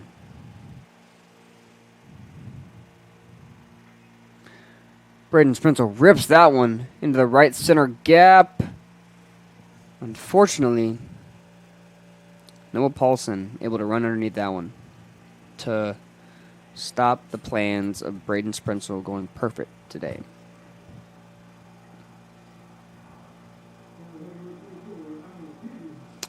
Now we see number 24, Adam Peavy, who has 2 strikeouts in this game. But that's not like him. He's hoping to, get going here, trying to start something up for the Bulldogs. As he watches ball 1 in the dirt.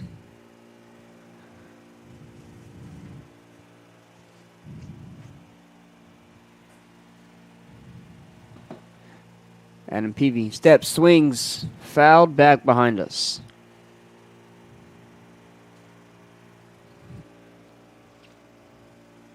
Adam Peavy currently the reigning SCAC hitter of the week, hoping to add to that and win another one this weekend.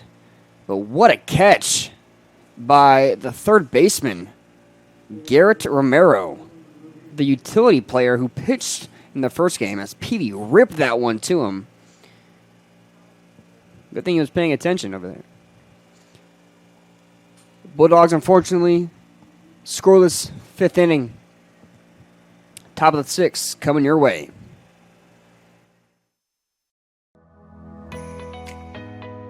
As an MAT student, you are an athletic trainer, and I think that's something really cool that we get to experience. We're pretty hands-on. Anything that our preceptor asks us to do, we're able to do. Going out to practices and traveling to games. We're doing evals, looking at them, helping them with their rehab protocols. For me personally, I knew a lot of hands-on where I'm speaking with the patients about how they feel, and so I feel like it's a lot of one-on-one interactions. Knowing that I'm going to go into the clinic every day and I don't know who's going to walk through the door and what their problem's going to be, and that I get to be the one that tells them hey, this is what's wrong, but I can also help you, so here's a solution.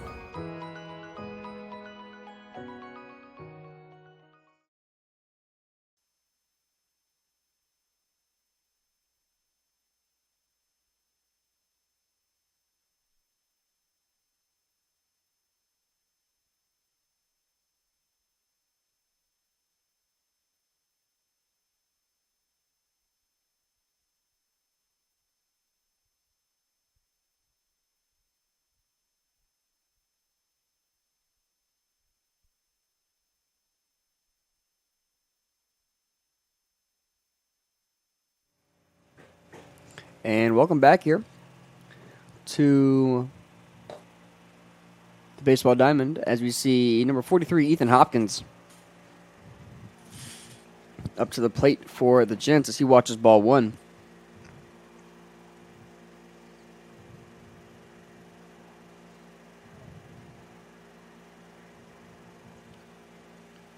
Graham still on the mound. As what a beautiful frame from Cole Cravens.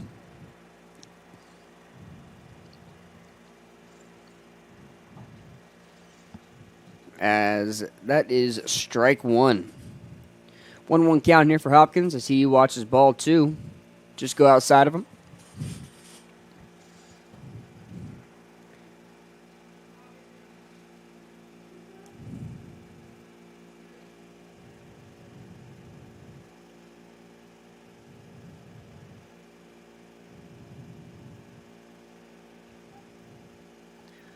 Swing and a miss from Ethan Hopkins.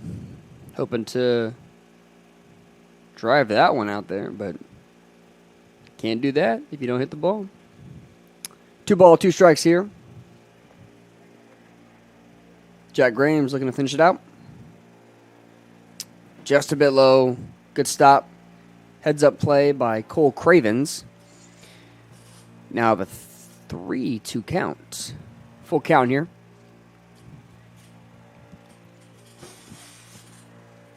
As Jack Graham's looking at Kyle Palmer, trying to see what's happening. Pitches it. Ethan Hopkins fouls it back. Behind the press box. Full count still. Jack Graham's wheeling and dealing for the Bulldogs right now. Here comes the pitch. Fouled off by Hopkins. Hopkins staying alive here. 3-2 count. No outs for the Gents.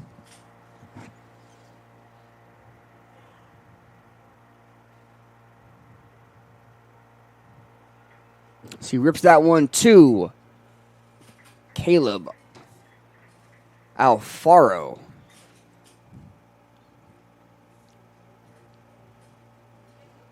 For the first out.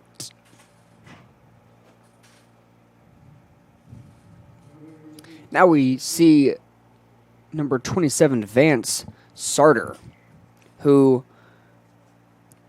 in this second game grounded out to third base and then struck out swinging. So he's hoping to change that narrative of himself right now as he watches ball one.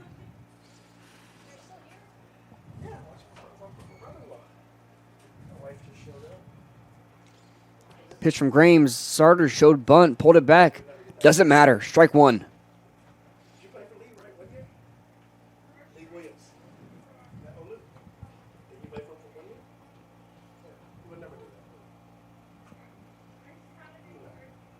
Graham's to Sarter. Grounded foul. 1-2 count here.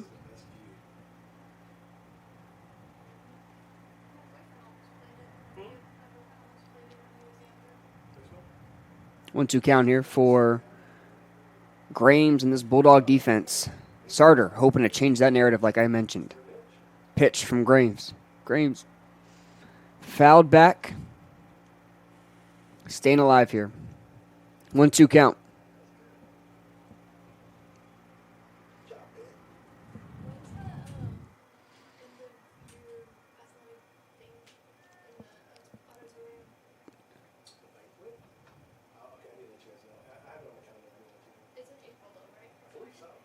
Jack Graham's way outside.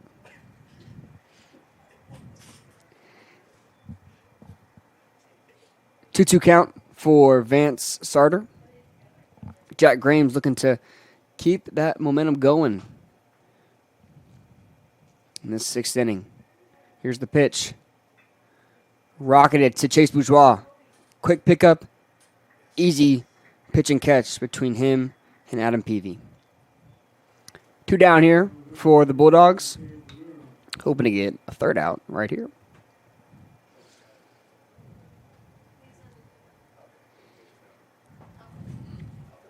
Now we see number 37, Garrett Romero, the utility player who pitched last game. Pitch from Grames. Strike one. And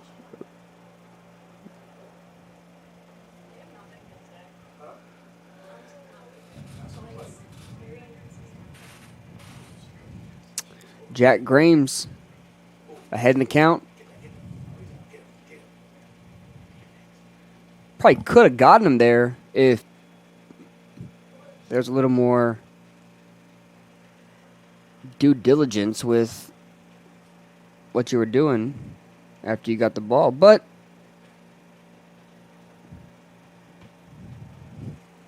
runner on first base after a single from Garrett Romero. We have number 2, Aaron Gillum, who grounded out to third in his first at bat and then flew out to our follow in left field. Watches strike one down the middle. And Aaron can't believe it.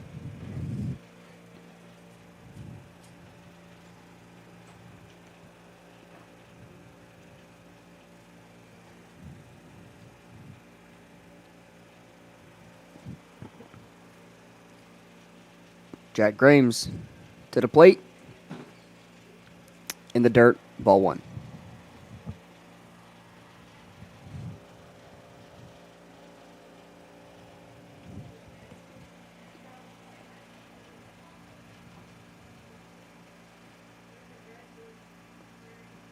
Grames checks the runner at first. Nothing came of it.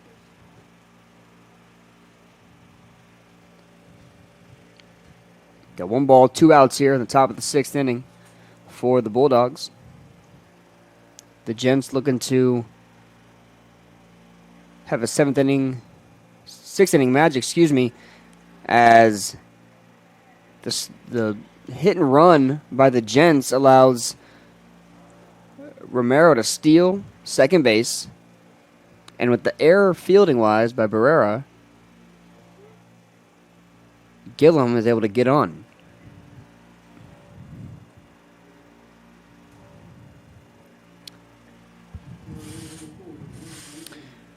Now we see number 4, Bryce Bienvenu, up to the plate.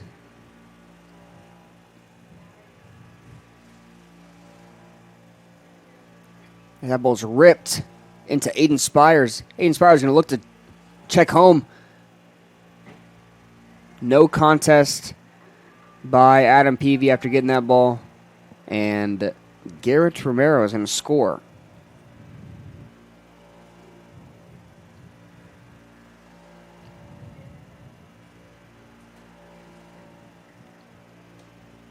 Currently 4-1 in favor of the Bulldogs.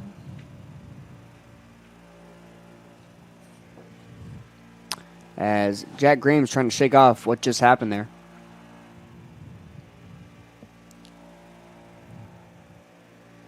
Checks Aaron Gillum at second base.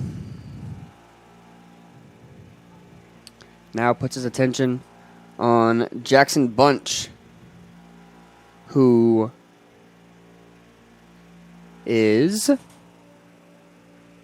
got walked and had a single in the 5th inning. Watches strike one.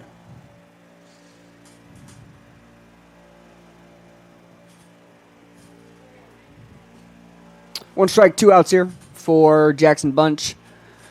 And this Gents offense, ball in the dirt. Aaron Gillum didn't know if he wanted to go or not.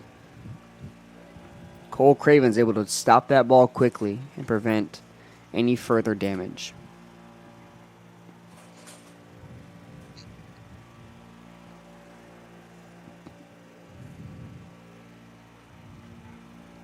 Jack Grames pitches outside. Both runners advance on the pass ball.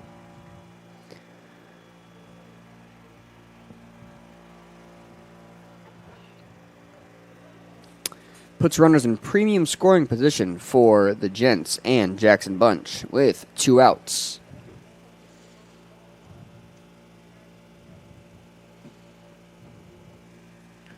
2 balls, 1 strike here for Bunch. Jack Grames on the pitch. Bunch rips that one. That one's going to end up being a foul ball. Push the count to 2-2.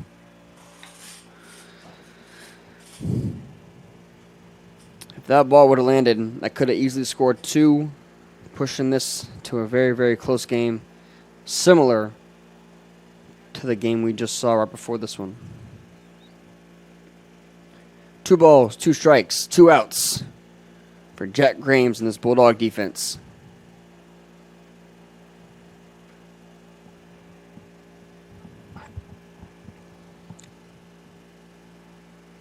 As Jackson Bunch is able to foul that one off, stay alive here.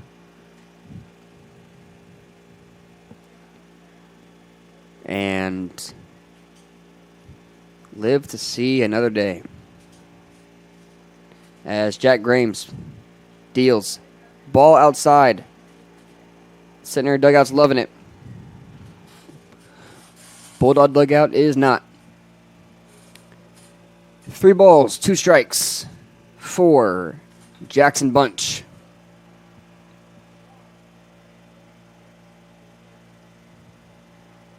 Ball's ripped into center field. Aiden Spires not able to get it in time. Jackson Bunch able to score 2 runs right there for the Gents. It's the second time today the Bulldogs have gotten 2 straight outs and then given up some runs right after that. Now, if you're Kyle Palmer, you're thinking, can Jack Grames finish this one out as he's going to face Berkelback for the 4th time today? Strike 1.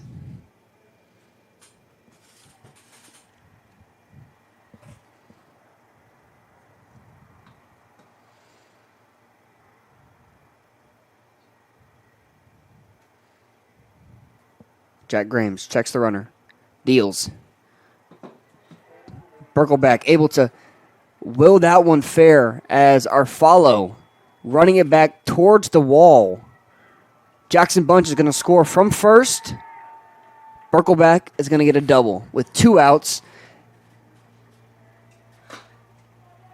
in the top of the 6th inning. And just like that, the Bulldog lead has been cut to 0.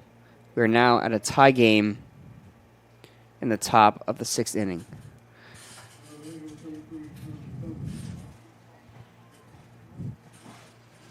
Now we have number 33, Turner McClellan, as he was hit by the pitch last time, as he rips that one into center field for Aiden Spires. That ball goes over his head. The Gents are hot right now. A double to score Berkelback, and the Gents are fired up.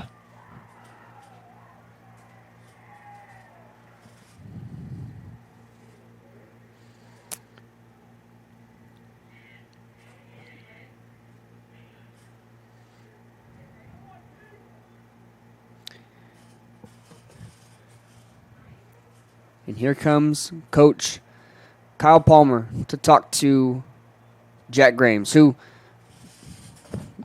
was doing good, similar to Tristan McGowan in this situation. First 5 to 6 innings came and went, and now chaos has ensued. Jack Grames has been replaced by number 6, Valerio Prado. On the year, he's appeared 4 times, has 3 strikeouts and 5 walks.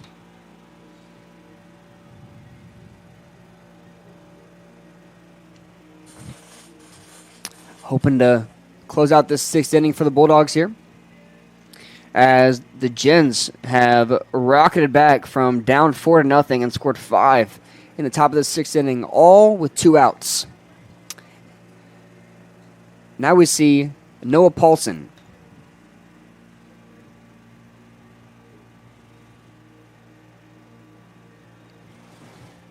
Up to the plate for the Gents. And then the batter who started out this inning for the Gents, number 43, Ethan Hopkins.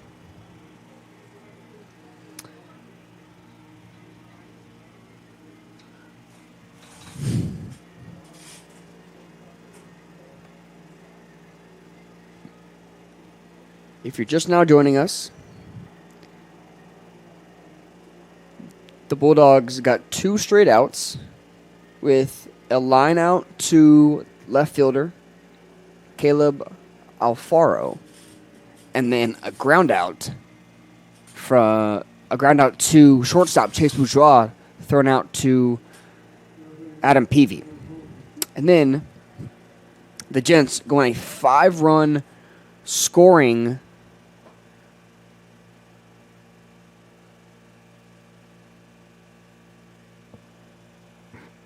as number 7, Noah Paulson, watches strike 1 from Prado.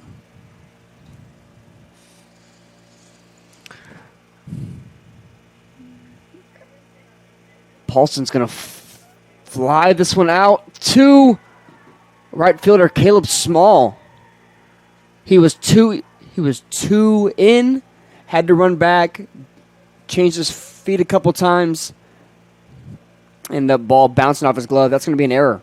2 errors for the Bulldogs so far. Pushes the lead to 6.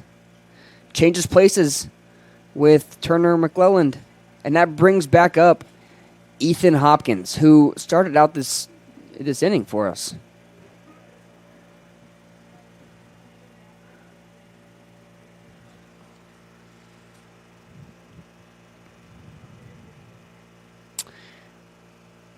And Hopkins swing strike 1.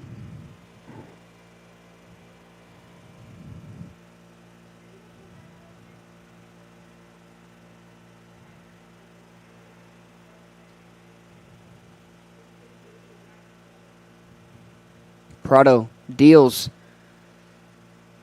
Umpire says Hopkins went around. Called strike 2.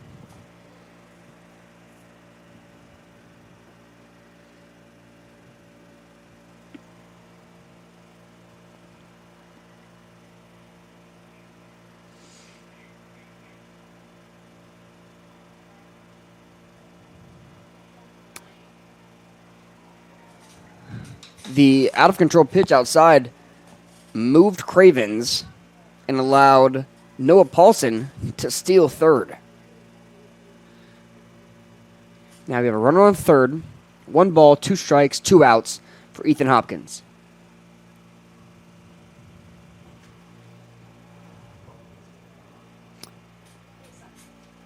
Pitch from Prado. Ethan Hopkins fouls it off. He says fair ball. And the error by Cole Cravens allows Ethan Hopkins to get on base. Scores Noah Paulson.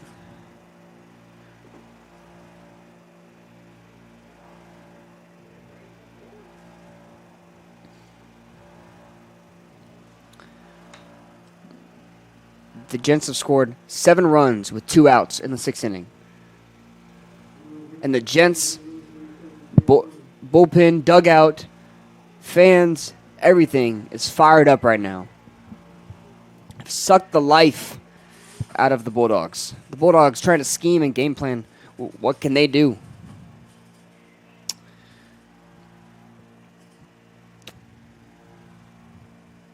Now we see number 27, Vance Sarter, as he watches ball 1 from Prado.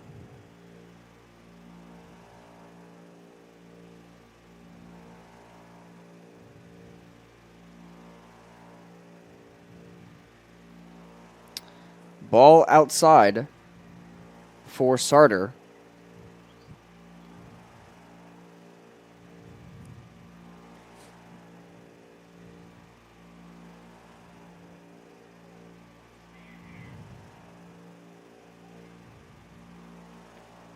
Sarter swings, misses for strike one. 2 balls, 1 strike.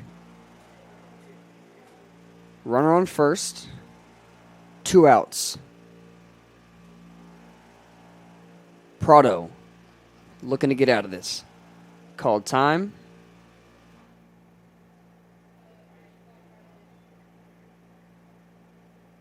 I'm a bit confused on what happened there. Clock violation on the hitter, which pushes the count to 2-2. That looked like a good pitch from Prado. Umpire didn't think so. Full count for the Gents. Prado deals on a hit and run. Skied to Spires.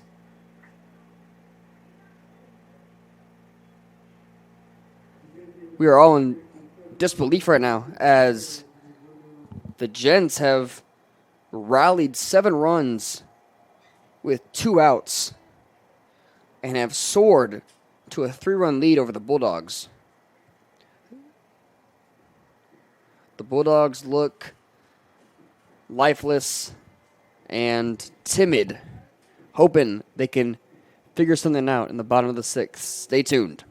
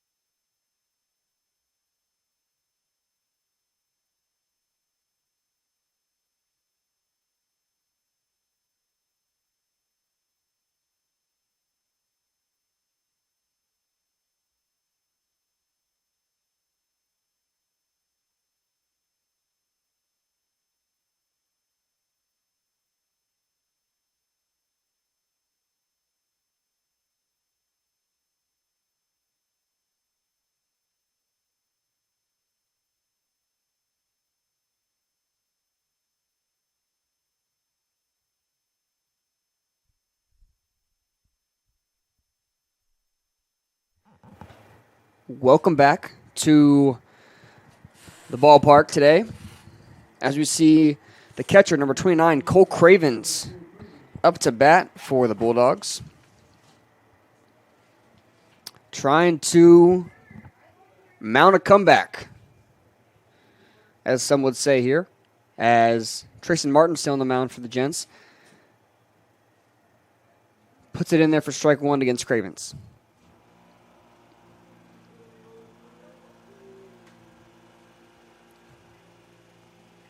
As Craven fouls off strike 2.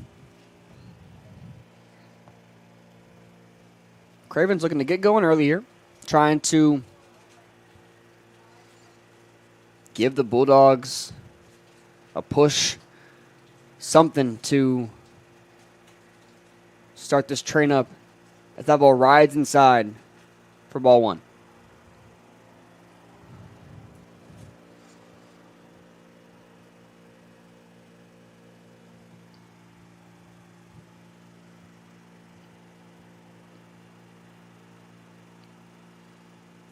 Pitch from Martin.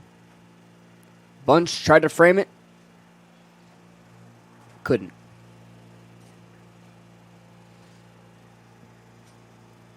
We have 2 balls, 2 strikes for Cole Cravens. As he reaches for that one. Could have let that one go. As count stays 2-2.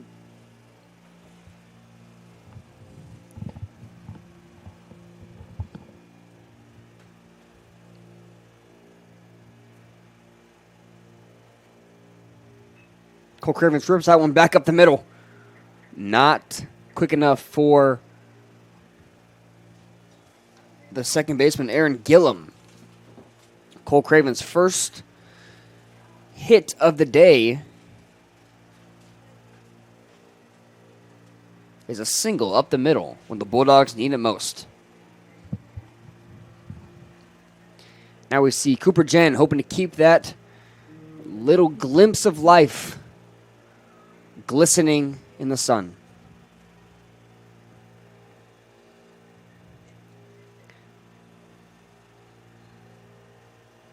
Tracy Martin checks Cravens. Good heads-up play by the first baseman, Ethan Hopkins.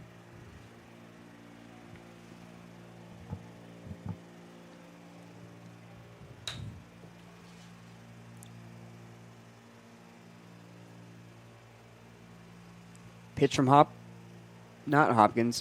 Tracy Martin, is strike one for Cooper Jen.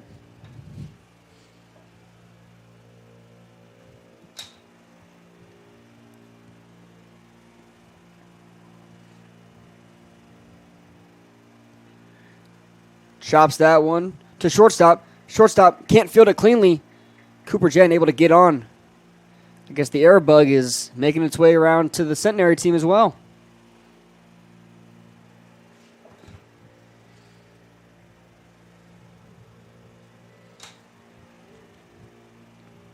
Now we see number 10, Caleb Small, who has been driving in runs left and right all day, racking up 3 to 4 RBIs so far.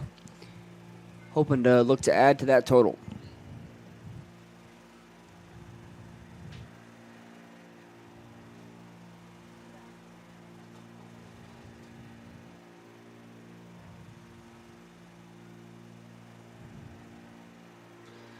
Bunt laid down by Caleb Small.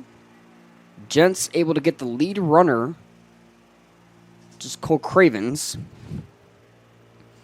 for the first out. Now we see Cooper Jen, Caleb Small on first and second. Now we see the second Caleb Alfaro, up to the plate for the Bulldogs.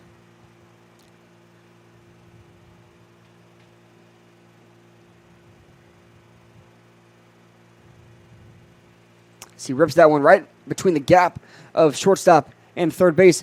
Cooper Jen taking it home. He safely scores as the left fielder fired that one into second base to check Caleb Small. So Cooper Jen comes around and scores off of a single from Caleb Alfaro.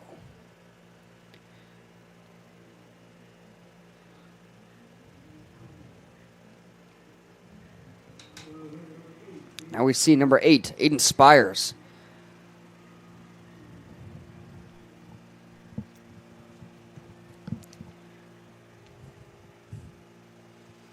Trying to keep the train moving here for the Bulldogs.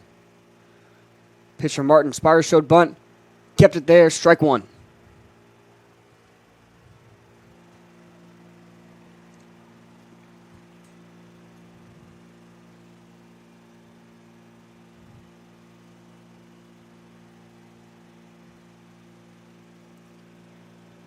Trayson Martin goes to pick off Caleb Small. Ends up being safe.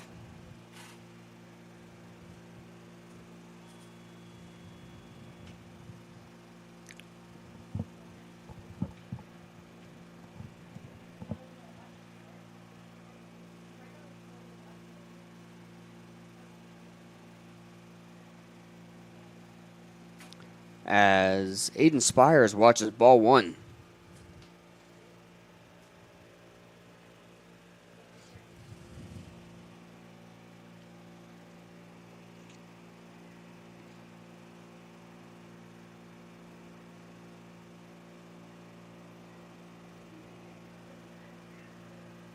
Lays down a beautiful bunt and is able to move the runners over. Bunt given to the first baseman, Hopkins, which now brings up Chase Bourgeois.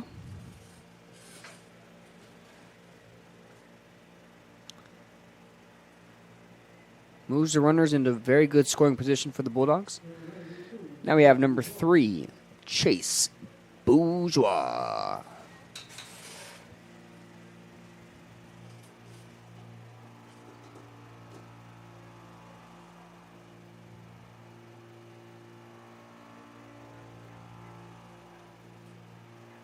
He rips that one to Romero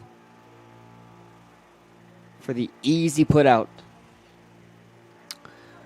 Bulldogs find a little life in that bottom of the sixth inning. It's going to take a lot more to come back in this one. Stay tuned. We'll be right back.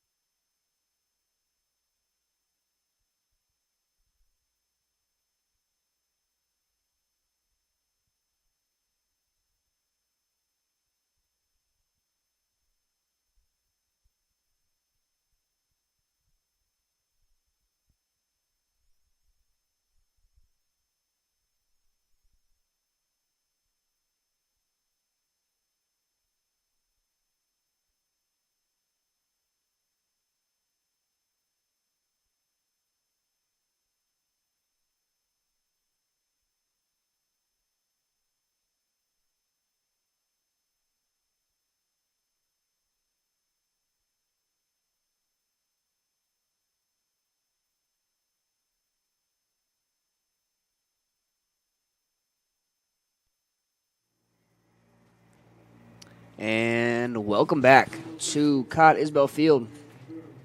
Currently, the Bulldogs down 7-5 after a 7-run inning from the Gents in the sixth inning. We're now at the top of the seventh with Garrett Romero up to the plate against Prado. Chops that one to Barrera. Fields it cleanly. Over to Peavy. Peavy with a snag. And he's out. What a snag by Peavy. I know Peavy's hurting for that one. Stretch. Made. Catch made. Out made.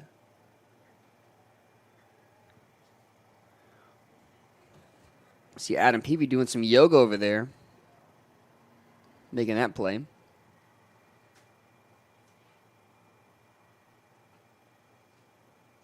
As the Gents third base coach, Coach Diaz, who's also the head coach, questions a call, talks to the umpire. Umpires are conversing about it right now.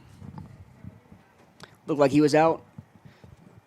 Peavy made one hell of a play for it.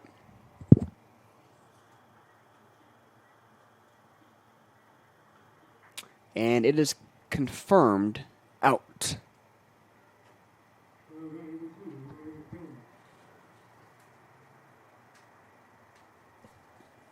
So we got one out in the top of the seventh inning. Now we see number 2, Aaron Gillum. And he watches strike one. Laughs it off, nods a little bit. Hoping he can do something with that.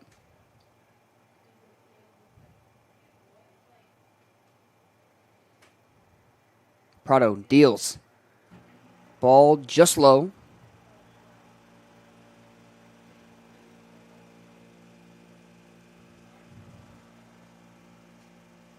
As the count for Gillum goes to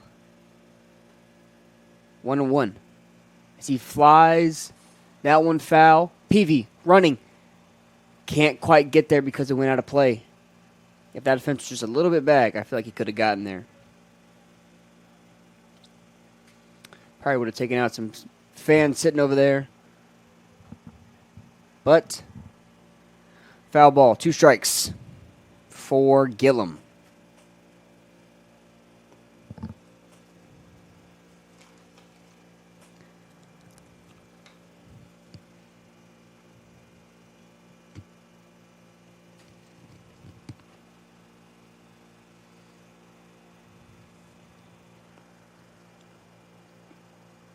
That ball looked good.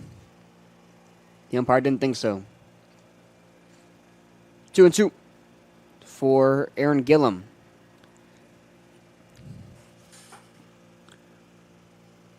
Prado hoping to get out of this one right here. Can't quite get it. Full count.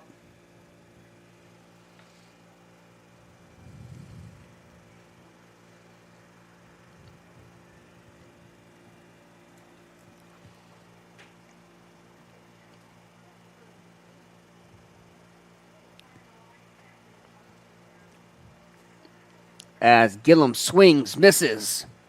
Strikeout from Valario Prado. 2 down. Now we have Bryce Bienvenu, who was hit by the pitch, grounded out to first base, and then got a single as he fires this one to Barrera at third, but ends up going foul.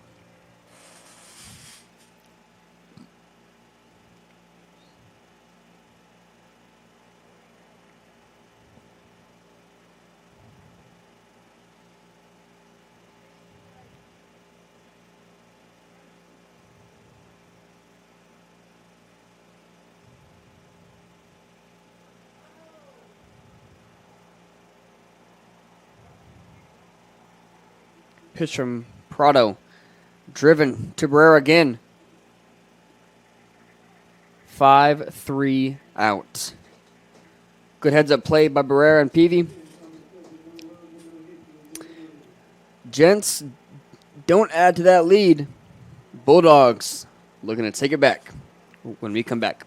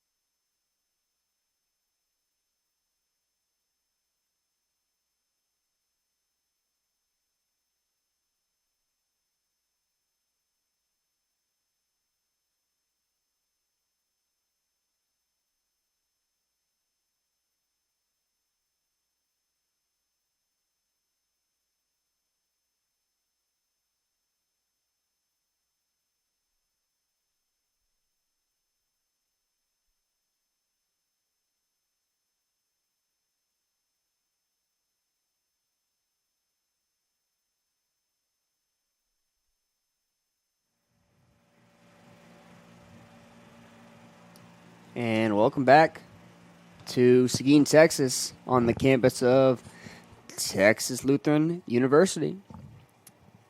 It is the 7th inning stretch. Time to pump it up. The chairs were flying, people were jumping. Hopefully the Bulldogs can use that fire, that momentum, to score 2 runs right here. Potentially more. As you see, number 1, Michael Barrera, up to the plate for the Bulldogs. Still, Trayson Martin on the mound.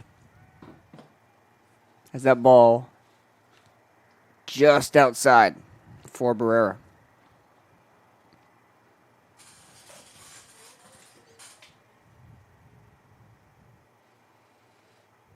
As Barrera skies that one foul. No one moved. They all knew.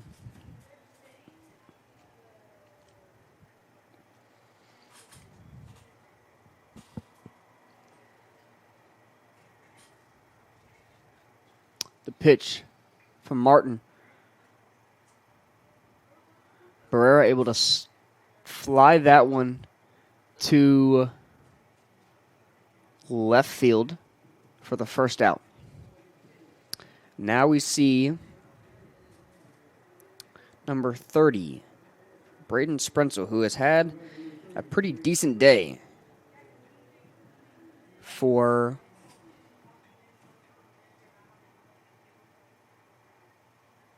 the Bulldogs hitting-wise. The pitch from Martin. Sprenzel watches strike one.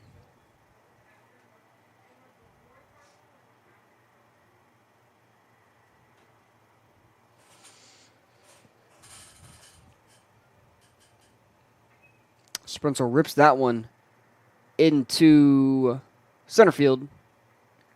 Cleanly able to run under that one.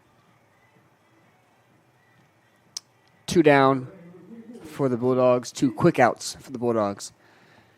Now we see if Adam Peavy can get things going for us here in the bottom of the 7th.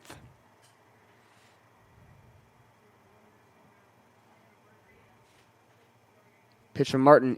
Runs inside on Peavy. Almost hit him again.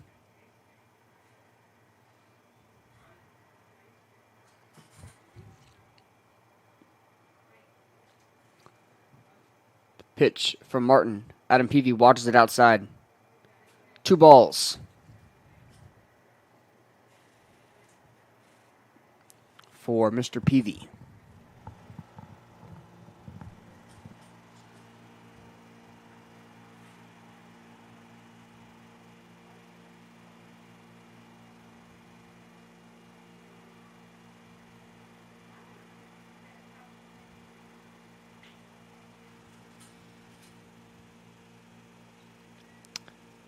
Peavy watch strike one go down the middle right there. As the next pitch from Martin is fouled off by Peavy, pushing the count to 2-2.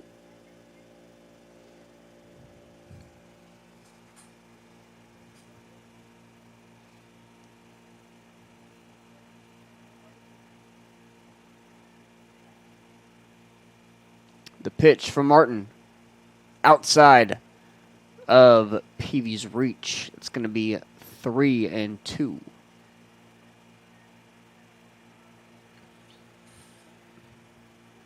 The pitch from Martin again. In the dirt. Peavy walks. We got a base runner.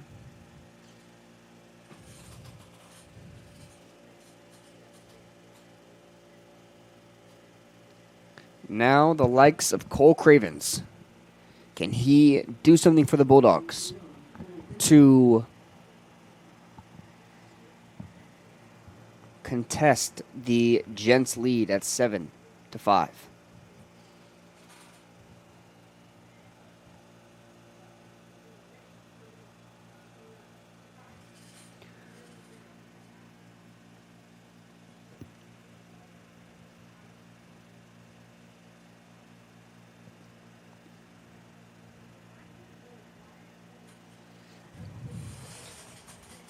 As Cravens watches ball one.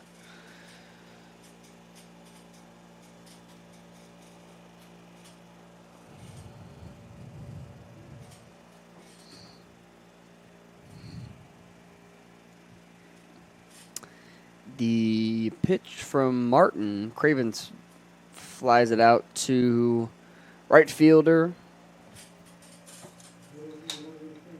Noah Paulson, and he safely runs underneath that one to get the third out of the 7th inning.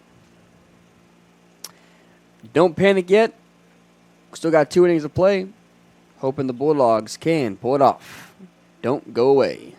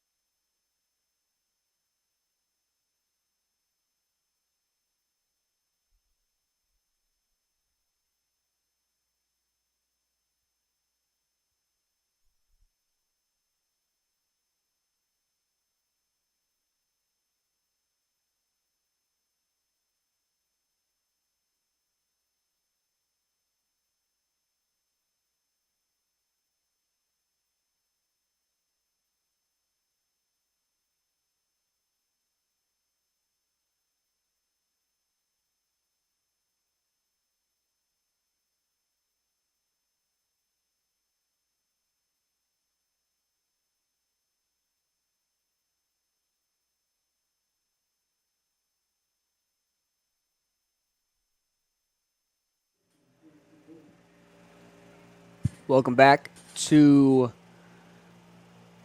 the diamond. You see number 60, Jackson Bunch, leading off for the Gents.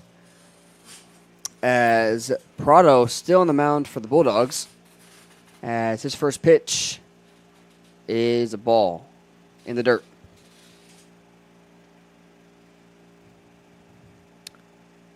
Bunch looking to keep his hitting streak alive. Has 2 singles so far in this game. As he fouls that one back just out of the reaches of the net.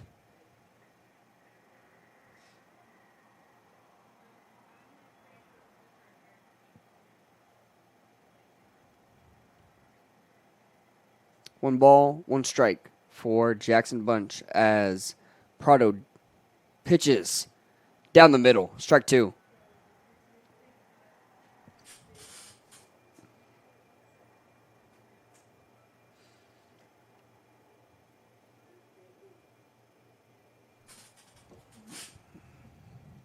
One ball, 2 strikes. The Bulldogs are looking to take control right here as Bunch fouls that one off towards Adam Peavy. Still 1 ball, 2 strikes.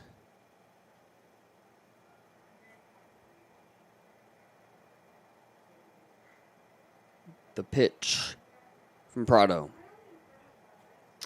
Right over the head of Adam Peavy. That ball's going to roll into the Gents bullpen. And Jackson Bunch has a stand-up double after that hit.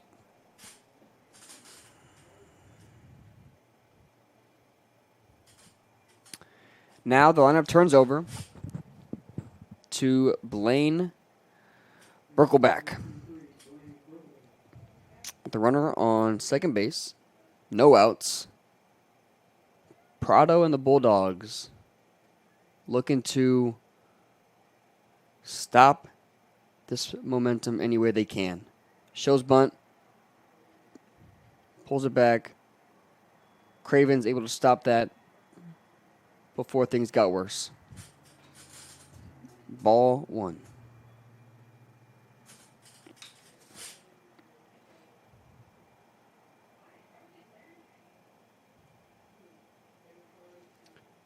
The second pitch from Prado is a strike.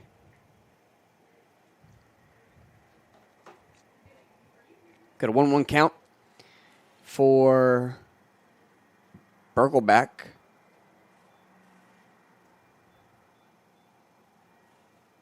As Prado deals, ball rolled foul into the Bulldogs dugout.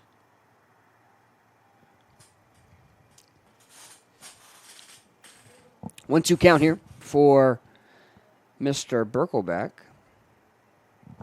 As Valerio Prado looking to get an out here. The pitch, the swing, foul ball.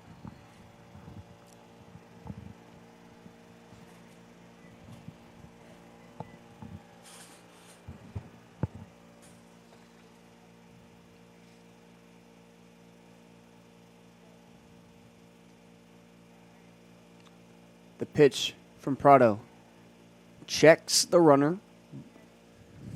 Bunch at second. Nothing came out of it.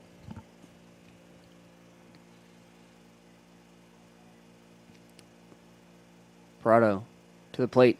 Swing and a miss. Excuse me, fouled off. I thought Cravens caught that.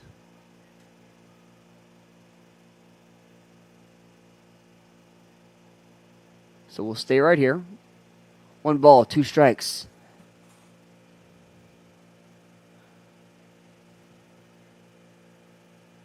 The pitch, Prado. Berkelback. Infield fly to Prado. As Berkelback is not happy, he slammed his bat down. It's okay, though.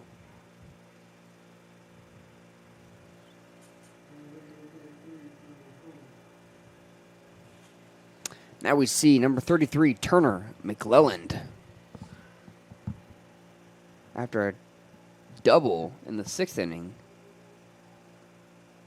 trying to keep that momentum alive here as Prado throws it to Jen and checks the runner at second.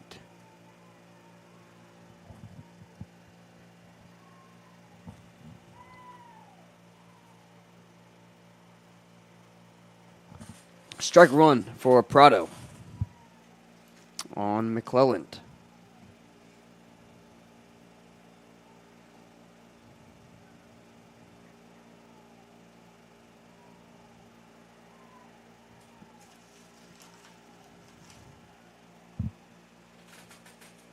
The pitch.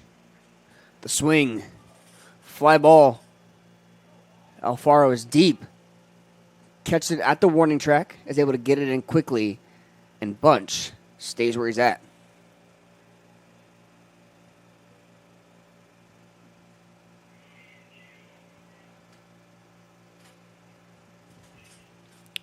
Now we see number 7, Noah Paulson.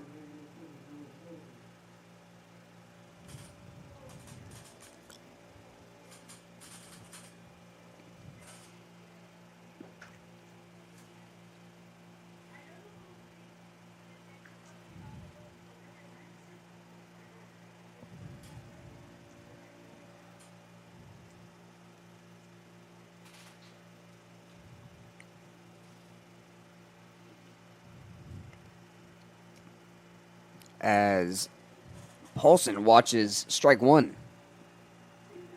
Bunch stays on second after not being able to advance after Alfaro's catch out there. Prado looking to keep it going for the Bulldogs.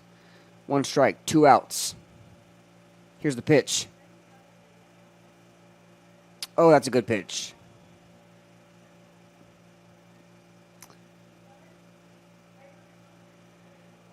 I guess the umpire saw differently.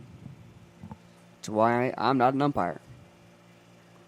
1 ball, 1 strike, 2 outs for Prado and the Bulldogs. Ball just a bit high for Paulson.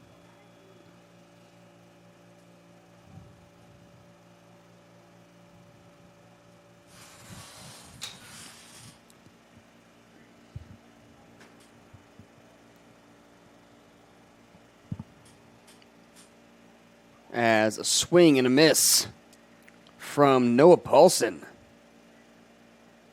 keeps the hopes of a scoreless inning alive for the Bulldogs.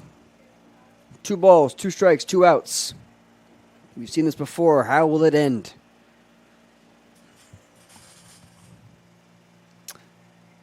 Strikeout. Prado deals, and Paulson can't handle it.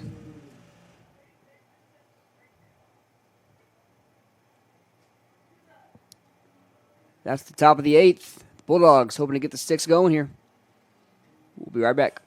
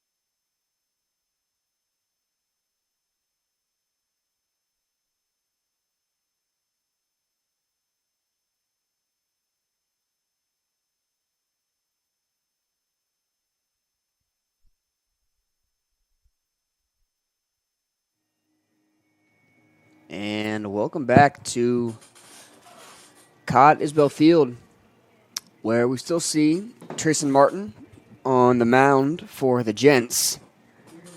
And we see Cooper Jen rolling up to the plate for the Bulldogs. Cooper Jen has scored twice for the Bulldogs this game. Hoping to add to that total right here as he watches strike one.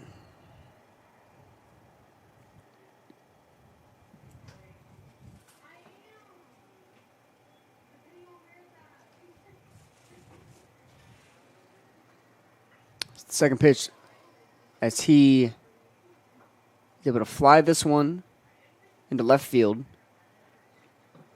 Easily caught by Bryce Bienvenu. One down. Now we see Caleb Small. It's a small world. Caleb Small earned SCAC Hitter of the Week honors for the first time in his career on February 9th. He ranks second in the country with 6 triples already this season. He's 8th in SCAC with a .391 average as he flies that one into left center, and the center fielder able to run cleanly under that one. 2 down here for the Bulldogs as Caleb Alfaro coming up to the plate to hopefully do something different.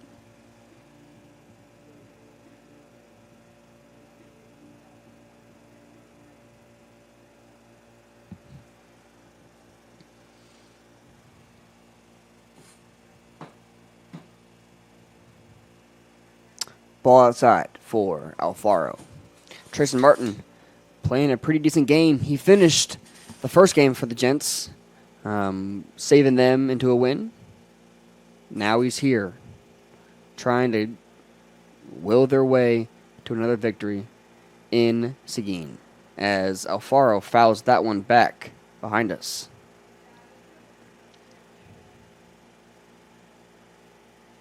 One ball, one strike, 2 outs for Trayson Martin.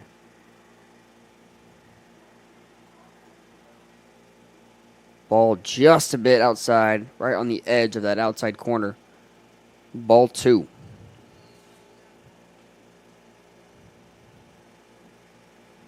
The pitch, Alfaro able to make decent contact, but that ball will stay foul. And one hop into the Bulldogs bullpen.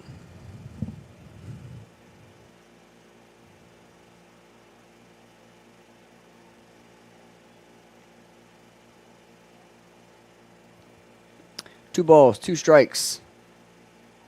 Alfaro staying alive, inching, clawing his way. That ball's fouled back to us. Caleb Alfaro looking to keep the Bulldogs' hopes alive of a comeback as that ball runs inside, hits him. And we have a base runner for the Bulldogs. Now we see number 8, Aiden Spires.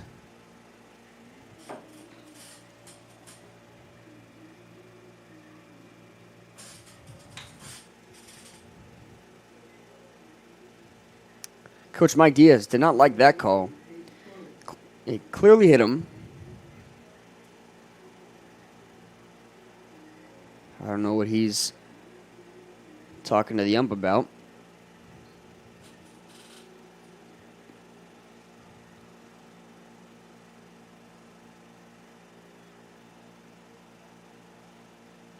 Got a runner on first, 2 outs in the bottom of the 8th inning for the Bulldogs.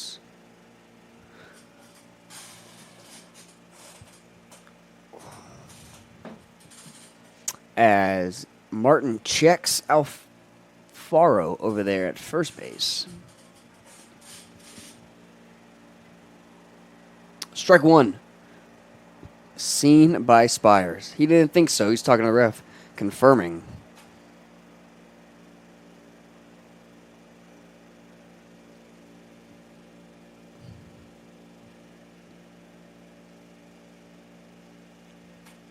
Pitch from Martin. Spires thought about it. Good thing he didn't, because that's a ball.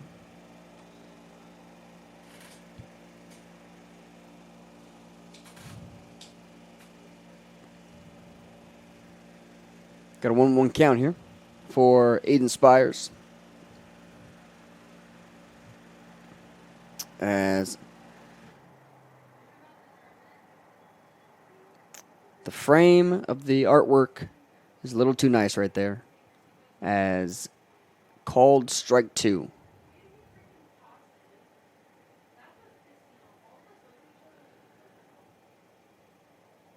Number 8, Aiden Spires, looking to keep the Bulldogs' hopes alive here as a hit and run situation occurs. We got a triple ball. That's going to be a base hit by Spires. And Alfaro, who was stealing second, is able to take third on the single from Aiden Spires.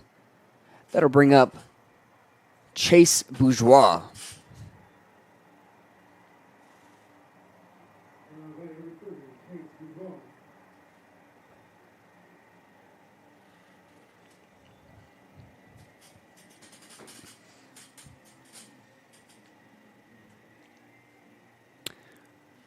So we have runners on first and third, 2 outs, with the go-ahead run at the plate right here with Chase Bourgeois.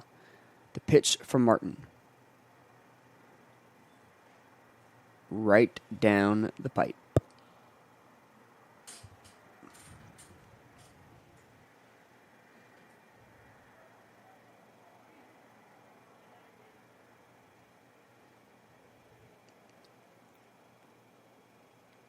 Tracy Martin's pitch. Aiden Spire goes.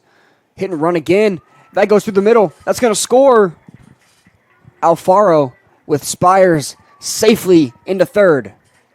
Chase Bourgeois moving the runners over, scoring 1. That's what you need from a experienced hitter like Chase Bourgeois.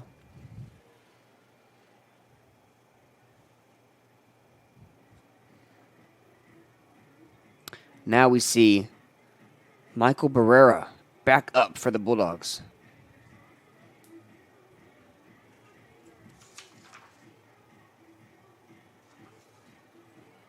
As Coach Mike Diaz is going to go meet with his guys, see what is to come out of this, as the Bulldogs are now within 1 to the Gents.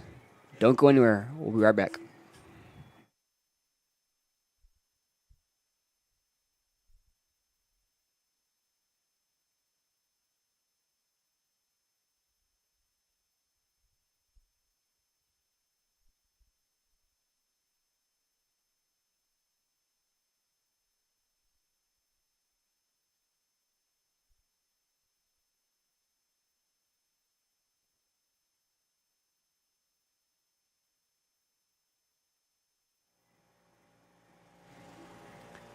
Okay, Coach Mike Diaz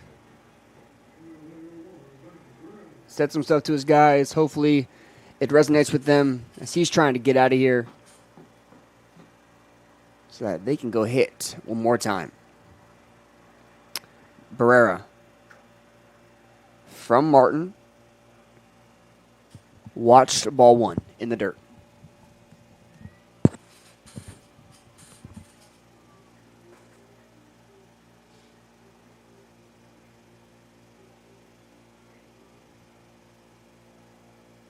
Strike 1 called. That looked like the same pitch, in my opinion.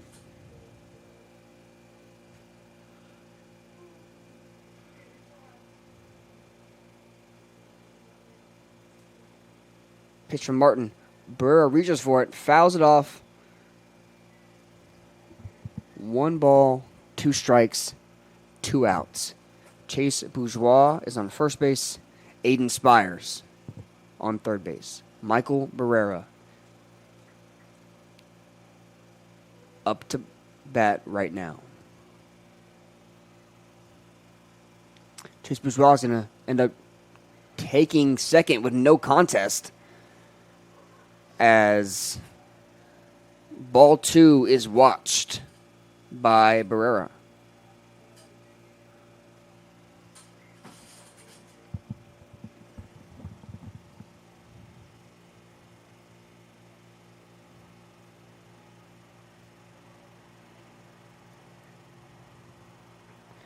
And that ball rifled to Romero at third.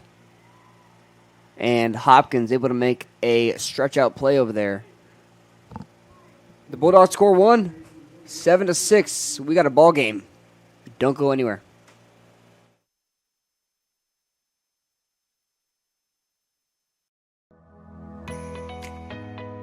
As an MAT student, you are an athletic trainer, and I think that's something really cool that we get to experience. We're pretty hands-on. Anything that like our preceptor asks us to do, like we're able to do. Going out to practices and traveling to games. We're doing evals, looking at them, helping them with their rehab like protocols. For me personally, I do a lot of like hands-on where I'm like speaking with the patients about how they feel, and so I feel like it's a lot of like one-on-one interactions. Knowing that I'm going to go into the clinic every day and I don't know who's going to walk through the door and what their problem's going to be, and that I get to be the one that tells them like, hey, this is what's wrong, but I can also help you, so here's a solution.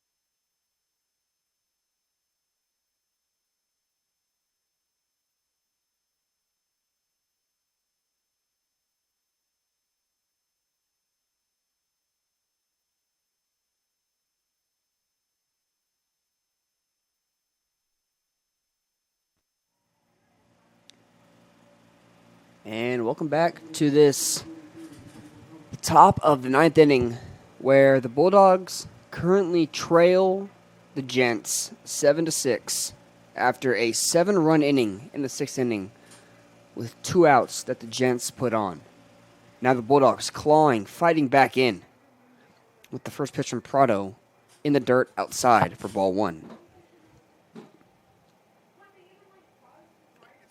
Number 43, Ethan Hopkins, up to bat right now.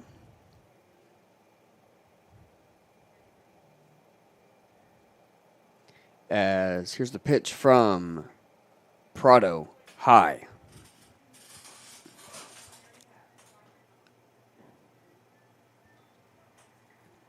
Two balls, no strikes for Hopkins. Hopkins looking to add another home run to his total today after a 2-run homer in the first game with the pitch from Prado. Just a bit low. 3 balls. No strikes.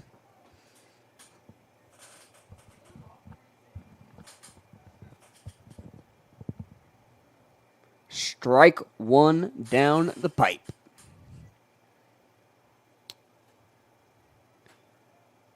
Three balls, 1 strike for Hopkins. Prado looking to gain more momentum here. Here's the pitch. Hopkins fouls it off. 3 balls, 2 strikes for Hopkins and the Gents. Prado and that Bulldog defense looking to get a stop here.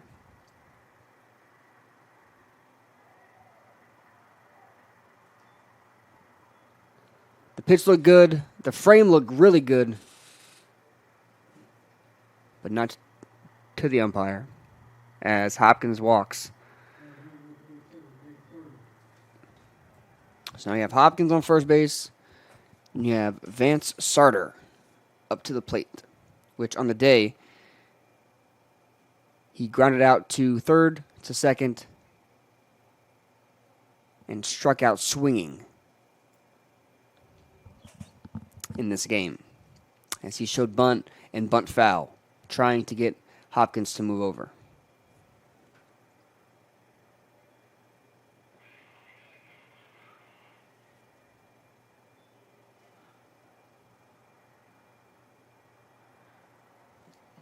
As he showed bunt again.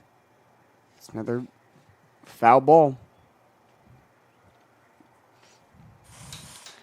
So now you have 2 strikes on Vance Sarter with a runner at first.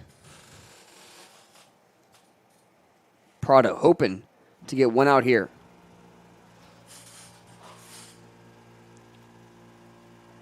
Prado checks the runner. With a small lead, I didn't think that was necessary. And you are ahead in the count.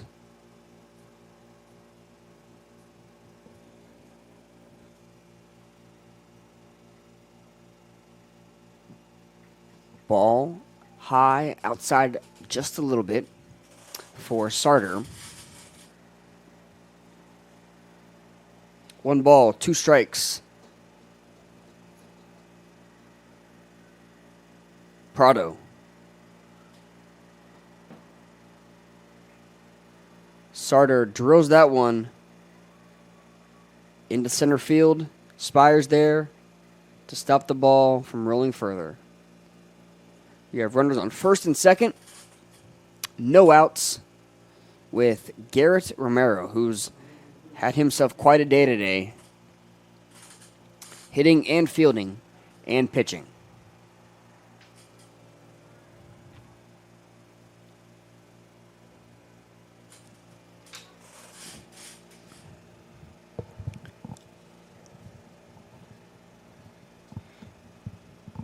We're going to see bunt from Romero. Lays it down. Adam Peavy picks it up, fires it to Barrera at third to get that lead runner Hopkins out. It's a smart heads-up play by Adam Peavy.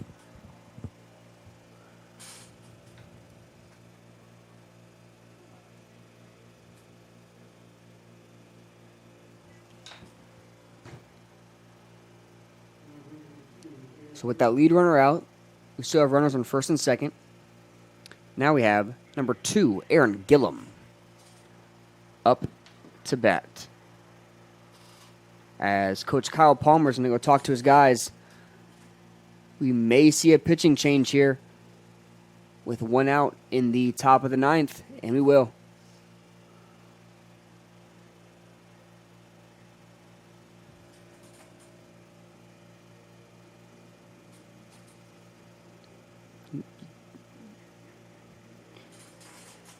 You got to tip your hat to Valerio Prado for coming in, doing some good stuff for us, and halting the Centenary freight train that was 7 runs in the 6th inning. Now, we will see number 32, Cody Andrade, who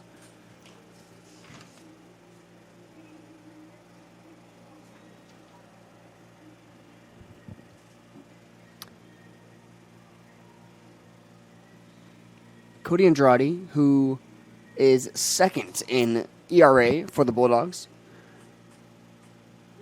and has 17 strikeouts on the year. The freshman.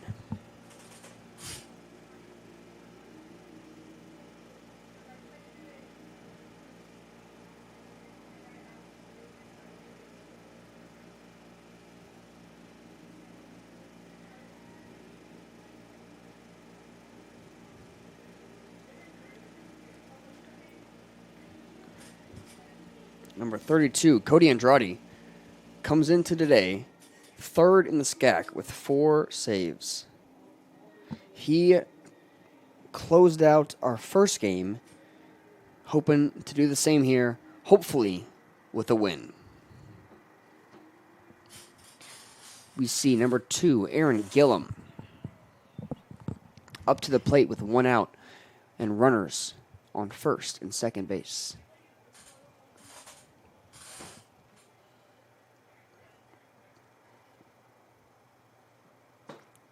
Pitch. Just kidding. He's going to check the runner at second to Cooper Jen. Cooper Jen throws it right back.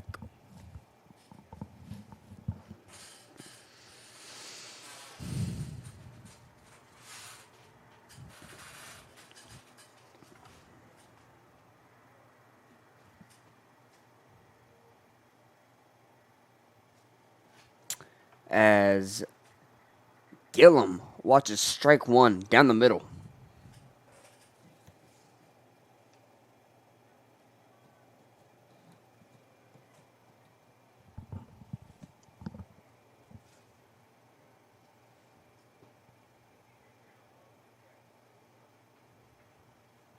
As Gillum fouls that one off to advance the count to 0 balls, 2 strikes. Can Cody Andrade capitalize on this momentum right here?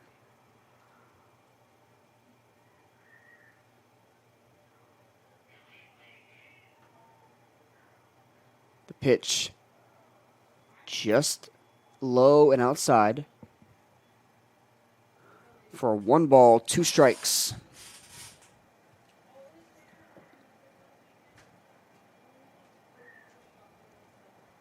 For Gillum. The pitch from Andrade. As Gillum fires that one into the left center gap. Chase Bourgeois can't quite get there. He's going to go pick it up. Fire this one in to Michael Barrera. Now we have bases loaded. 1 out in the top of the 9th inning. That'll bring up number 4, Bryce Bienvenu.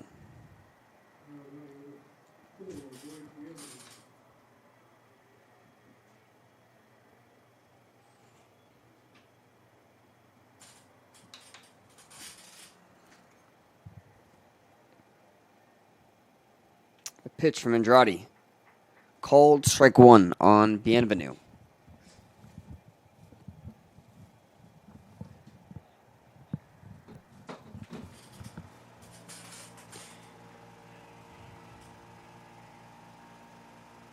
The second pitch from Andrade. Great contact by Bienvenu. Ripped out to center fielder. Aiden Spires, and that's going to score 2 runs for the Gents.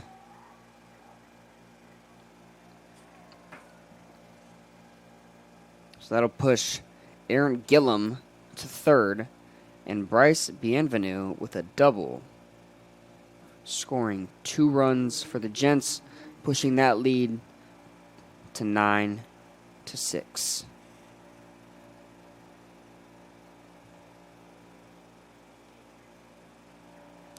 Now we see Jackson Bunch, who has had a pretty good game so far today. In the second game, watches strike 1 go by. He's had a single. In 2 of his 3 most previous at-bats, with that third at-bat being a double. He's hoping to add to that total today with an at-bat right here, hoping the Bulldog defense can put a stop to it.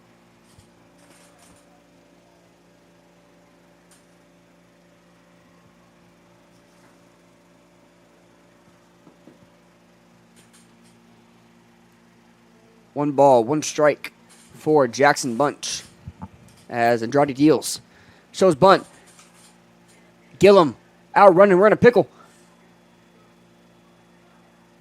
We have a few errors. Oh my goodness. Chaos is transpiring. The bobbled catch by Barrera, thrown to Cooper Jen in 2 separate pickles. And then Gillum ran back home. Coopergen throws it to Cravens, and Cravens misses the tag. That just sums up the Bulldogs' play today. And you just see distraught faces in the crowd, hands on heads from players, from coaches, from everybody here. As the error train has made its way to Seguin, Texas today, with now a lead at 10-6. Jackson Bunch turns and fouls that one off.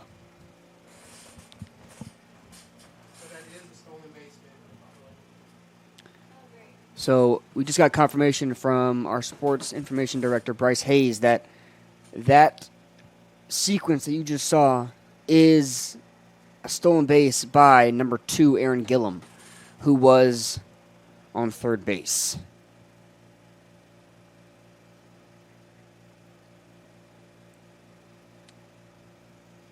Jackson Bunch strikes out. We have 2 outs as the lineup flips over to Blaine Birkelback. In his last time up, he flew out to the pitcher, hoping to keep the Gents alive here. The Bulldogs hoping to stop him. As strike 1 for Birkelback. On second is going to be Bryce Bienvenu.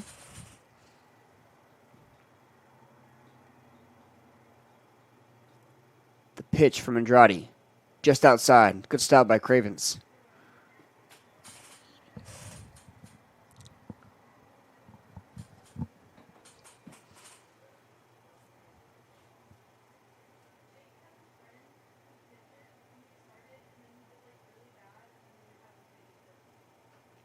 Strike 2, watch by Birkelback.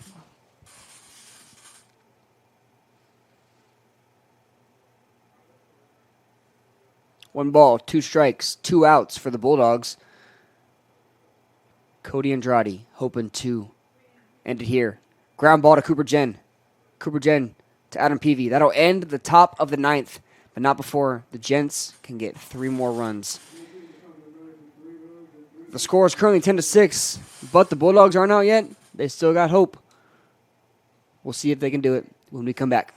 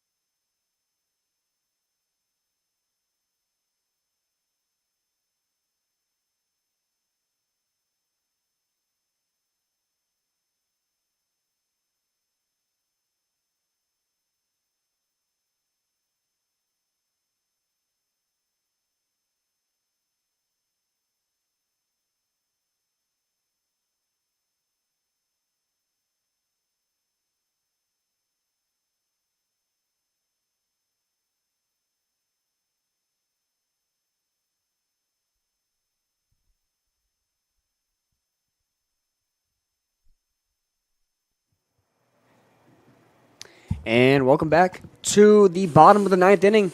The Bulldogs have their heart of the lineup up. Currently down 10-6, but anything is possible.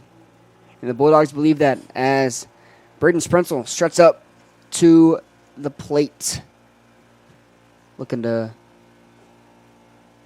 give life to the Bulldogs here. Watch this ball 1.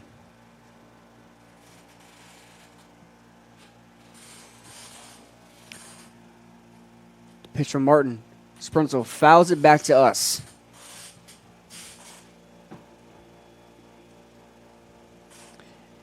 If you are the Bulldogs, this is exactly who you want up in this situation right here. Braden Sprenzel's been active all game for the Bulldogs as he remains active and keeps hopes alive for the Bulldogs.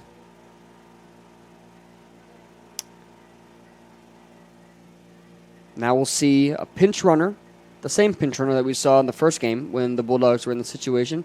That's going to be number 28, Diego Flores, the sophomore out of San Antonio, Texas. Now we see Adam Peavy, the powerhouse hitter, trying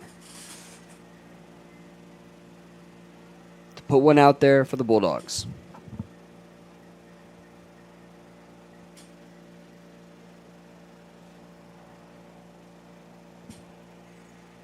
As Flores takes a lead over there,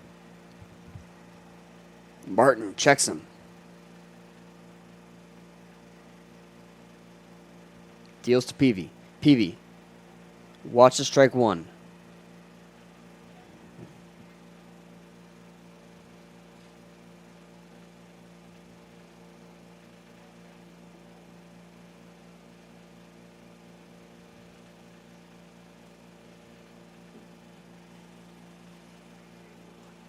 as he rips that one into right field. And Noah Paulson able to make the stop. Make the out in foul territory for 1 out. Next up, we see number 29, Cole Cravens, hoping to keep the Bulldogs pushing and trucking along here.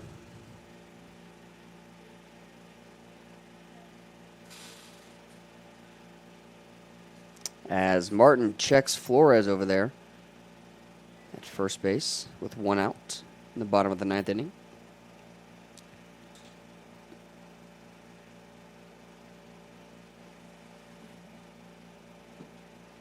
Strike 1 watched by Cole Cravens.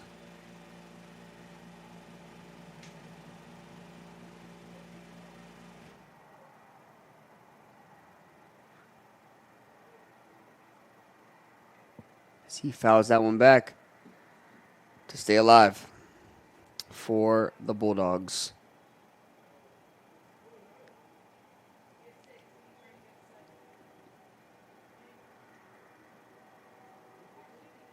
Two strikes, 1 out here in the bottom of the 9th. Bulldogs hoping to gain that advantage as that ball is high of Cravens.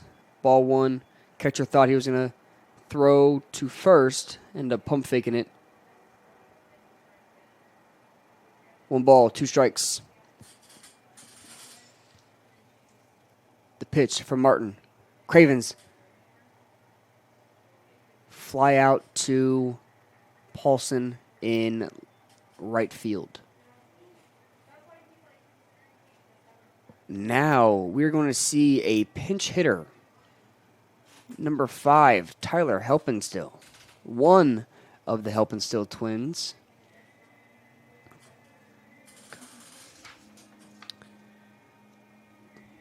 Tyler Helpenstill on the year has 4 hits out of his 27 at-bats. He's hoping to give life to the Bulldogs.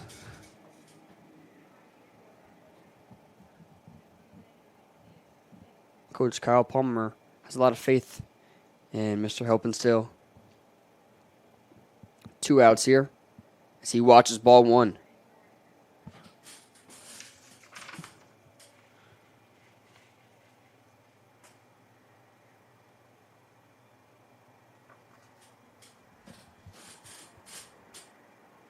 The pitch from Martin. Strike 1.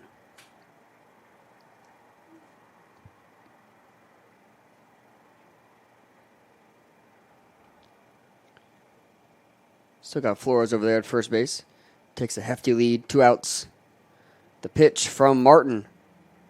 Outside.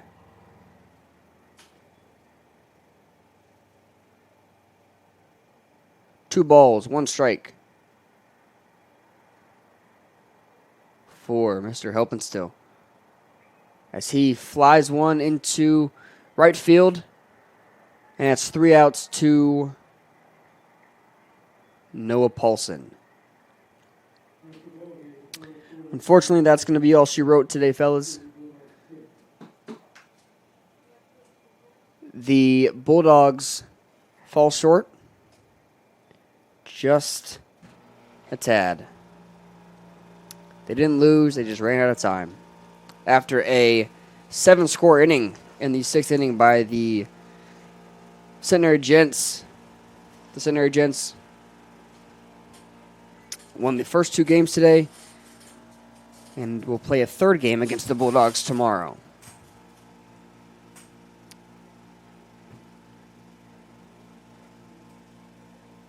But don't fret, Bulldog fans. We have another game tomorrow, and that's going to be our senior day, where we recognize 13 seniors and their time and accomplishments at TLU and with TLU baseball. So, you don't want to miss it. My name was Ben Coulomb. It was a pleasure talking to y'all through today's game. I will be back tomorrow, so I will see y'all then. Thank you guys, and good night.